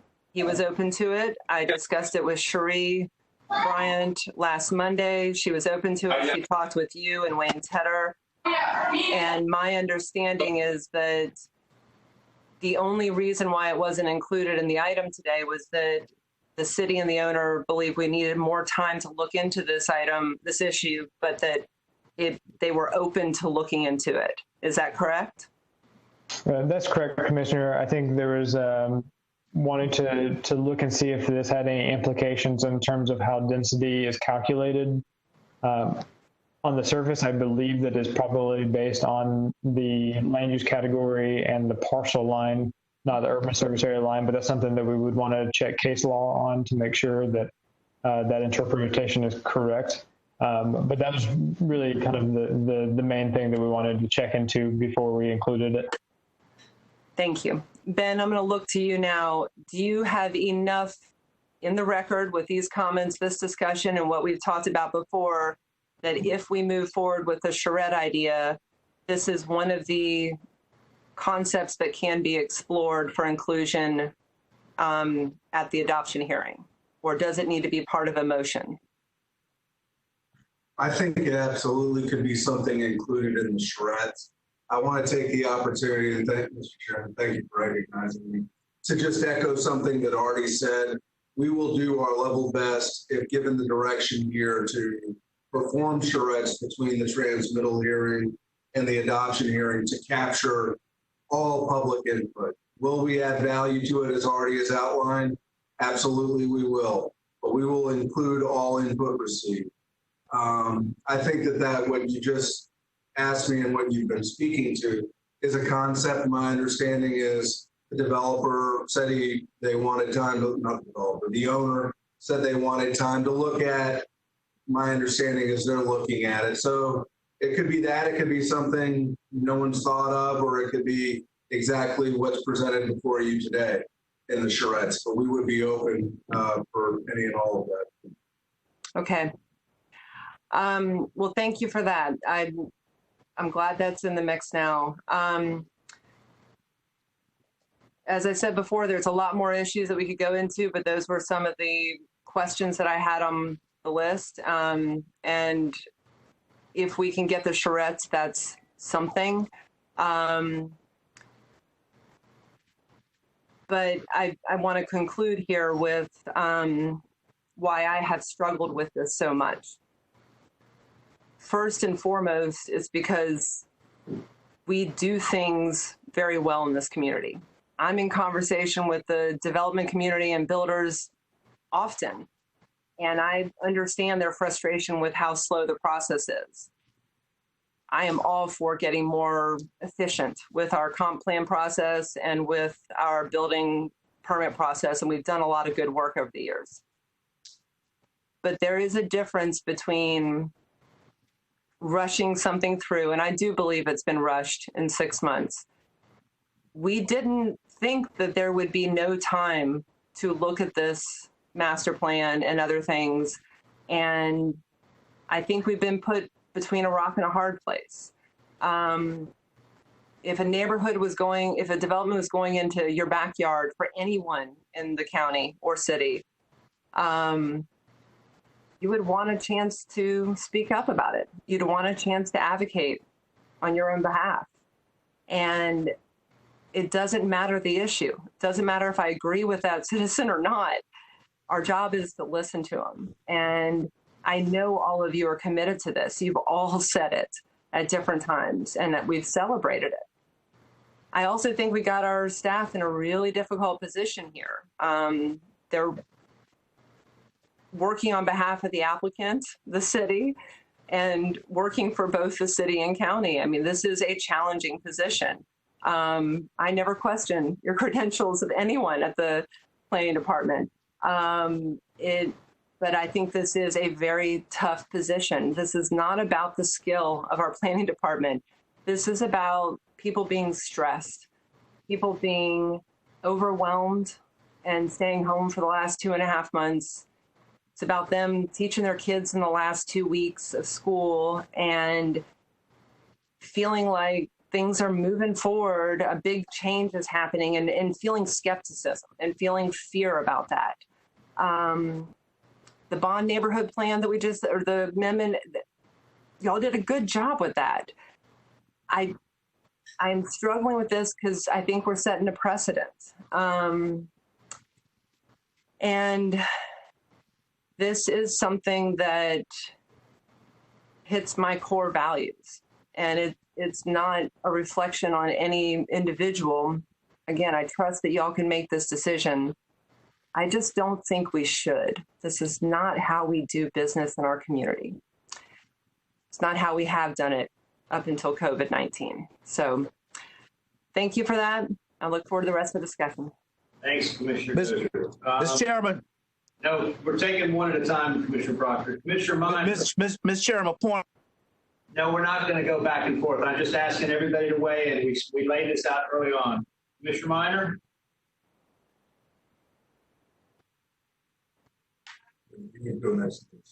I think Commissioner Proctor's on mute, but he's trying to say something to you, Mr. Chair. Mr. Chairman, what I'm trying to say is that Dozier just talked for 23 minutes. Richardson talked for 12. Do we have a time limitation? Tell me. If we were following Robert's rules, we would say 3 minutes. I'm trying to be generous here. So, well, 23 minutes, Mr. Chairman, is a long time for 3.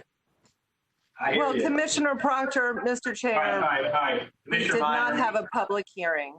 I support your position, Commissioner. I support your position. Commissioner Minor, you have the floor. Thank you, Mr. Chair. I think sometimes we forget the magnitude of this plan. 4,700 acres. I drove around it. I drove around the arch yesterday. It's huge. I had to remind myself how big it is. I'm stealing a line from somebody, but we are in the midst of trying to decide how 50,000 people are going to live in this area. But that area is going to affect 300,000 people in this county.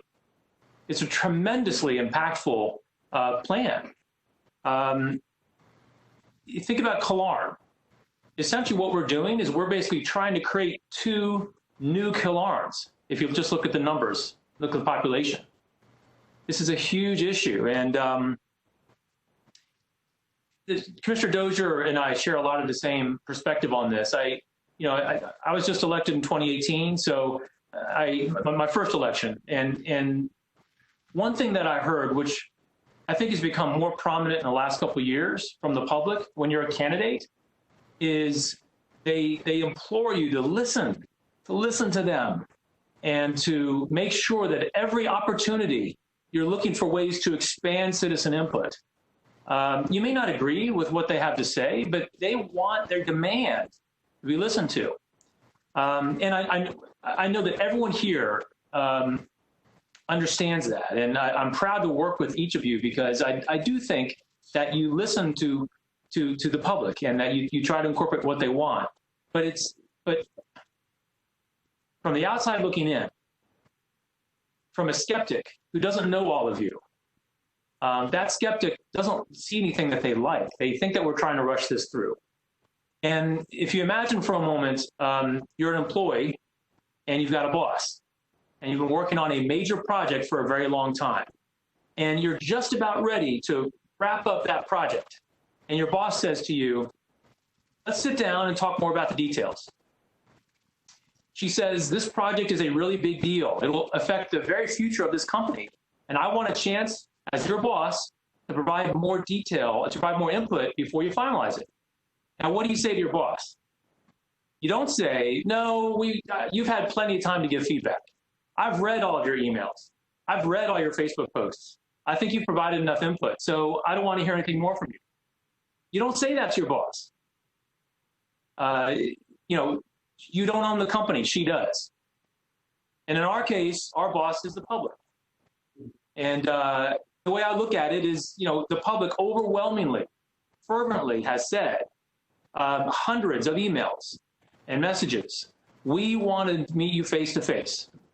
We want to see you and look you in the eye when we give input on something that is bigger than Killarn. That's going to affect the very fabric of this community. And so I think we need to work hard to try to meet those demands.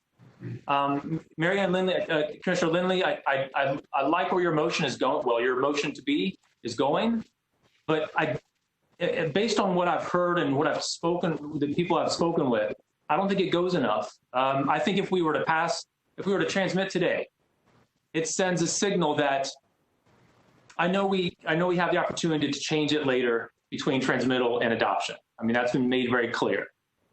But my question to you, Artie, is what's the difference? What if we have a motion instead of transmitting today and instead say, listen, let's have a transmission by a time certain, by the end of with enough time so that we transmit and then adopt by the end of the calendar year. That sends the right message to the public that we're listening. We can have the charrettes. I personally would like to have some way where we can meet face to face. And I think between now and the end of the year, we can figure something like that out. If the schools are it looks like the schools may be opening at least for a few months this fall. If the schools are going to open, if the FSU is going to open and FAMU is going to open, I think we can figure out, we're smart people, we can figure out how to have public input face to face while still respecting the CDA guidelines. I really do think this is important. I know you all do too, but as someone who was just recently elected, I heard it more than any other single message from the public to a candidate. Listen to us. And we need to do that. And so I think Commissioner Lindley's motion is in the right direction, but I want to ask Artie, what's the difference between us having the transmission tonight or waiting until September, October, having the meetings before then, the charrettes, the town halls before then, and then timing that such that we have the transmittal and the adoption by the end of the year? Commissioner, the primary difference would be one, we would have any objections, comments, or recommendations from the state that we could incorporate into that charrette process. And so if there was anything from the state that we needed to address, we could make sure that we're kind of addressing everything versus going through the process, amending the plan, submitting it, and then having to come back and edit it again after that. The other part of it would be just having to schedule another joint meeting later after you start moving into your budget discussions, as well as the 2021 cycle beginning. And so you would have multiple overlapping comp plan cycles happening at the same time. Yeah. Okay. Thank you. Those are two good points. On the first point, I would much rather hear from the public. I think the comments from the public are more substantive to us than the comments from the state. We do need to hear from the state, of course, but on the second point, if we have to have an extra meeting, so be it. I think, we're all elected to perform this job. We're obligated to listen to citizens. We're obligated to do this work. And I think if it means we need to have another joint meeting to get through transmittal and adoption, so be it. I think that's a small task for us to perform to meet the expectations of the public. So I've spoken to a lot of people that I trust, that I value their judgment, and they have told me that the family are good people, that they care about this community. I don't, to my knowledge, I've never met the family, but I trust these people's opinions and their judgment, and I believe them. I also have spoken with people that really want us to move forward tonight. They really see this as an opportunity to work with one landowner and map out a whole master plan, basically map out a plan development that is going to really meet the needs of the community. I see that side. I understand that, and those come also from people that I trust and respect their judgment of. But the prevailing thing for me is a citizen input, and I've already stated my point on that. Respectfully, I don't think it's right for us to basically say they've had enough time, or they can go by email. If they're so overwhelmingly asking us to meet in person, even if it's just a stall tactic, that's a valid tactic to use. We are here to work for the citizens. We're here to work for the public, and we need to accommodate their expectations. So what I prefer, and we're not going to make any motions around this round, I know, but what I prefer is a motion that's similar to Commissioner Lindley's, but one that basically postpones timing transmission and adoption so that we finish both by the end of the calendar year, and then work on having the charrettes, work on having face-to-face public meetings, complying with CDA guidelines, so that the public gets the right to see us face-to-face, provide input face-to-face. That's, I think, very important to us. It's important to the citizens. I don't think the motion that Commissioner Lindley would introduce, I don't think that's going to satisfy people. So with that, I'll conclude my remarks. Thank you. Thank you, Commissioner Minor. I'll go back over to the city. Commissioner Matlow. Thank you, Mr. Chair, and thank you for the robust debate. Commissioners, I think we have a tremendous opportunity here to really bring our entire community together and just have this conversation. Put all the cards on the table. We know people are fighting to stop the expansion altogether. We know other factions of our community are just fighting because they want to see the development be more sustainable. Other people are concerned about transit in the area. Another subset is just concerned about income inequality. We're going to have restaurants in this area. We're going to have retail in this area. Are the people working those jobs going to be able to afford to live in the area? These are valid questions to ask in the front end, because we know when we don't ask the questions, we're talking about planning, but we need to get really serious about what the plan is. I'm not naive. This is going to go through. There will be development in this arch. I don't think it's going to stop. And as already said, they can develop how they want in the current rules, or we can really engage. But if we're going to engage, doesn't it make sense that we just bring the whole community to the table to engage and consider everybody's point of view and then make the final decision? I concur with what Commissioner Minor was saying, and I want to go back to Artie. First of all, Artie, thank you for participating in our town hall. It was fantastic. 2 hours of just open dialogue, putting the issues on the table, having expert city staff on hand to answer the questions. That's what people want to see, and we had hundreds of people participate. But for a lot of people, that was their first time hearing about this altogether, because while it's been considered for 30 years, I guarantee you the average citizen doesn't know what's in development agreements for 30 years ago. Mostly they know what's on the front page of the newspaper. And this just really hasn't had the opportunity to make the front page of the newspaper and really become that great community conversation. And we're so proud of the decisions we make when they work well. We had this same type of fight about the police station on South Monroe. And when we slowed down and let the community get involved, they fought and fought and fought. And when we got to that final vote, there was nobody there to object because they knew they'd been heard. They might not have liked the decision, but they didn't feel the need to come out again because they knew that they were listened to. They knew that we took their input into consideration, and we made the best decision that we knew how. And that's what makes me proud of Tallahassee, that type of engagement and knowing that things aren't rushed. So Artie, on the time frame, I want to have kind of two conversations. We talked about the amendment being introduced in November. They give us about 6 months.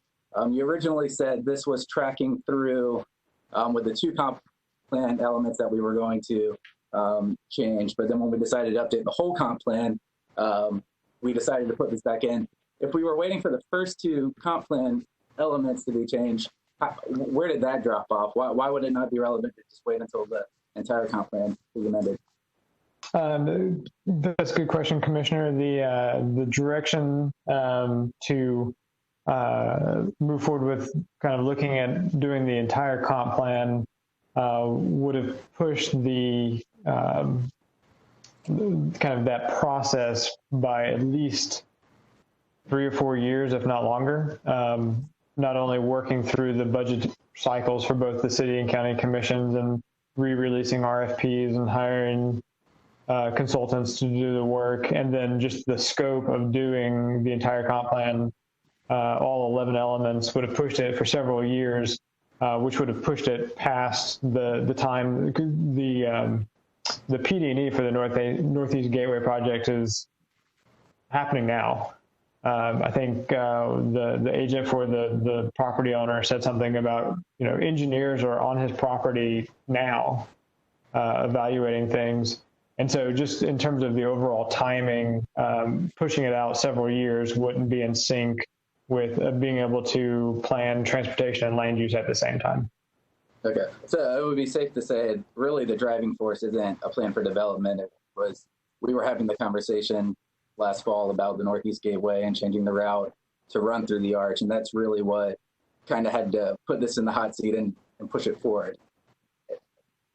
Well, there's also a development agreement, Commissioner, that said that we would initiate this as part of the 2017 cycle.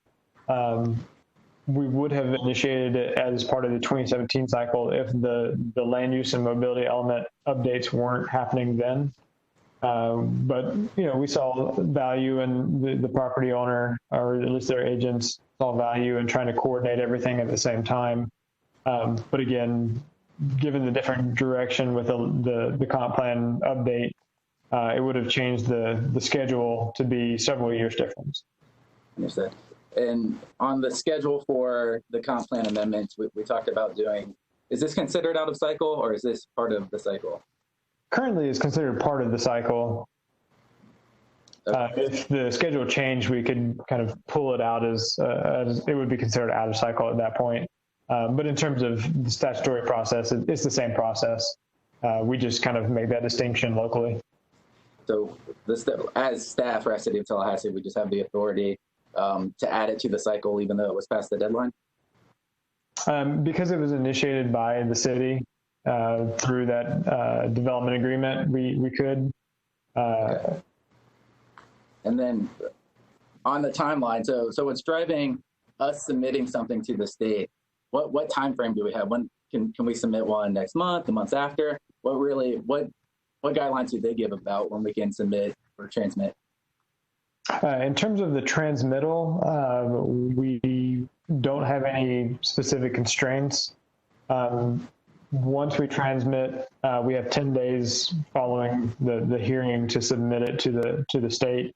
They have 30 days to review, and then we have 180 days before you have to have an adoption hearing. So there's some flexibility with 180 days. Okay. So if we were to say today we are 100% committed to having a transmittal hearing this year, September, October, November, whenever we pick, give the community ample time to participate. If we did that, I would commit to voting for the transmittal and coming back and making my decision at the adoption hearing if I agree with it. But I can't say we've had enough time to include the public personally before the transmittal hearing, which should be their public hearing. I mean, this shouldn't be a conversation between us. This is really the public's opportunity to engage. It's not our opportunity to really drive the ship. So it seems like our timetable is whatever we set, and we could reschedule this transmittal hearing for 2 months, 4 months, 6 months out, guarantee it gets done, guarantee it's on the books, and have it 30 days later, we get feedback, and we could set the adoption hearing anytime within 180 days. We could do that 30 days later, 60 days later. That's correct, Commissioner. Okay.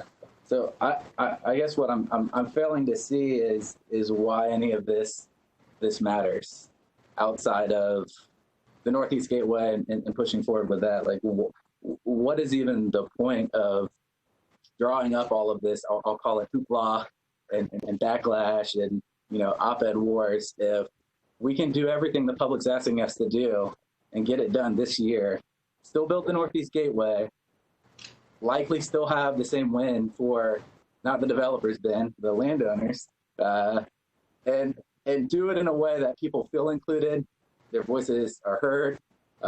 Whether they get everything they want, at least they get to express what they want. So I guess we've heard a lot about the public's had a lot of opportunity to weigh in here, and they have. There's been a lot of opportunity that staff has put out, but this is the first opportunity they were supposed to get to address their commissioners directly. And if I told somebody, in December, you had an opportunity to go dine out at your favorite restaurant. If I told my son in January, you had an opportunity to go to a movie theater and see Frozen 2. You already had your opportunity, but he wants to go now. Why? We're in an unusual circumstance where that opportunity might have passed them, but the way we do things is the public hearing is supposed to be their opportunity, and that's what's being denied. No one's denying that people had an opportunity to talk to their commissioners, to email us, to go to a staff presentation and learn something, because they've had that opportunity. But this is a unique opportunity that they were supposed to have today. And I know we've heard probably all the points through emails and we can make a balanced decision, but I don't think the public hearing isn't supposed to be about what we need. It's about what the public needs. And have they fulfilled what they need to feel good about the process? And what I'm hearing largely is they don't. So it comes back to, what's the rush? When COVID broke out, we said,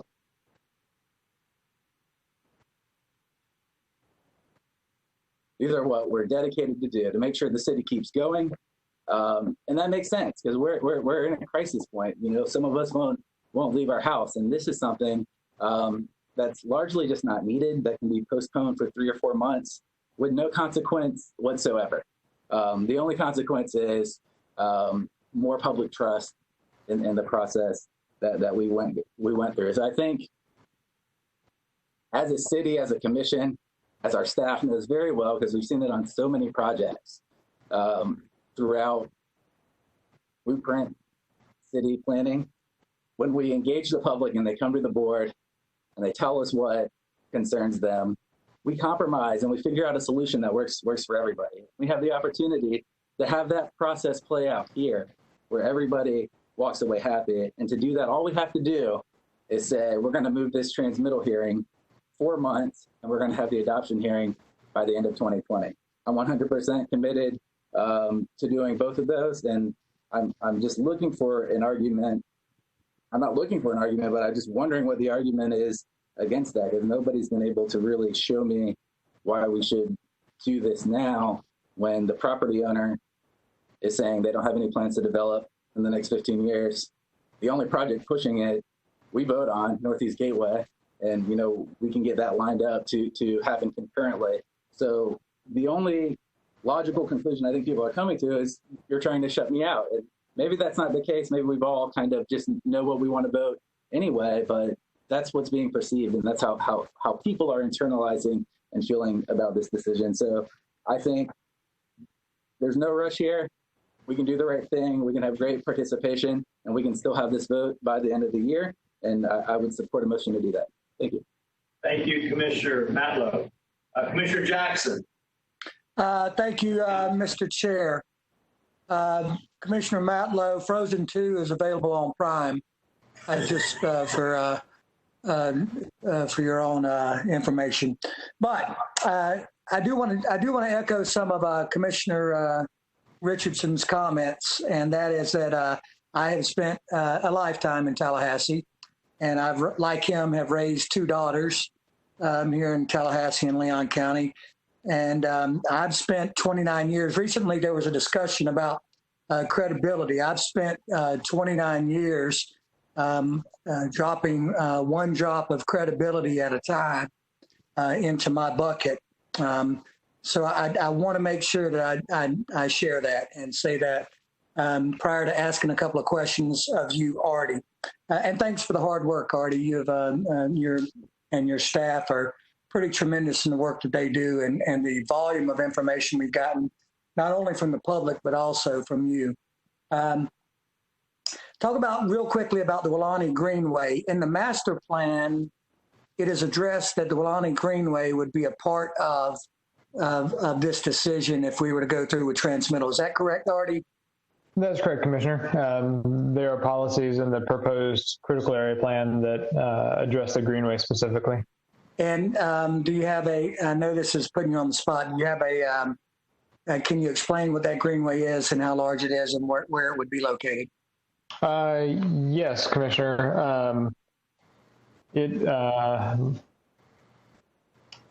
terms of the kind of the location of it, it would kind of follow the perimeter of the property. I believe some people have referred to it as the Emerald Necklace or something like that at some point. I might have my analogy slightly incorrect, but the idea is that it kind of goes around the entire property. It would connect to the Miccosukee Canopy Road Greenway. Right. And then there would be a pedestrian bridge that would go over I-10 to make sure that it was continuous connection, basically creating an entire loop around the property and tying into the existing greenway. And I believe I had it in the presentation, but I'm trying to remember off the top of my head. I believe it was about 17 miles. Yeah. In terms of the total distance of the greenway. Yeah, it's a huge piece of property that is a binding part of the master plan, correct? That's correct. All right. Second question: if we don't have, if we were to not approve a plan, or, I mean, obviously at some point we will come to some sort of decision. But if you didn't approve a plan, what happens to the densities and intensities? What happens to what do they revert to, or what happens to them?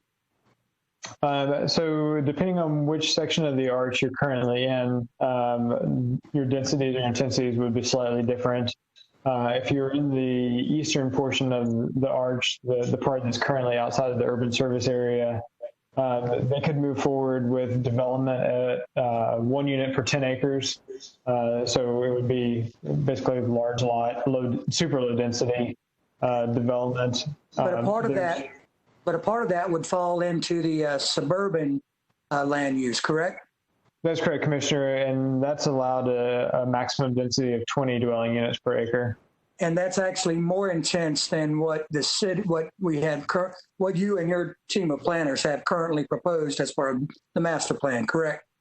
That is correct, Commissioner. We look at suburban and the planned development, and the assumed densities and intensities of those areas. With residential, it would be 20 units per acre. And what we're proposing through the master plan would be 10 units in the residential, 20 units per acre in the mixed use, and 6 in that residential reserve. Okay. And then can you just real quickly, there is some wetland there, just real quickly address the wetland and what is talked about in the master plan with the wetlands?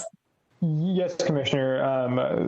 So those areas would be designated open space, and they would be protected from development, but they would also be made available to the public and tie into the Greenway network.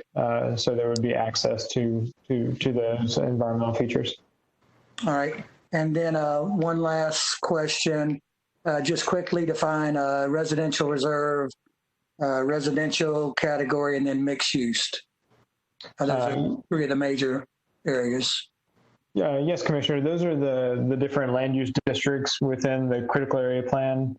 There was a question earlier, I forget which commissioner asked, so I apologize for that, but how this compares to other master plans in the comprehensive plan.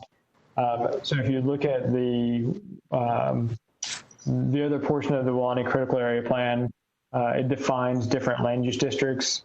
If you look at the Southeast Sector Plan, it also defines specific land use districts for that master plan area. For the Wellani Arch, the land use districts that would are defined in the critical area plan for that area are open space, 1. Then there's also the residential reserve. That's supposed to be the slightly lower density, more like residential preservation, 6 units per acre development, residential only. The residential district is supposed to be like the urban residential land use category, and then it would allow up to 10 units per acre. And then the mixed use, they have a couple of different subsections of that. So one of those is the activity center, and that would be intended for the property directly adjacent to the interchange with I-10 and Wellani Boulevard. That would be slightly more intense than the other mixed use areas. But the idea of the mixed use areas is it has a combination of residential up to 20 units per acre as well as non-residential development. Right. Okay. Yeah, I've heard over and over again, these are unprecedented times, and these are, we have got to navigate a way of doing business. I also believe that the public has given a tremendous amount, and like all of you, I have read through all of those responses and all of the input that they've offered. I'm looking forward to hearing from the rest of you, but I know that we do have to, like Commissioner Diane Williams-Cox said, we have to navigate a kind of a new way of doing business, and I don't think that any of us were prepared to be where we're at today or tonight, making these decisions in the way that we're having to make them. But I look forward to hearing from everyone prior to voting. Thank you. Thank you, Commissioner Jackson. Commissioner Bryant, over on the city. Thank you, Mr. Chairman. I am extremely fortunate to have had the opportunity to listen to all my colleagues to get us to this point. Probably being the newest commissioner, it was very value added. I will say that I have had opportunity to do a couple of Zoom calls. I've met and spoken with, not met face-to-face, but spoken with various citizens. And I've had a good time reading.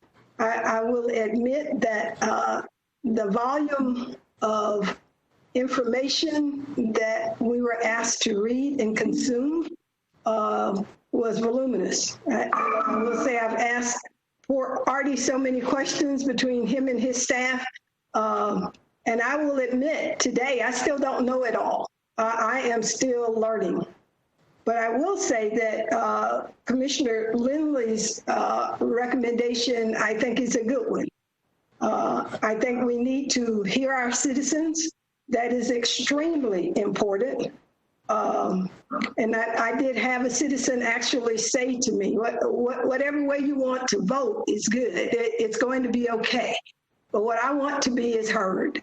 So I think that we need to actually put in place these charrettes such that citizens can actually give their opinions and share their concerns and share their support for the way that we're going.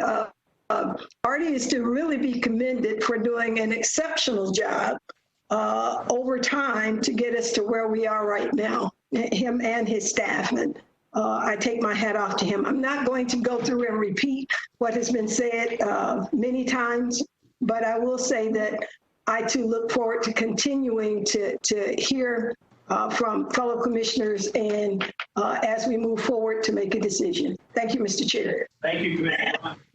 Commissioner Proctor. Mr. Chairman. Yes, sir.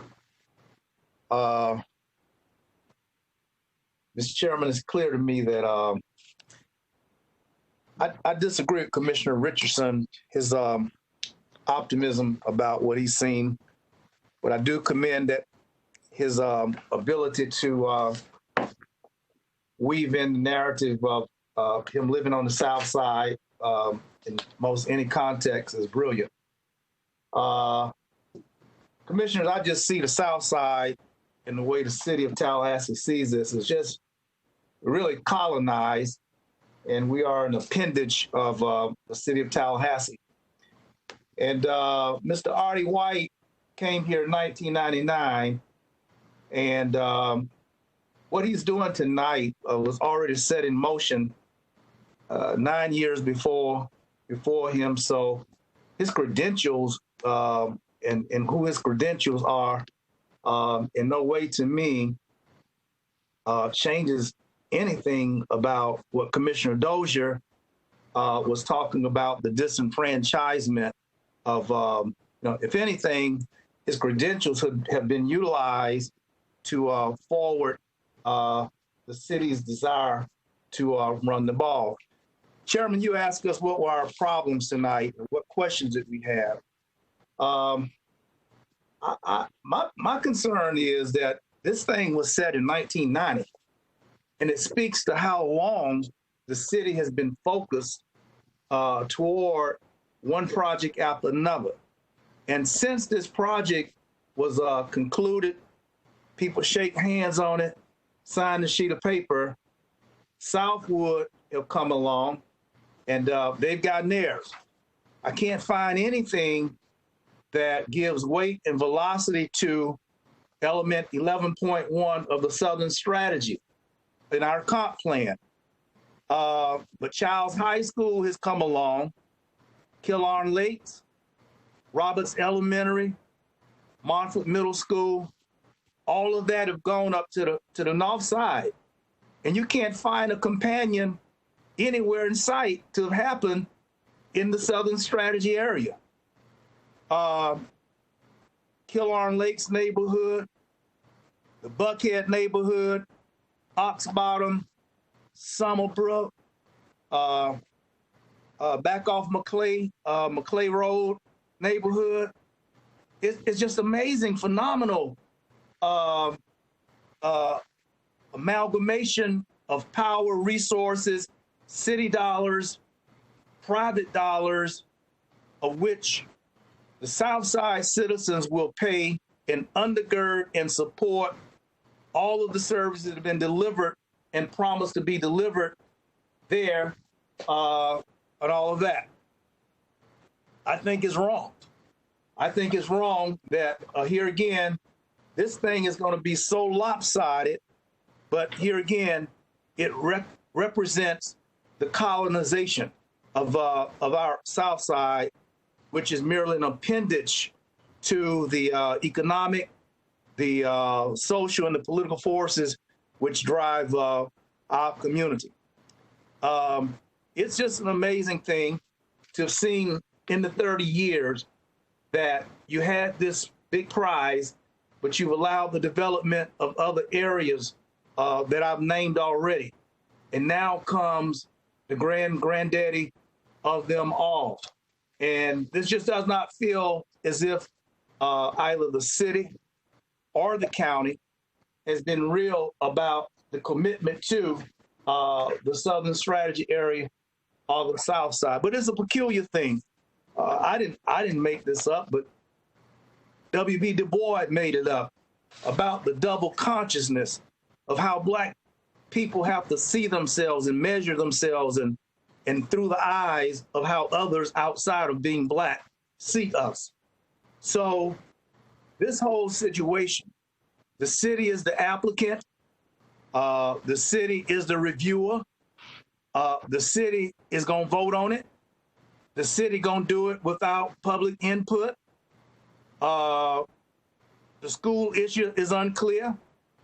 The sewer issue is unclear. And transportation items are unclear to me.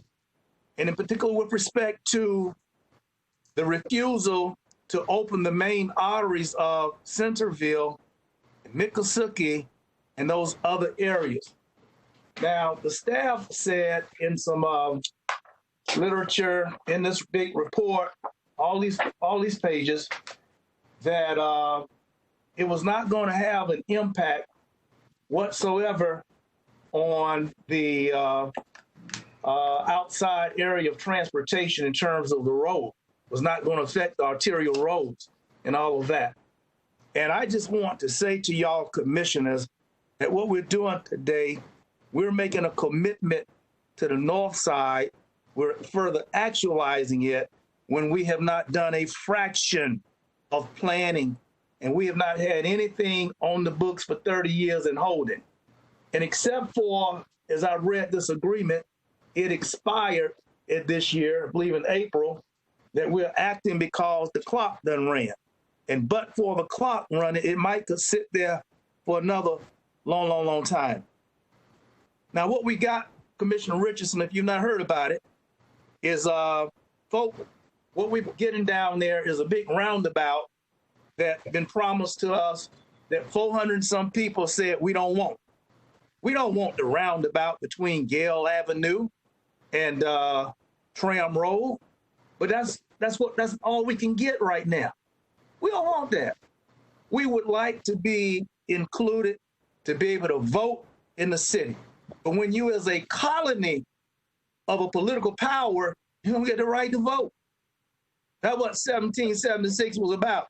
And we got people 3 miles south of this building that I'm in, courthouse, and people cannot vote in the city election.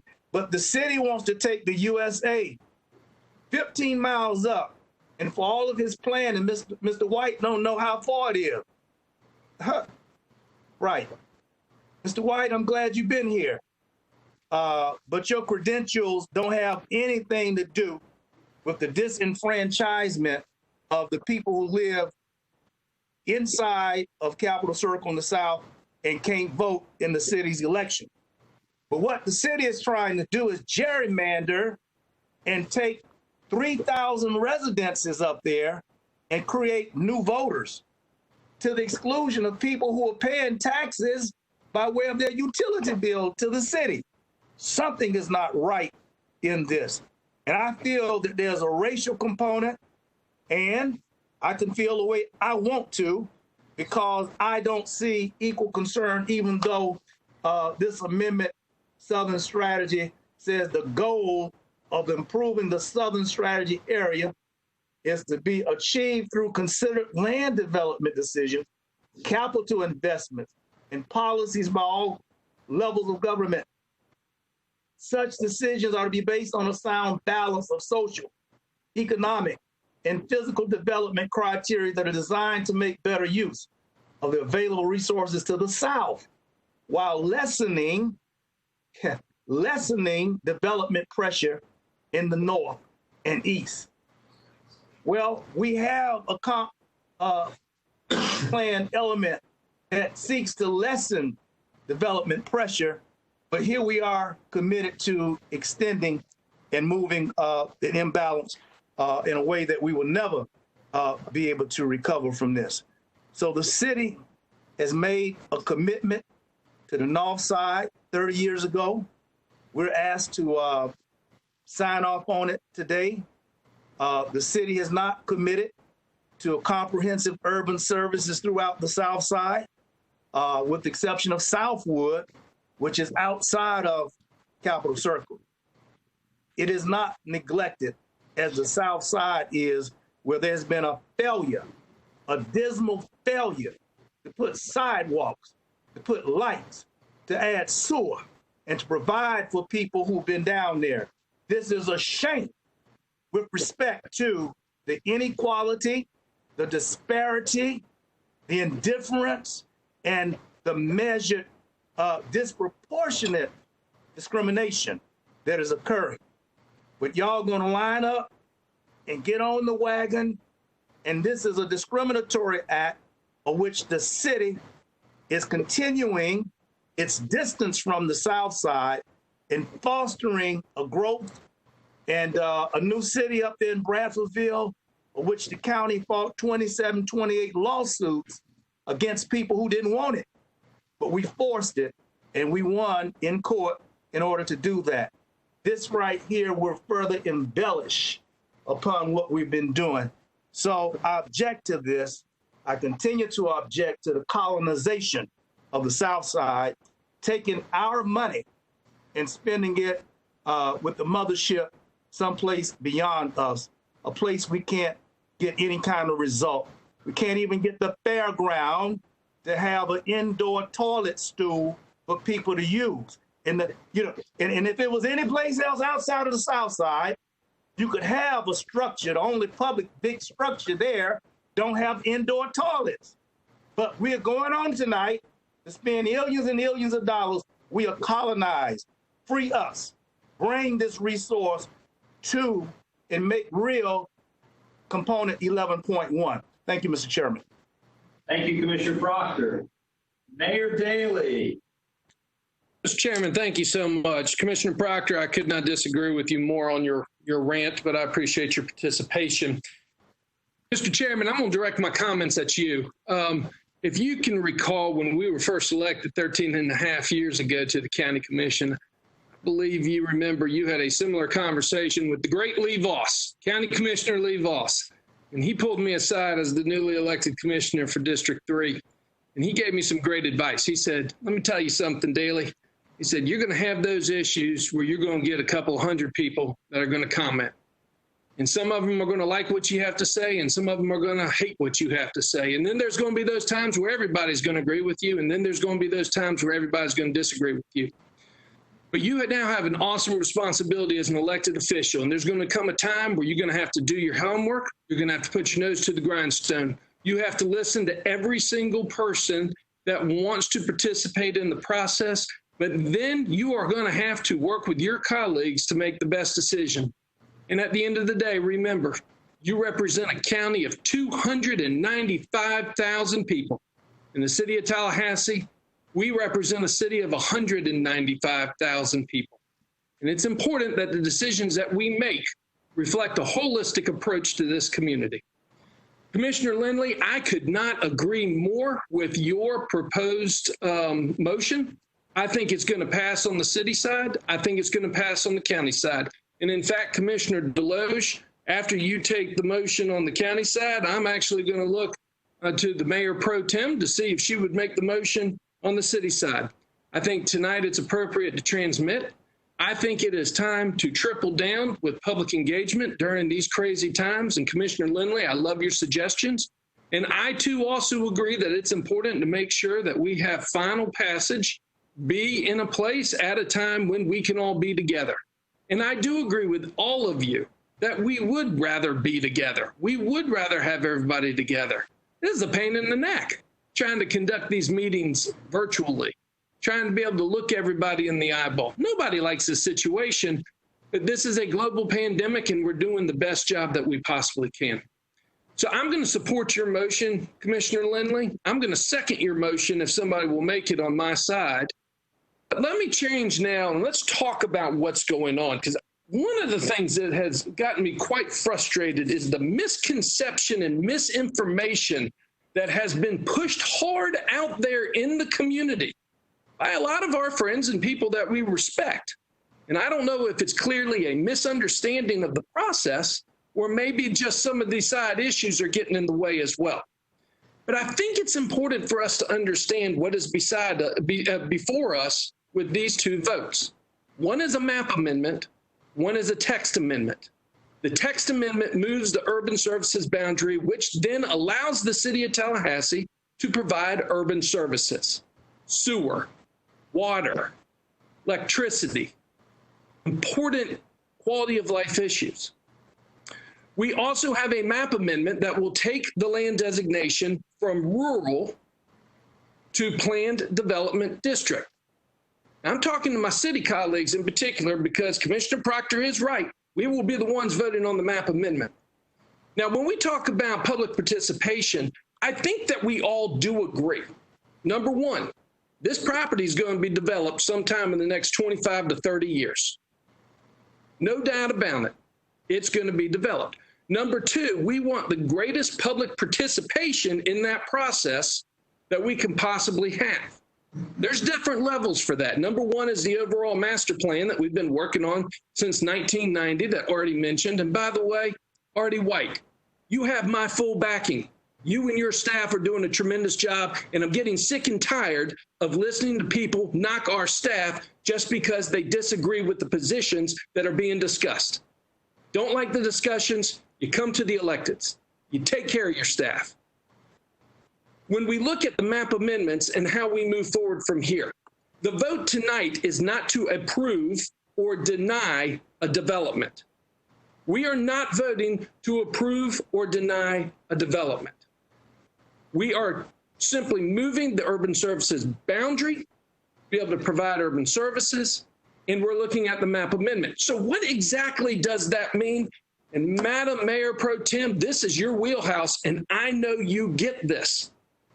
With a rural designation currently for the development to take place, a developer would submit to the planning department. This is what I would like to do. With a rural designation, by the way, with every square inch of this property inside the city limits, surrounded by neighborhoods, including Bill Buckhead, Killarn, and many of the other developed neighborhoods, 100% inside the city limits.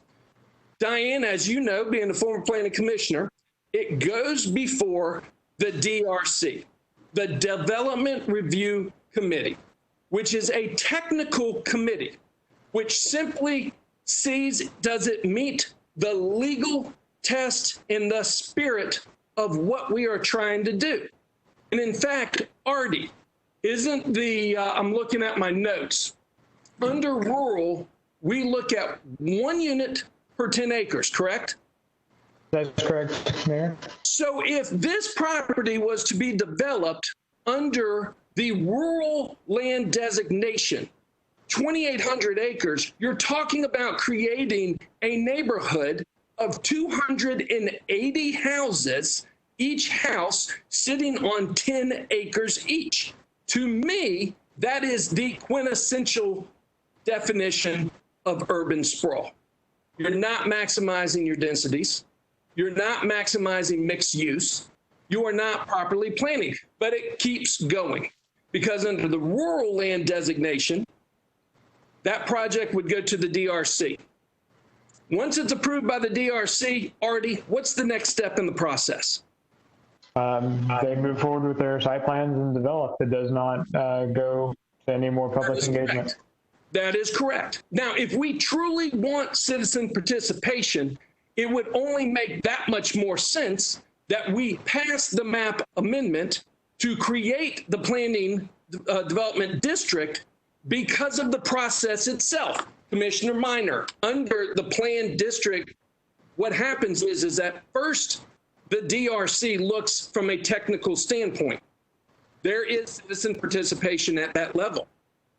Commissioner Williams-Cox, as you know, the next step under the planned development district is it goes to the Planning Commission. The Planning Commission goes through a complete process with citizen participation.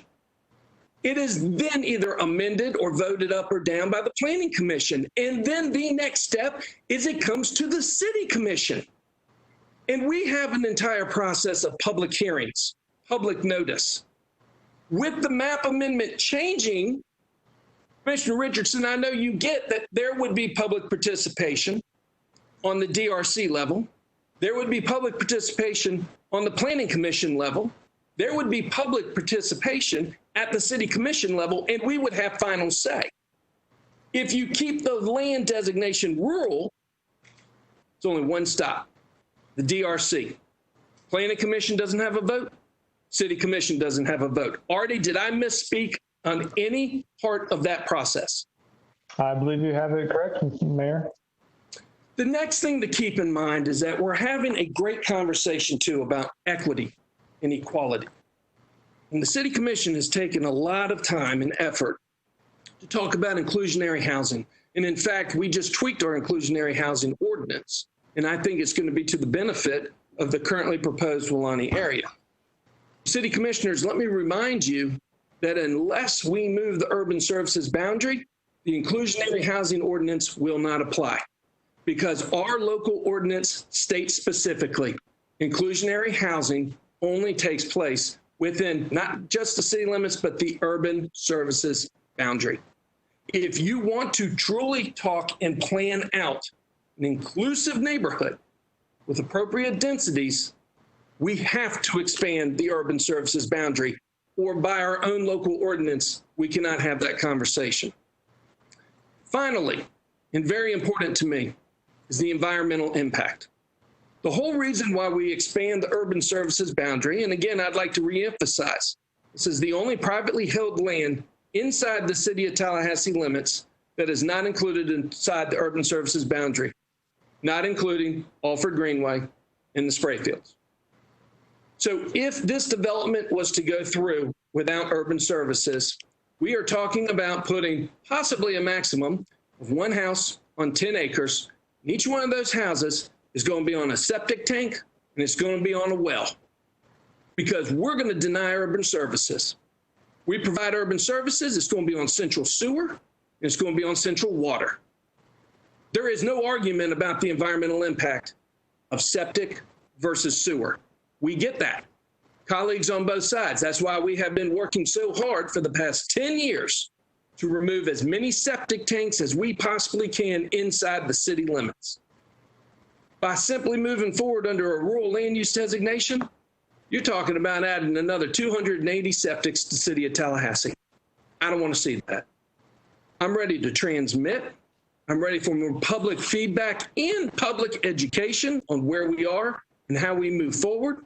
I do think that we can get to a point that we can all agree that while this is the first step in final adoption, the real meat on the bones will begin probably 20 years from now when somebody actually submits a development plan that'll go before the DRC, the Planning Commission, and the City of Tallahassee.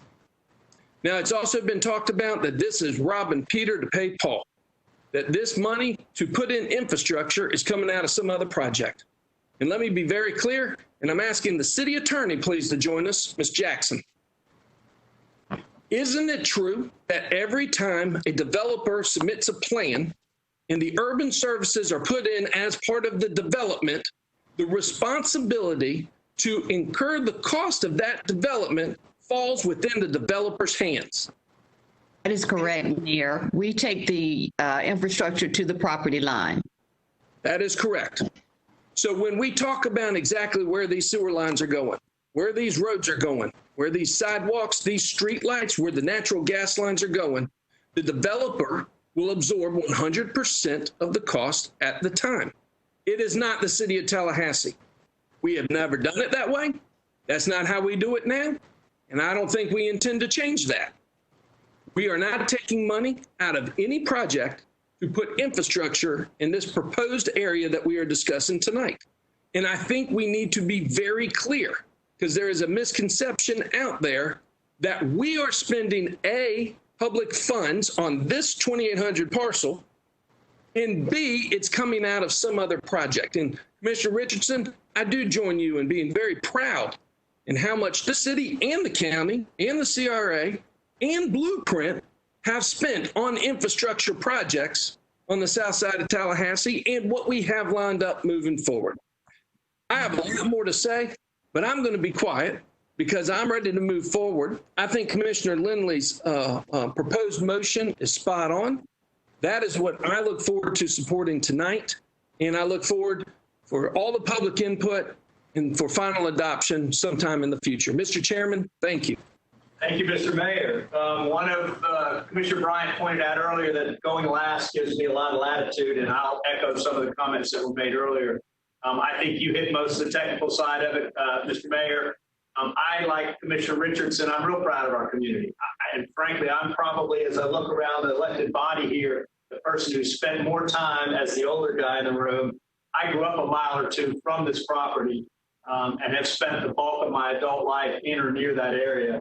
And I'm older than pretty much everybody I'm betting in the room here. Artie, I was 40 when you moved to town. So,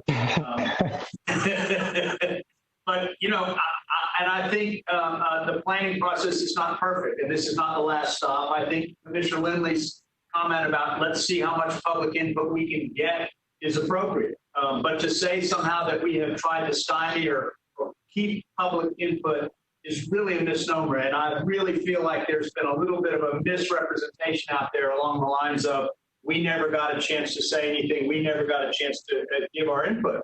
That's really not true. There's been 6, 7, 8 public meetings up to this. And frankly, I've gotten the same emails everybody else has. I read through them. One of the emails said, well, I really love Southwood. You're going to kill us. Why don't you? Well, Southwood's one of the only master plan communities in our community, that and Canopy right now. And so here's our opportunity to do something like this. And we need to strike while the iron's hot. Is it perfect? No, but I'm fine. And I think Commissioner Lindley's proposal gets us to the point where we get enough of the input from the community in the interim. And having said that, I will tell you the largest economic private sector driver in our community today is 600 people show up every day in the Canopy development as they work. And they will be doing that for the next 10, 15, 20, 25 years. And I want to continue that to the best of my ability. It's bigger than Turbo Core, which is a great win for this community. But frankly, that's where we see a lot of our economic drivers. That coupled with the fact Lee Boss is and was one of the best commissioners we've had Commissioner Daley or Mayor Daley, and that's exactly spot on. You know, a couple of hundred people have expressed their displeasure. There's 290,000 people in our community. We got to make decisions that oftentimes are not easier and not popular with groups of people. I think this is the right decision, and I have a lot of faith in Artie and his team. And frankly, I've gotten overwhelming majority of my questions answered. I just want to make sure that people understand what we're doing and understand where we're going. Having said that, I'll shut up, but I tell you what I would suggest on our side, I would go back to Commissioner Lindley. I'm not a fortune teller, but I would go back to Commissioner Lindley and ask if she wants to take a run at that motion and then see where the chips fall on our side, Mr. Mayor, and then I'll let you do the same on yours if that's okay. Commissioner Lindley? Commissioner Lindley, you with us? Yeah. Okay. All right. I think so. You seem to have set the tone. I'll give the floor to you. How about that? All right. Well, thank you. And this has been a great discussion. And I do really appreciate the skepticism of several of the commissioners. I think expressed best by Commissioner Matlow, probably, that the transmittal hearing, which is tonight, should have been public. And I think all of us would have preferred more public in-person discussion. I think there's a very good chance that even some of these charrettes that we try to set up, I think there's a chance we can do some of those in person as well. We don't know exactly when the state orders are going to come down that require us to be back in physical space for forums. There are quite a few more opportunities for people to just come to our commission meetings as well and click on non-agended items to be heard in person. There's nothing that prevents that when the county has 4 more commission meetings before what's now thought of as the September 17 adoption hearing. The city has commission meetings, and we all have another blueprint meeting. So I think citizens can still come out and speak to us on this topic, even if it's not right on an agenda.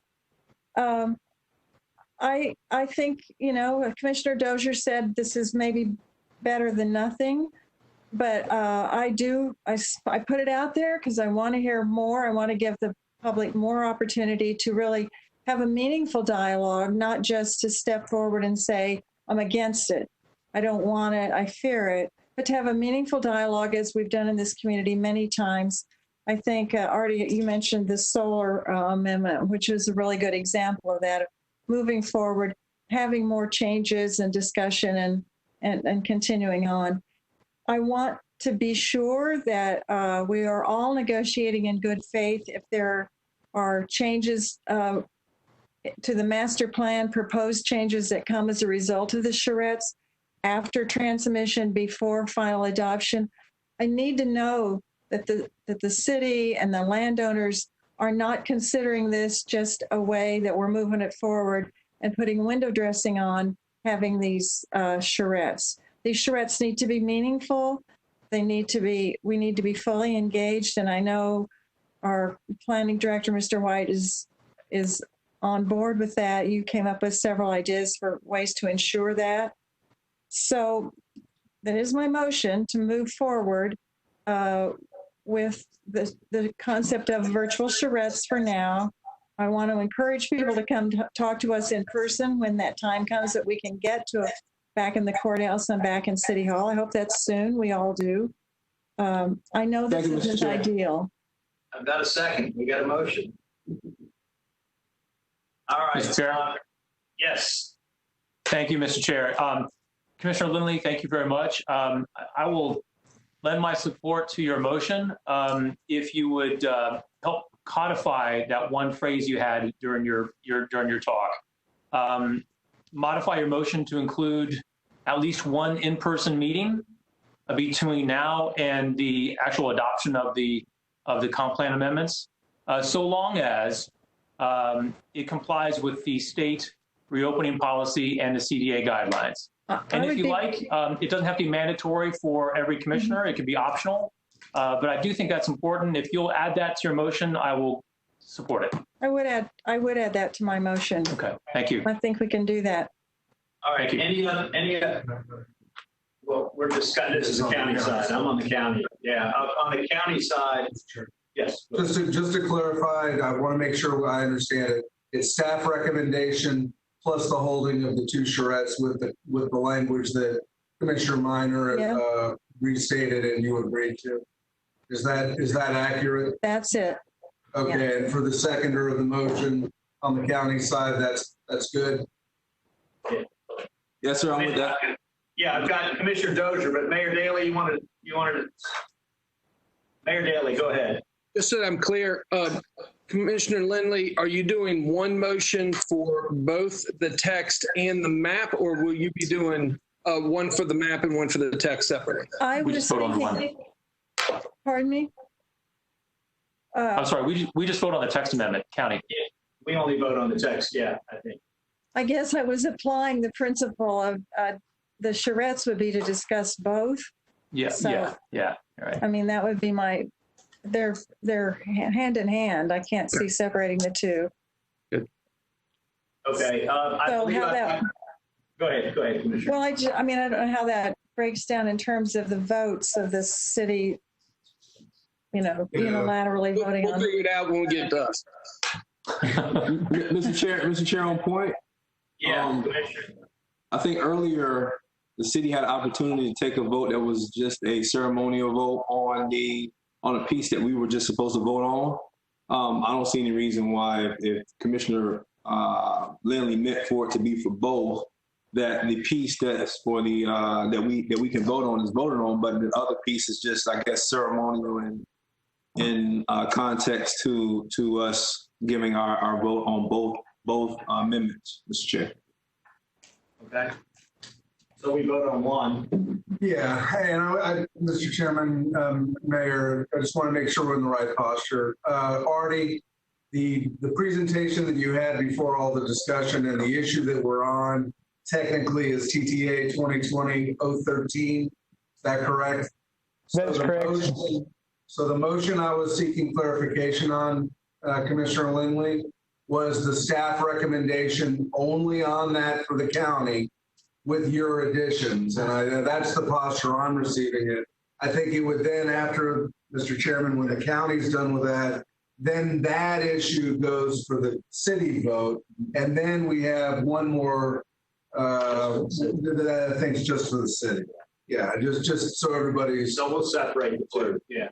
Okay. But we understand, Commissioner Lindley, that your motion on this calls for 2 charrettes, one of which would be in person, if I understand Commissioner Minor right. Right. That would cover both components of the Rolani issue, if you will. Yeah, not to make too much of it, but charrettes and also the various other educational processes that Artie spoke about, everything from SurveyMonkey to YouTube videos to getting as much more information and education out as we can.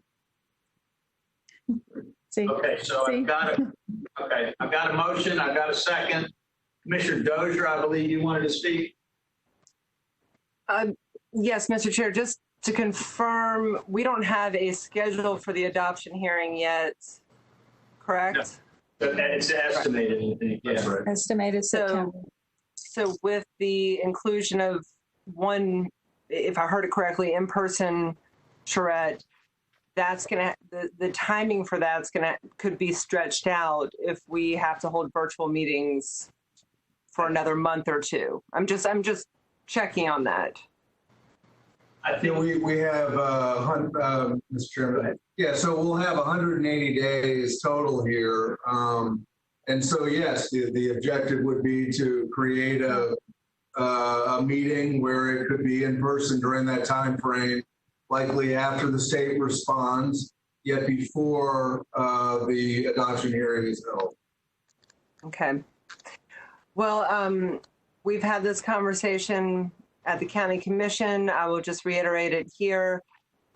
Even when we are able to meet in person, there are going to be people due to age or health issues who don't feel safe coming into a public meeting. So I would hope we have opportunities for them to participate, share some real-time comment, connect with staff, whatever that might be. But Mr. Chair, I did have one question, and we don't have to spend time on an answer right now, but if we could get an answer back for transmittal, I think that would be helpful. In the blueprint projects summary that we saw a few hours ago, there is reference to the right-of-way for the interchange for Milani Boulevard and Shamrock. And I think it's the same language we saw in January. A lot of it is expected to be donated. But then when you look at the comp plan amendment and the staff report here, we're using 3 different terms, and it is land will be reserved, land will be dedicated for, and I think there's one reference to donated. So there is a question about the cost for right-of-way for Blueprint that's associated with the development agreement amendments. And I think it just, for Blueprint purposes primarily, it would help to have some clarity on what land is dedicated or reserved and what land is donated in the future. And perhaps, Ben, that could come to us in the budget hearing or the budget for Blueprint. Yeah, Mr. Chairman, Mayor, Commissioners, we would commit to answering that on the Blueprint side at your next Blueprint meeting. And certainly if you're asking that that be clarified in time for the adoption hearing on the comp plan side, absolutely. It's one of the reasons why we're told we need to do this quickly. And I wasn't clear about those 3 terms in the documents we have for this public hearing. So that's all. Thank you. All right. I've got anybody else? Nobody else on the county side up to speak by my recollection. Hey, Mr. Chair. Yeah, Commissioner Jackson, I'm sorry. No, you're cool. I just want to clarify because 2 different motions were stated. One was in person if allowable under CDC guidelines. And then the second one said 1 in-person meeting. We can't predict that sort of thing. I think we need to stick with if allowable under CDC guidelines. I tend to agree. Commissioner Lindley, it's your motion.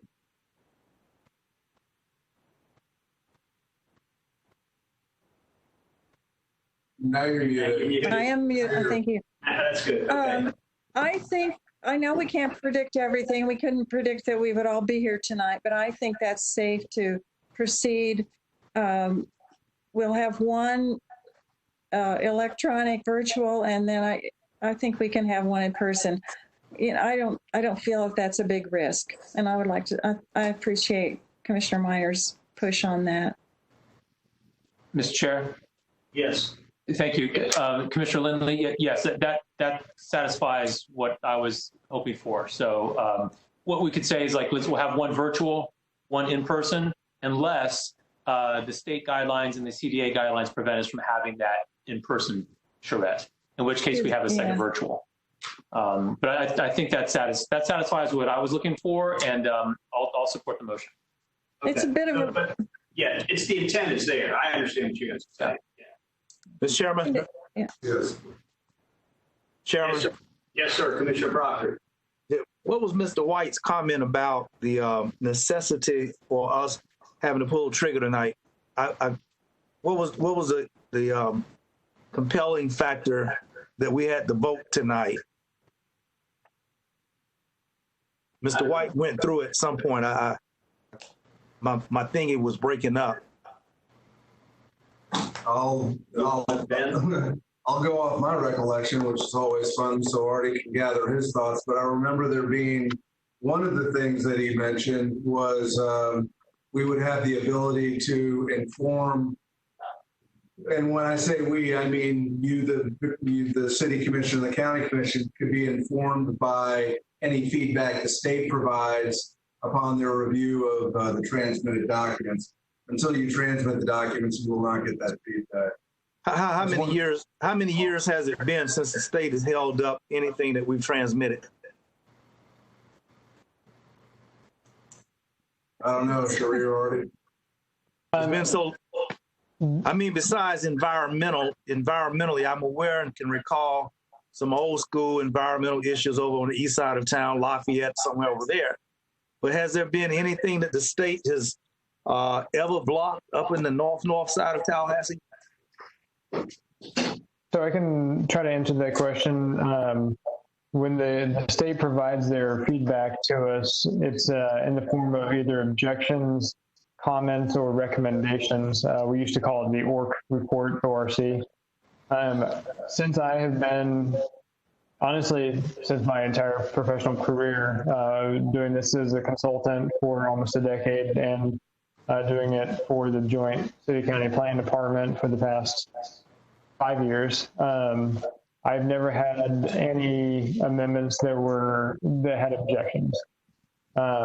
There was one amendment, I'm trying to remember which one it was, that the state did provide comments, and they were actually very insightful comments. It was nothing that would have held the amendment up, but we did address the comments, and so when we brought it back to the commission for adoption, it included slight revisions based on those comments from the state. So they probably, I haven't had an experience where they hold them up, but I do have experiences where they've provided meaningful feedback, which could help inform the discussion.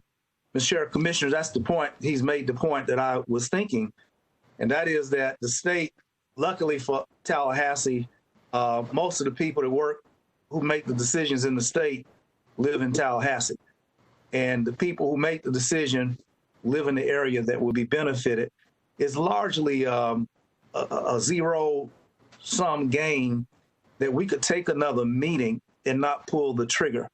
What I'm trying to say is that if we pull the trigger tonight, we then basically set the context for the citizens' comments to be eulogistic. We would have killed the hope.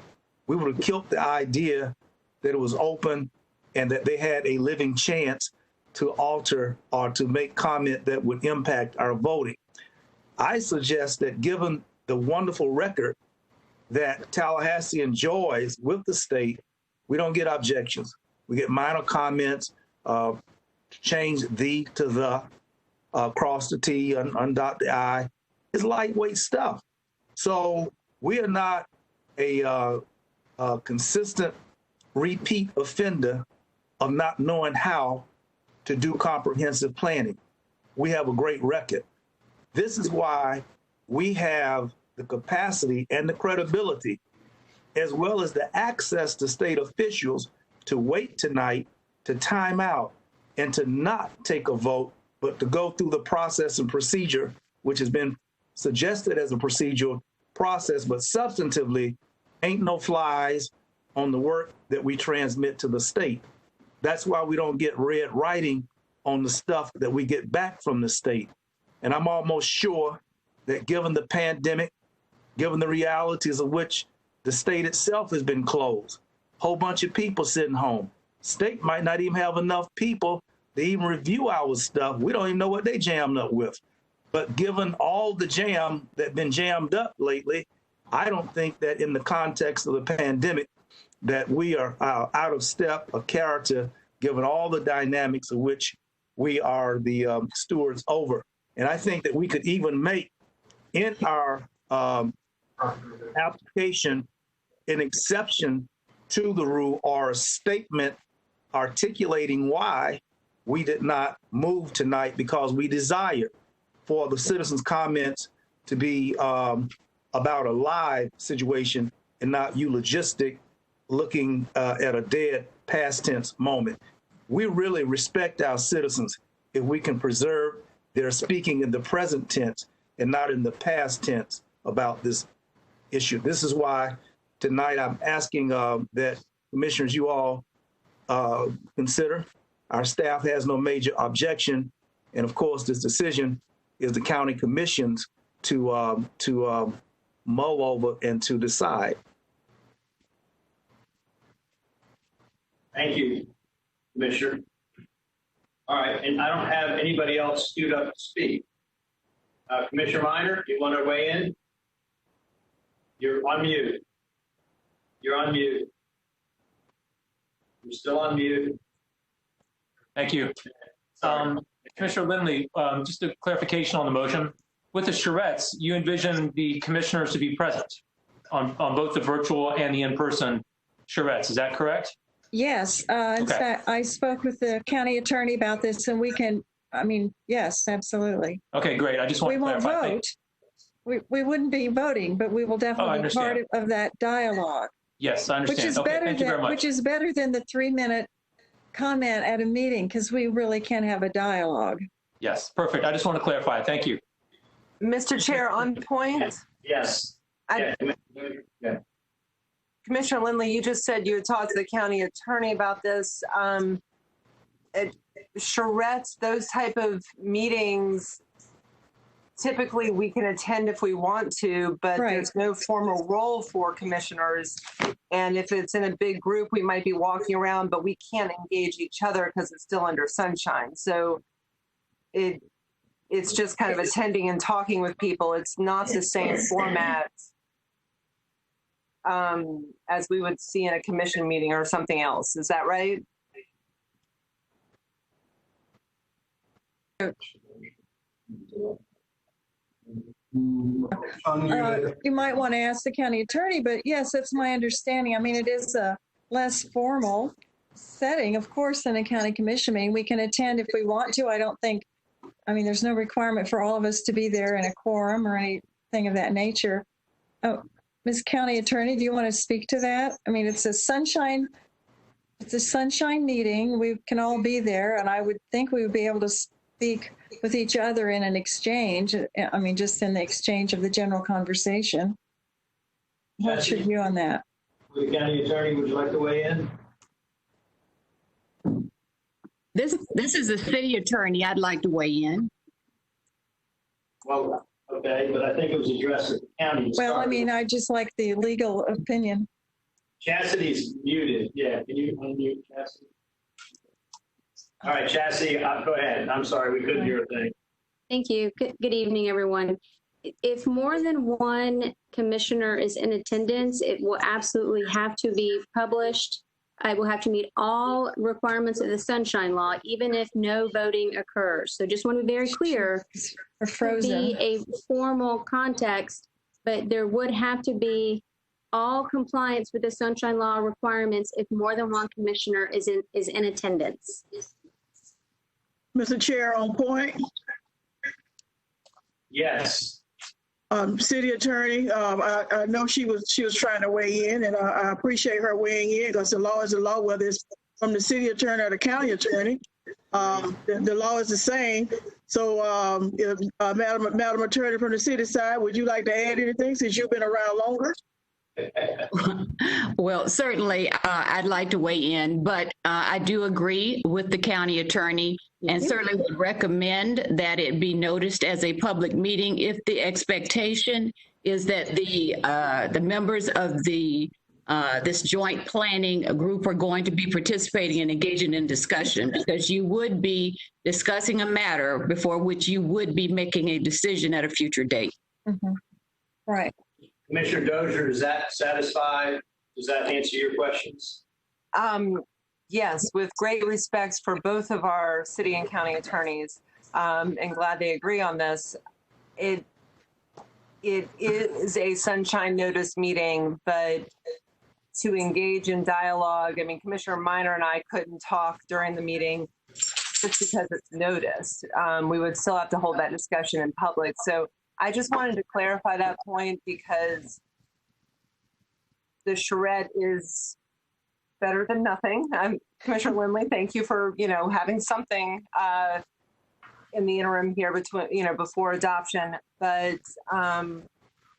I do not think it serves the purpose of a public hearing or even a regular commission meeting, city or county, where people can stand at the podium and talk to us. I just wanted to make that clear.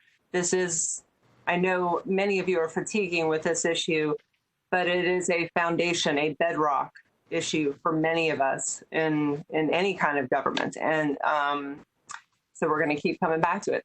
Thank you. Thank you. All right. I don't think I have anybody else to speak on the county side. Mr. Chairman, but just one last question, Mr. Chairman. Are we obligated to go hear somebody after we done already took the vote, sir? Are you obligated to hear somebody after you've taken the vote? I'm not quite sure I understand the question, Commissioner. County Attorney, you understand what I asked? Commissioner, are you asking whether you would be required to attend the charrettes? Right. If we vote on this, moving this forward, after we voted. There would be no compulsory requirement, it's my understanding, to attend any charrettes. Yes, ma'am. Thank you. Okay. Okay, this is the roll call for Commissioner Lindley's motion, seconded by Commissioner Maddox. Oh, it's Commissioner Minor. Commissioner Maddox. Commissioner Minor. Commissioner Maddox. Yeah. Okay, I'm going to go down here. Commissioner Maddox. I assume yes. Aye, Mr. Chair. All right. Commissioner Lindley, I assume. Aye. No, don't let me put words in your mouth. Unmute. Yes. Thank you. Okay. My button keeps popping off. Pardon me. Commissioner Dozier. No. No. Okay. Commissioner Minor. Aye. Thank you. Commissioner Jackson. Aye. Commissioner Proctor. No. And I'm in favor of 5-2 by my counting with Yes. Commissioner Proctor, Commissioner Dozier in opposition. Yes. That's it for me on the county. Mr. Mayor, I'll hand the baton to you. Thank you. I appreciate it, Mr. Chairman. Okay, we are on, and I'm asking the city attorney to please keep us in line. We will have two motions, actually. Mayor Pro Tem, I'm coming to you to see if you will make the motion for the transmittal hearing on TTA 2020-013, which is the exact motion that was just made by Commissioner Lindley. After this vote, I'm going to come back to you to make a motion for staff recommendation with Commissioner Lindley's language so that the language mirrors each other with the two votes for transmittal hearing on TMA 2020-012. Okay? So okay. The first motion, if you're interested in making, will be Commissioner Lindley's motion that she just made that the county just passed. So moved. It's been properly moved by the Mayor Pro Tem. Is there a second to the I will second the motion for you. City Commissioners, is there any other discussion on the motion on the table for the Wulani Critical Area TTA 2020-013? Mr. Mayor. Commissioner Richardson and Commissioner Matlow. Thank you. I will be brief. I am in favor of the motion, but what I would say is that I know that all of us are committed to public input, in-person input, where and when we can. Commissioner Williams-Cox has said it time and time again. We don't confine our public input to just city commission meetings. We're out in the community. We have personal meetings. We take phone calls, emails, however we can get that public input. These are extraordinary times, and we're doing the best that we can under these extraordinary times to keep the business of the community and the commission moving forward. And so I support the motion, Mr. Mayor. Thank you. Commissioner Matlow.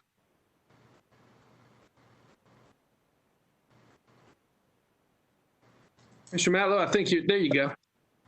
Thank you, sir.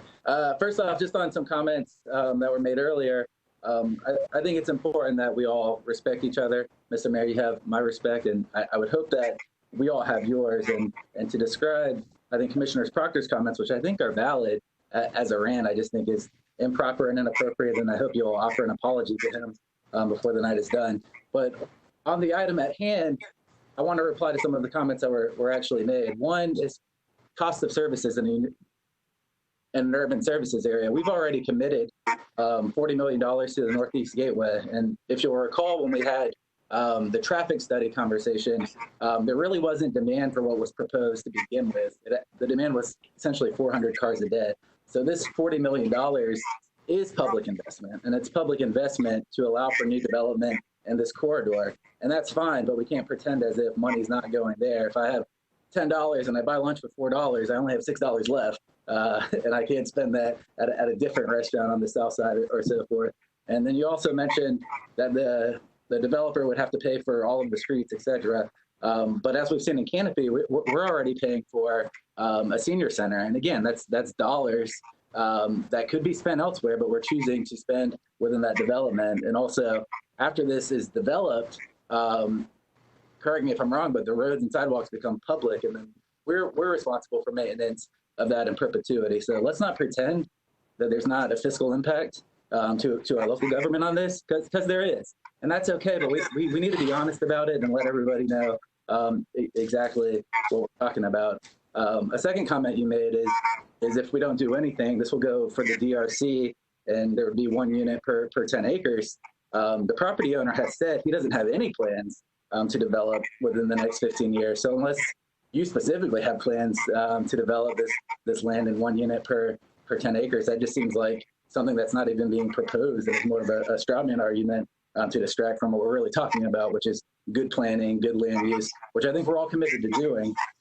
And the last final point I would make is we're now 3.5 hours in, and we've heard different arguments on the merits of development, but I haven't heard a single argument on the timetable and why it would be inappropriate or just not needed to delay this for 4 months. And without a single reason that we should do this now, and with the mass amount of public input, I just can't support this. So I would offer an alternative motion that we reschedule the transmittal hearing for September 17th, which would give us enough time to complete the entire process by the end of 2020. I'll second that. There is not an appropriate second on the table. It has come from the City Commission, therefore the motion dies for a lack of a second. Commissioner Matlow, let me also state that the next time you tweet that any of us that might disagree with you on a policy issue must have some type of financial interest in it, I would ask you too to also be mindful of your words and how we represent ourselves moving forward. And I think that I speak for everybody that we should all pay attention specifically to what we're saying. With that, we have a motion on the table that was made by the Mayor Pro Tem that I seconded. Any further comments? Seeing none, all those in favor signify by saying aye. Aye. All those opposed? Nay. Let's do a roll call to make sure that we get it correctly. The Mayor Pro Tem? Aye. Commissioner Richardson? Aye. Commissioner Bryant? Aye. Commissioner Matlow? Nay. And I am in favor. It passes 4-1. Mr. Mayor, may I say something? Sure. We spent an awful lot of time talking about how people are dealing with the pandemic and how people don't know this and people don't know that and people don't have phones and people don't have this. People don't know what charrettes are. We've been using language that is for us, but people may not know what charrettes are. And we need to define that for them, because if we're so concerned about everyone knowing and having access, then we need to use the language that they understand. I've had many conversations with people who said that they didn't get this information. And my question to them was, how do you get your information? Because we're sending it out in all the avenues and venues that we've sent everything out on. If we're missing something somewhere, let us know so we can then fill in that gap. So let's speak in plain English so people know what they are. What are charrettes? I mean, I know what they are, but somebody define it for the public who's listening. Great point. Artie, you want to define what the process of a charrette is by chance so that we're all clear on the same page for the public? I'd be happy to. A charrette is basically a fancy planning term for an intensive, very deliberate public engagement opportunity for the public to provide input into the design, and in this case, development of the goals, objectives, and policies for a plan. And so basically it's a hyped up workshop with the public. Okay. Thank you, Mr. Mayor, for that opportunity, and thank you, Artie. Now, I would like to say that I've heard that some people may not have access to it. We are gravely concerned about exposure to COVID. So meeting in person, I'm going to request that we do some things along with following CDC guidelines. Everyone needs to have on a mask, okay? And everyone needs to have their temperature checked on the way in. Everyone needs to be screened with questions that we're doing now at City Hall. This way, we're trying to protect them and protect us, because we don't need any scares that people came to a meeting because we insisted on bringing them to a face-to-face meeting, and then we endanger them. Who wants that as a part of our legacy? And having been the commissioner who led the charge to meet people in the community and to be transparent and to bring City Hall out of City Hall to the people, I'm having trouble understanding that sometimes we're being accused, and I'm not taking it personally, but we're being accused of doing things under the cloak of darkness. But all we have done since 2018 was to throw back the curtain, invite people in, and the only reason they're not being invited in at this juncture is because we don't want anyone to get sick. We've had 40 upticks in COVID cases in one day. And so we have to not pretend that there's not a cost associated with that. So I just say that those are some things that I don't mind. I would love to meet in person, but we have got to do those things and those protocols to protect everybody. Mayor Pro Tem, would you be willing to make a motion on TMA 2020-012 for the staff recommendation and the Lindley language? So moved. And I will second that. There is a motion on the table, and it's been properly seconded. Commissioner Matlow, you are recognized. Thank you, sir. And I have the same concerns on this item as with the last one. I'd offer an alternative motion that we reschedule this hearing for September 17th, so it can have proper public engagement and we can complete the cycle before the end of 2020. Second. Motion dies for a lack of a proper second. Seeing no further discussion, all those in favor of the Diane Williams Cox motion on the table, seconded by the mayor, please signify by saying aye. Aye. Aye. All those opposed? Nay. We'll take a roll call vote to make sure we get it correct. Mayor Pro Tem? Aye. Commissioner Richardson? Aye. Commissioner Bryant? Aye. Commissioner Matlow? Nay. And I vote in favor. It passes 4-1 with Commissioner Matlow in dissent. Mr. Chairman, that is all the county business that we have. Thank you, Mr. Mayor. All the city business that we have. City business that we have. It's I'm going to do one more check-in with Artie. Artie, I believe that concludes all of the material, and you can nod your head. That is correct. That it includes all of the transmittal hearings for all of the amendments. Thank you for the clear guidance tonight and the discussion. Mr. Chairman, Mr. Mayor, Commissioners. Close out by saying, look, we started Village Square in this community, and I think we had a great debate tonight. I have to take some of the personalities out of it, but frankly, you know, having the ability in a community like this to have a big, open, wide open debate and walk away and not hold grudges is important. And I think, frankly, we've come a long way. Artie, you and your staff have done an unbelievable job. My hat's off to you. Mr. Mayor, it's an honor to serve with you, and for all of my county commissioners and the city commissioners, I can't tell you how honored I am to have chaired this meeting. And with that, we stand adjourned. Thank you. Mr. Chair, before you adjourn, do you need a motion to transmit? I don't know, Artie. I believe that was part of the staff recommendation for each amendment. We're fine. Thank you, though. Good catch. But thanks. Hold on, let's make sure before we adjourn. Are we in a good legal standing with the transmittal? Looking at the city attorney for the city amendments and the county attorney for the county amendments. Okay. Did I get a nod on both sides? Yes. Good? Yes. You're in a good spot. Yes. I'm saying yes. Yes. Yes. All right. Anything else for the good of the order? Thank you, sir. Thank you all. Have a good evening. Take care. Appreciate it. Thank you.